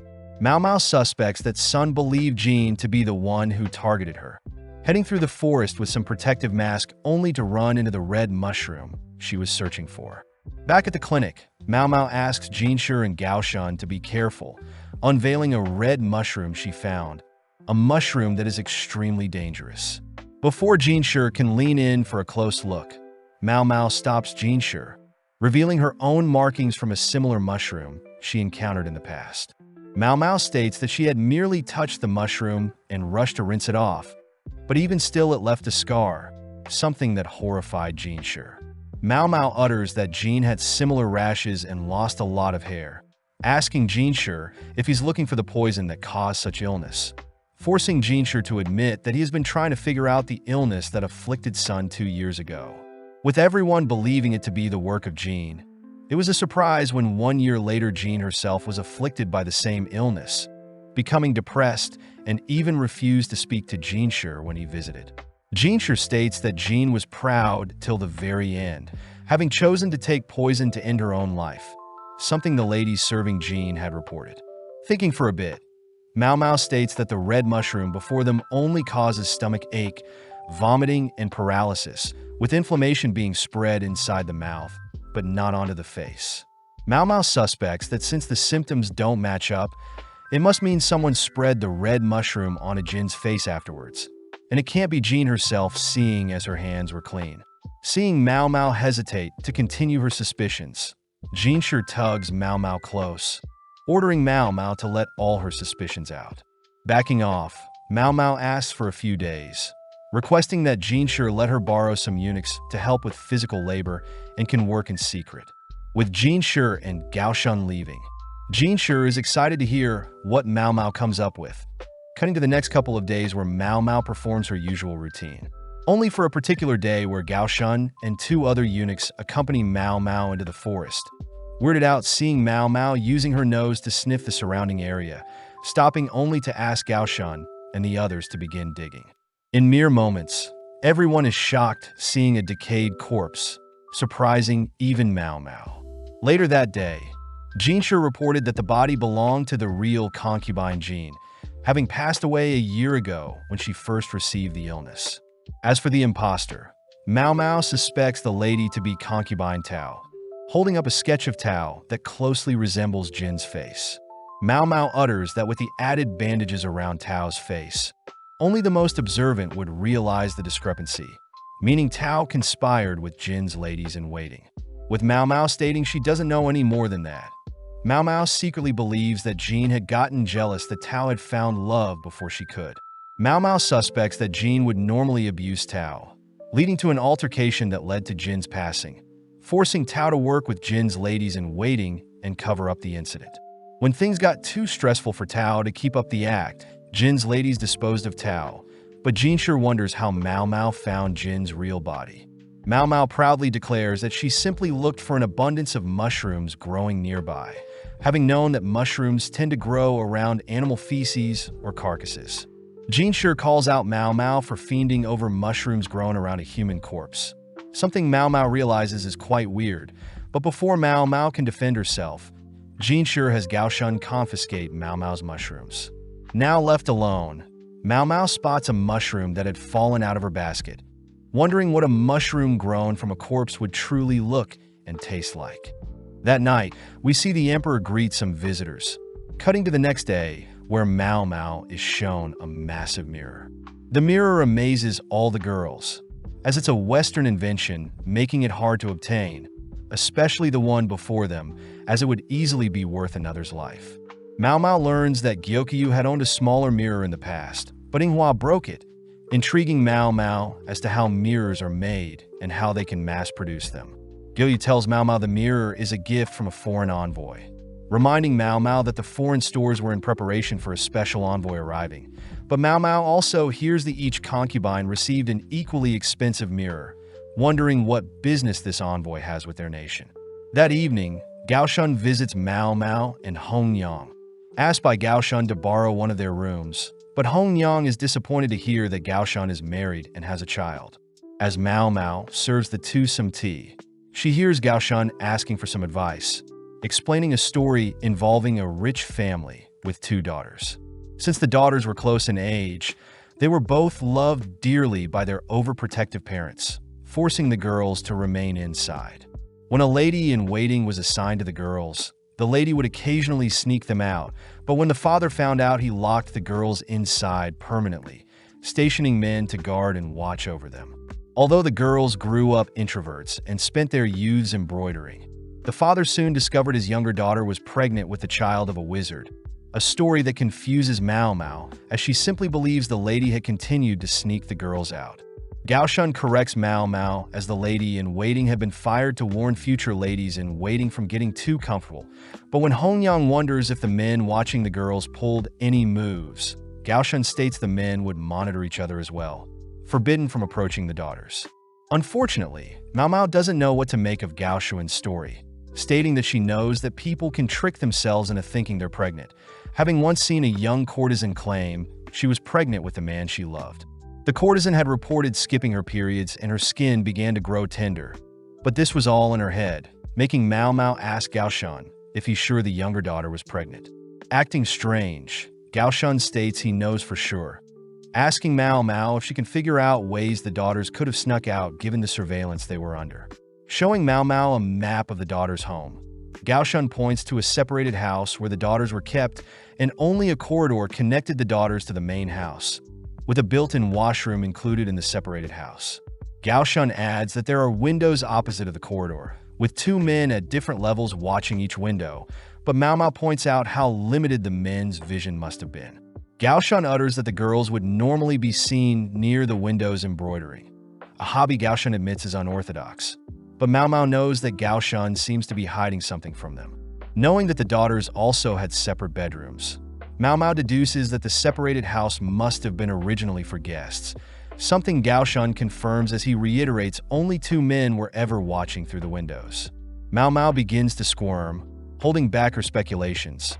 But just then Gao Shun remembers to give Mao Mao the ox bezoar Jinshi promised her. Mao Mao wonders why it took so long, learning that the demand for it suddenly rose. But Jinshi has been recently receiving all sorts of medicine from different people, with Mao Mao ecstatic to finally be receiving her reward. Hongyang learns that an ox bezoar is a dried bear's gallbladder used as medicine for the digestive system.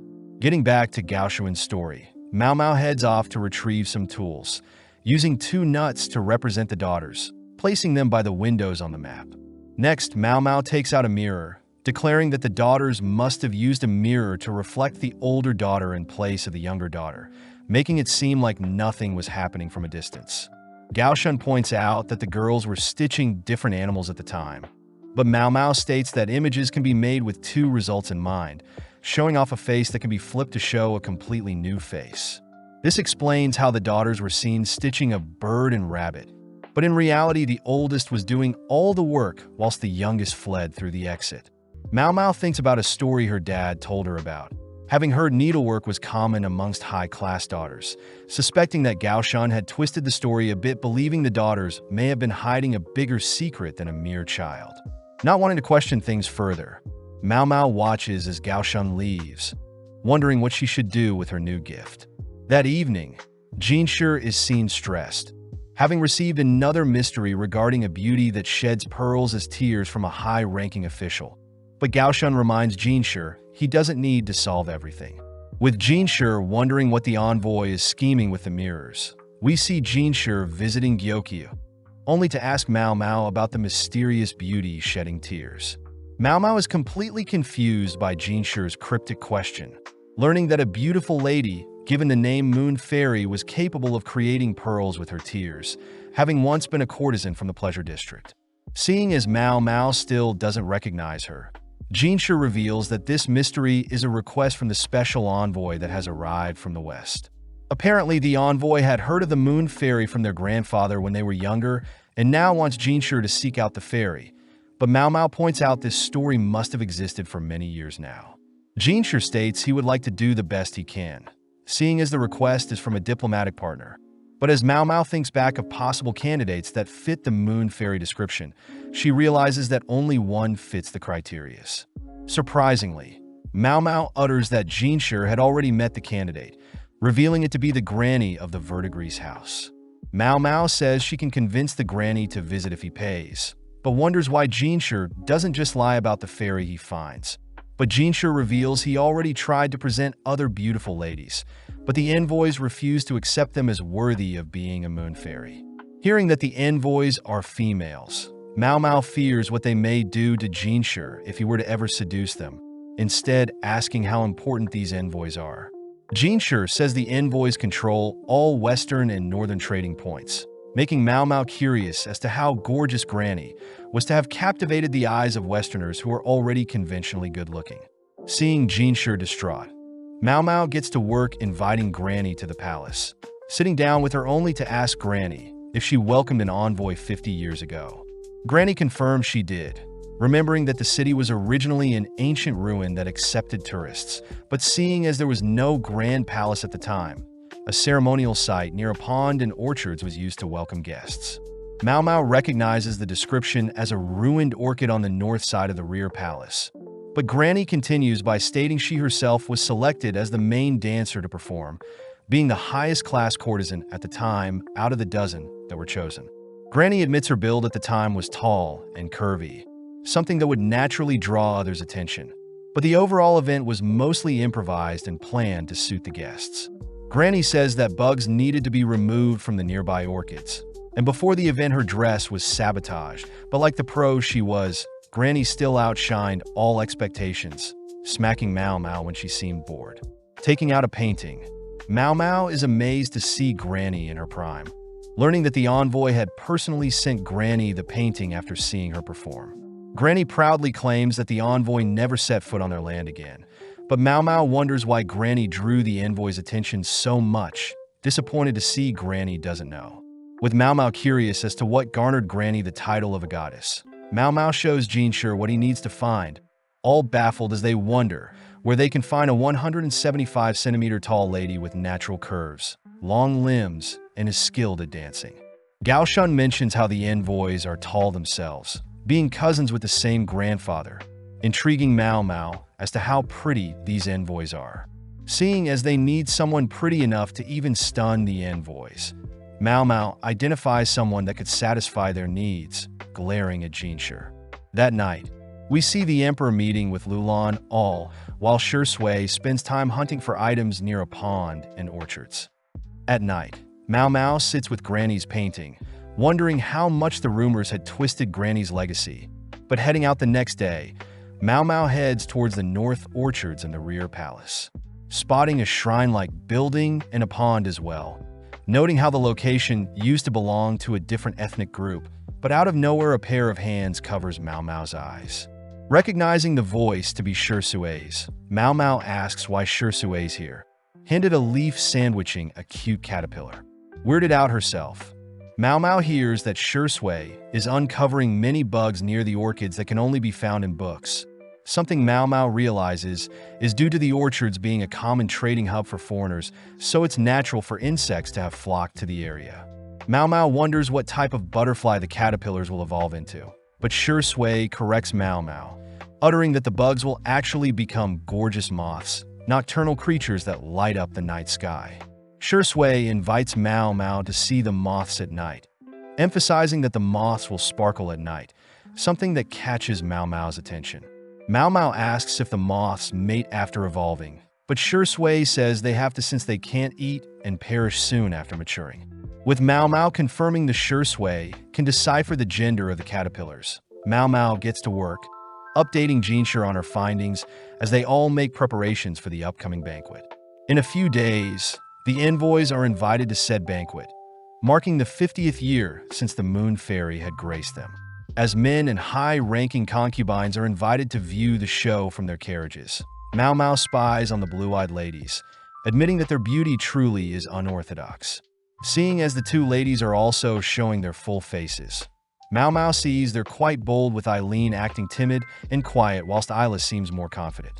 As the music and performance begin, Mao Mao sees the ladies are not impressed whatsoever, wondering if the girls are twins, having only heard they were cousins that shared the same grandfather. At that moment, Isla exits her carriage, bowing before the Emperor only to ask to be closer with the Emperor. Isla also asks where the Emperor's brother may be, upsetting several people, as they know Isla and Eileen seem to be after the Emperor and his brother. Before Isla can say anything else, Eileen appears, asking Isla to stop, both bowing as they return to their carriage. Off to the side, Mao Mao wonders if the cousins truly believe there is no one more beautiful than themselves and that the mirrors weren't a gift but a declaration of their beauty. But nonetheless, Mao Mao heads to show them a new Moon Fairy, heading into a shack, only to ask Gao Shun how preparations are going. With no time left, Mao Mao helps escort Jinshi, all whilst Isla praises the banquet's colorful music, but even still the overall performance is subpar. With the cousins moved elsewhere, they begin to grow skeptical of the Moon Fairy their grandfather told them about. But as the carriage comes to a halt, Mao Mao is seen standing off to the side. In an instant, Mao Mao unveils Jinshi as the Moon Fairy, catching the cousins' attention as Jinshi works his magic. With elegant movements and the night breeze working in his favor, Jinshi puts on a show, dazzling the girls only to disappear. Having not had enough, Isla demands to know who the lady before them was, but Mao Mao merely utters the name Diana, the name Westerners give to the moon goddess.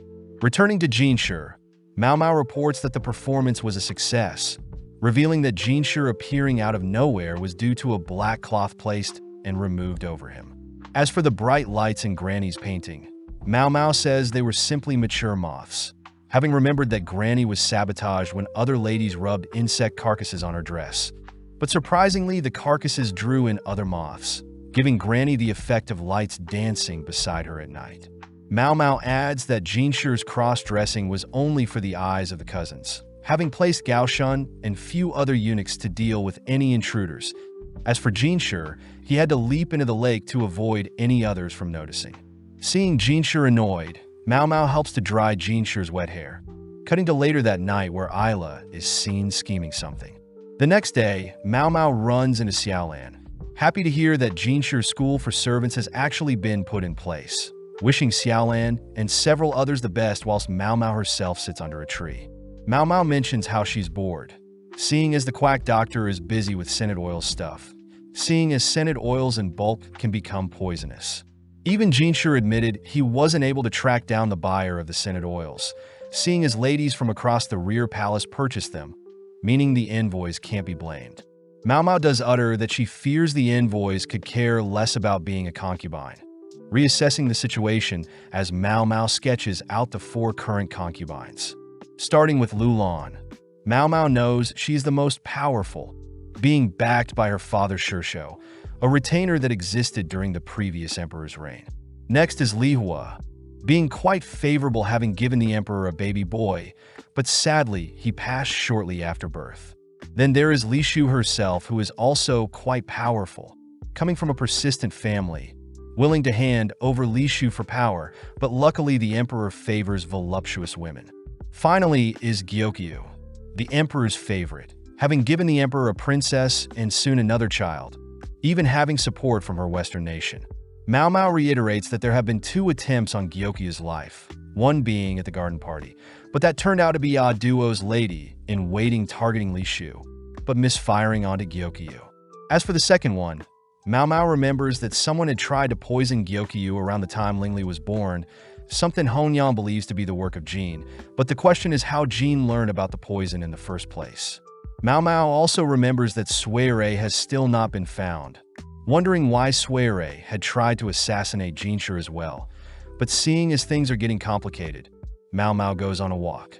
Running into the ladies from the Crystal Pavilion, 3 of the ladies immediately avoid Mao Mao, leaving Xin, who takes her time passing Mao Mao, but Mao Mao realizes that she doesn't smell any scented oils on her, unlike the other ladies in waiting. That evening, Mao Mao learns that Ailin has a fever, offering to give her some medicine whilst Inghua suggests Mao Mao take her to the clinic. Following Ailin, Mao Mao is amazed to discover a new section in the north side of the rear palace, a location Ailin says is near a wash house for dirty clothes. Speaking to Xinlu, an older-looking court lady, Xinlu reassures Ailin that her fever will subside over the next few days, offering Ailin a place to stay as to not infect anyone else. Mao Mao is impressed by Xinlu's efficiency, even amazed that they're heading through a location that has been sanitized with alcohol and nicely ventilated. With Ailin assigned a room for the night, Mao Mao is asked to leave, rushing back home only to notice an abundance of older court ladies. Mao Mao deduces that once a lady has reached a certain age, they're removed from the rear palace, but they also get offered to work behind the scenes, explaining the abundance of older ladies. Just then, Mao Mao bumps into Jinshi, who asks Mao Mao to pay more attention to her surroundings, but this only annoys Mao Mao.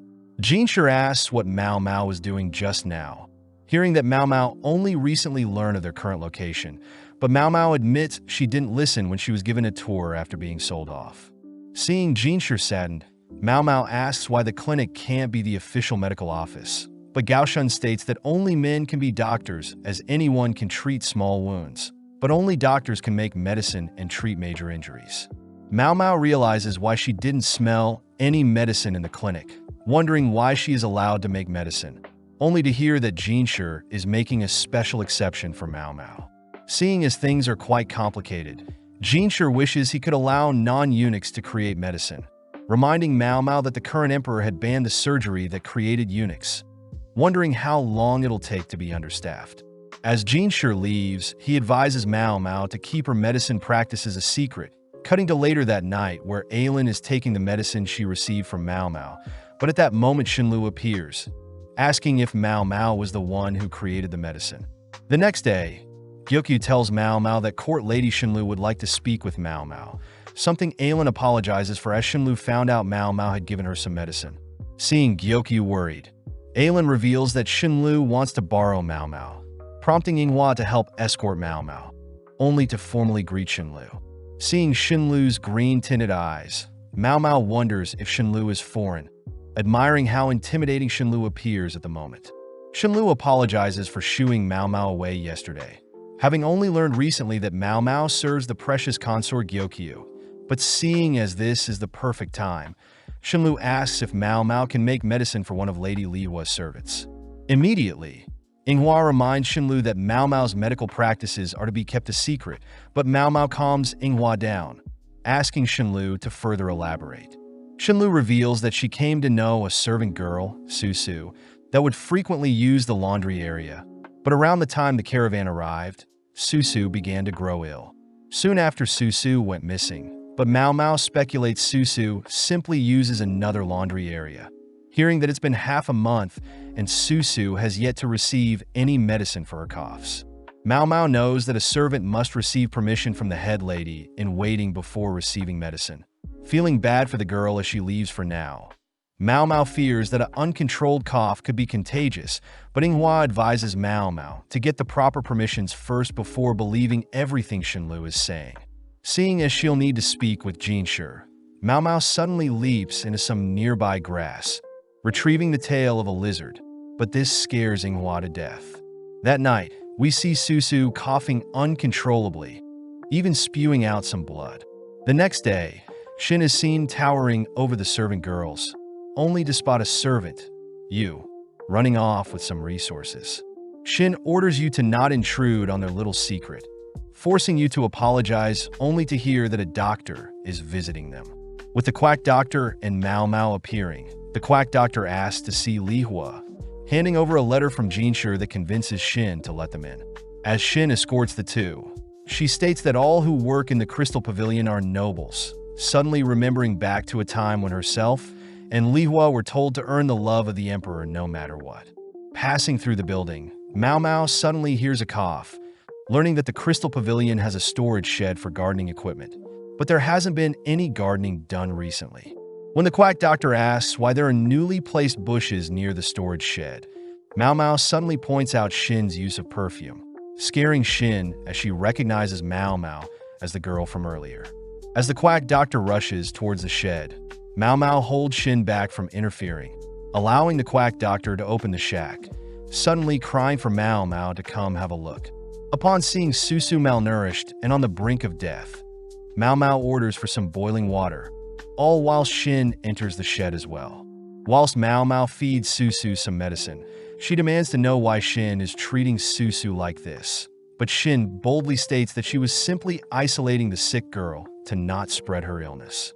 Mao Mao reveals that the blood stains imply Susu is on the brink of death, pointing out that in the past Shin had burned incense to cover up Lihua's sickness, but today Shin seems to be using the sickness to cover up some incense. Inspecting the storage room, Mao Mao is disappointed to see so many scented oils, even after they've been banned. Stealing her resolve, Mao Mao turns to Shin, demanding to know why Shin is trying to make an abortion drug. Washing away her makeup, Mao Mao is escorted into a room with Shin, Lihua, Jinshi, and Gaoshan, all confronting Shin for hiding away banned goods. Seeing as Shin is refusing to answer, Mao Mao utters that Shin is actually Lihua's cousin, both sharing amazing features. Speaking up, Jinshi asks what Shin was doing with the banned goods, but Shin simply utters she was quarantining a sick girl in the storage shed and that she had no idea the banned goods were in there as well. Mao Mao is disgusted knowing that the servant girl had been used to conceal the banned goods, but Shin continues by adding that it was inappropriate for Mao Mao to enter their shack without permission, plus multiple people have access to the shed, not only herself. Jinshi asks what would happen if they questioned the servant girl, but Shin states they can't trust the girl since she has a fever, something that makes Mao Mao speak up as she mentions how Shin knew the servant had a fever. Mao Mao also adds that Shin has the smell of incense on her, whereas the other day, she smelt of nothing, choosing to retrieve a scented oil that best suits Shin's current smell. Mao Mao says that the oil Shin used is quite strong, rushing to confirm her suspicions. But before Mao Mao can investigate, Shin slaps Mao Mao, accidentally scratching Mao Mao in the process. Seeing as Shin won't let her through, Lihua offers to check Shin's smell, asking what would happen to Shin if she were guilty. Jinshi reluctantly states that an attempt on the Emperor's child would mean death, prompting Lihua to reveal that she fears Shin was after her child, something Mao Mao realizes seeing as Li Hua's dress is similar to Gyokyu's dress. Mao Mao utters that Li Hua had purposely been surrounded by incompetent women, but it seems that Shin was the one who gathered the incompetent ladies. Li Hua states that she knows Shin never considered Li Hua to be worthy of being the emperor's concubine, uttering that it was a last-minute decision between the two of them. But seeing Li Hua looking down on her, Shin loses it. Shin cries that it wasn't fair Li Hua was selected over her, even though Shin excelled in so many more things than Li Hua, both given the names pear and apricot for Li Hua and Shin. Mao Mao knows that even the brightest of people will succumb to their emotions, something both Shin and Li Hua have experienced. Shin yells that Li Hua was made the emperor's concubine simply because she was the daughter of the head family, whereas herself she worked her entire life to surpass Li Hua to no avail. With Jinshi hearing Shin's confession, Shin rushes over to the scented oils, preparing to douse Li Hua in the poison, all whilst cursing Li Hua's child. Luckily, Gaoshan intervenes, restraining Shin only for Mao Mao to lean in close, stating that she knows Shin values the title Empress, compared to Li Hua, who truly loves the Emperor. With Shin defeated, Li Hua walks towards Shin, choosing to slap Shin, something that surprises everyone. Li Hua apologizes, seeing as she was infuriated, but when Jinshi asks Li Hua what she's doing, Li Hua prepares to discipline Shin further. As Jinshi rushes to stop Li Hua, Mao Mao giggles seeing how much Li Hua has grown. Hearing that Li Hua wants Shin banned from the rear palace, an elegant punishment for the prideful Shin, even better than death.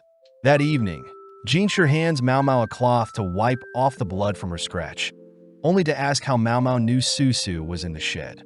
Mao Mao admits she wasn't 100% sure, hence she went in with a disguise, but when she saw the white bushes planted near the shed, she knew the servant's location. Apparently, the white flower was meant to be red, having been abruptly plucked up and moved to help give off a positive feng shui. Ironically, the seeds in the white bush can be used for an abortion, making Jinshi ask if there may be someone spreading methods to ensure an abortion, but Mao Mao admits she is still unsure who the culprits may be.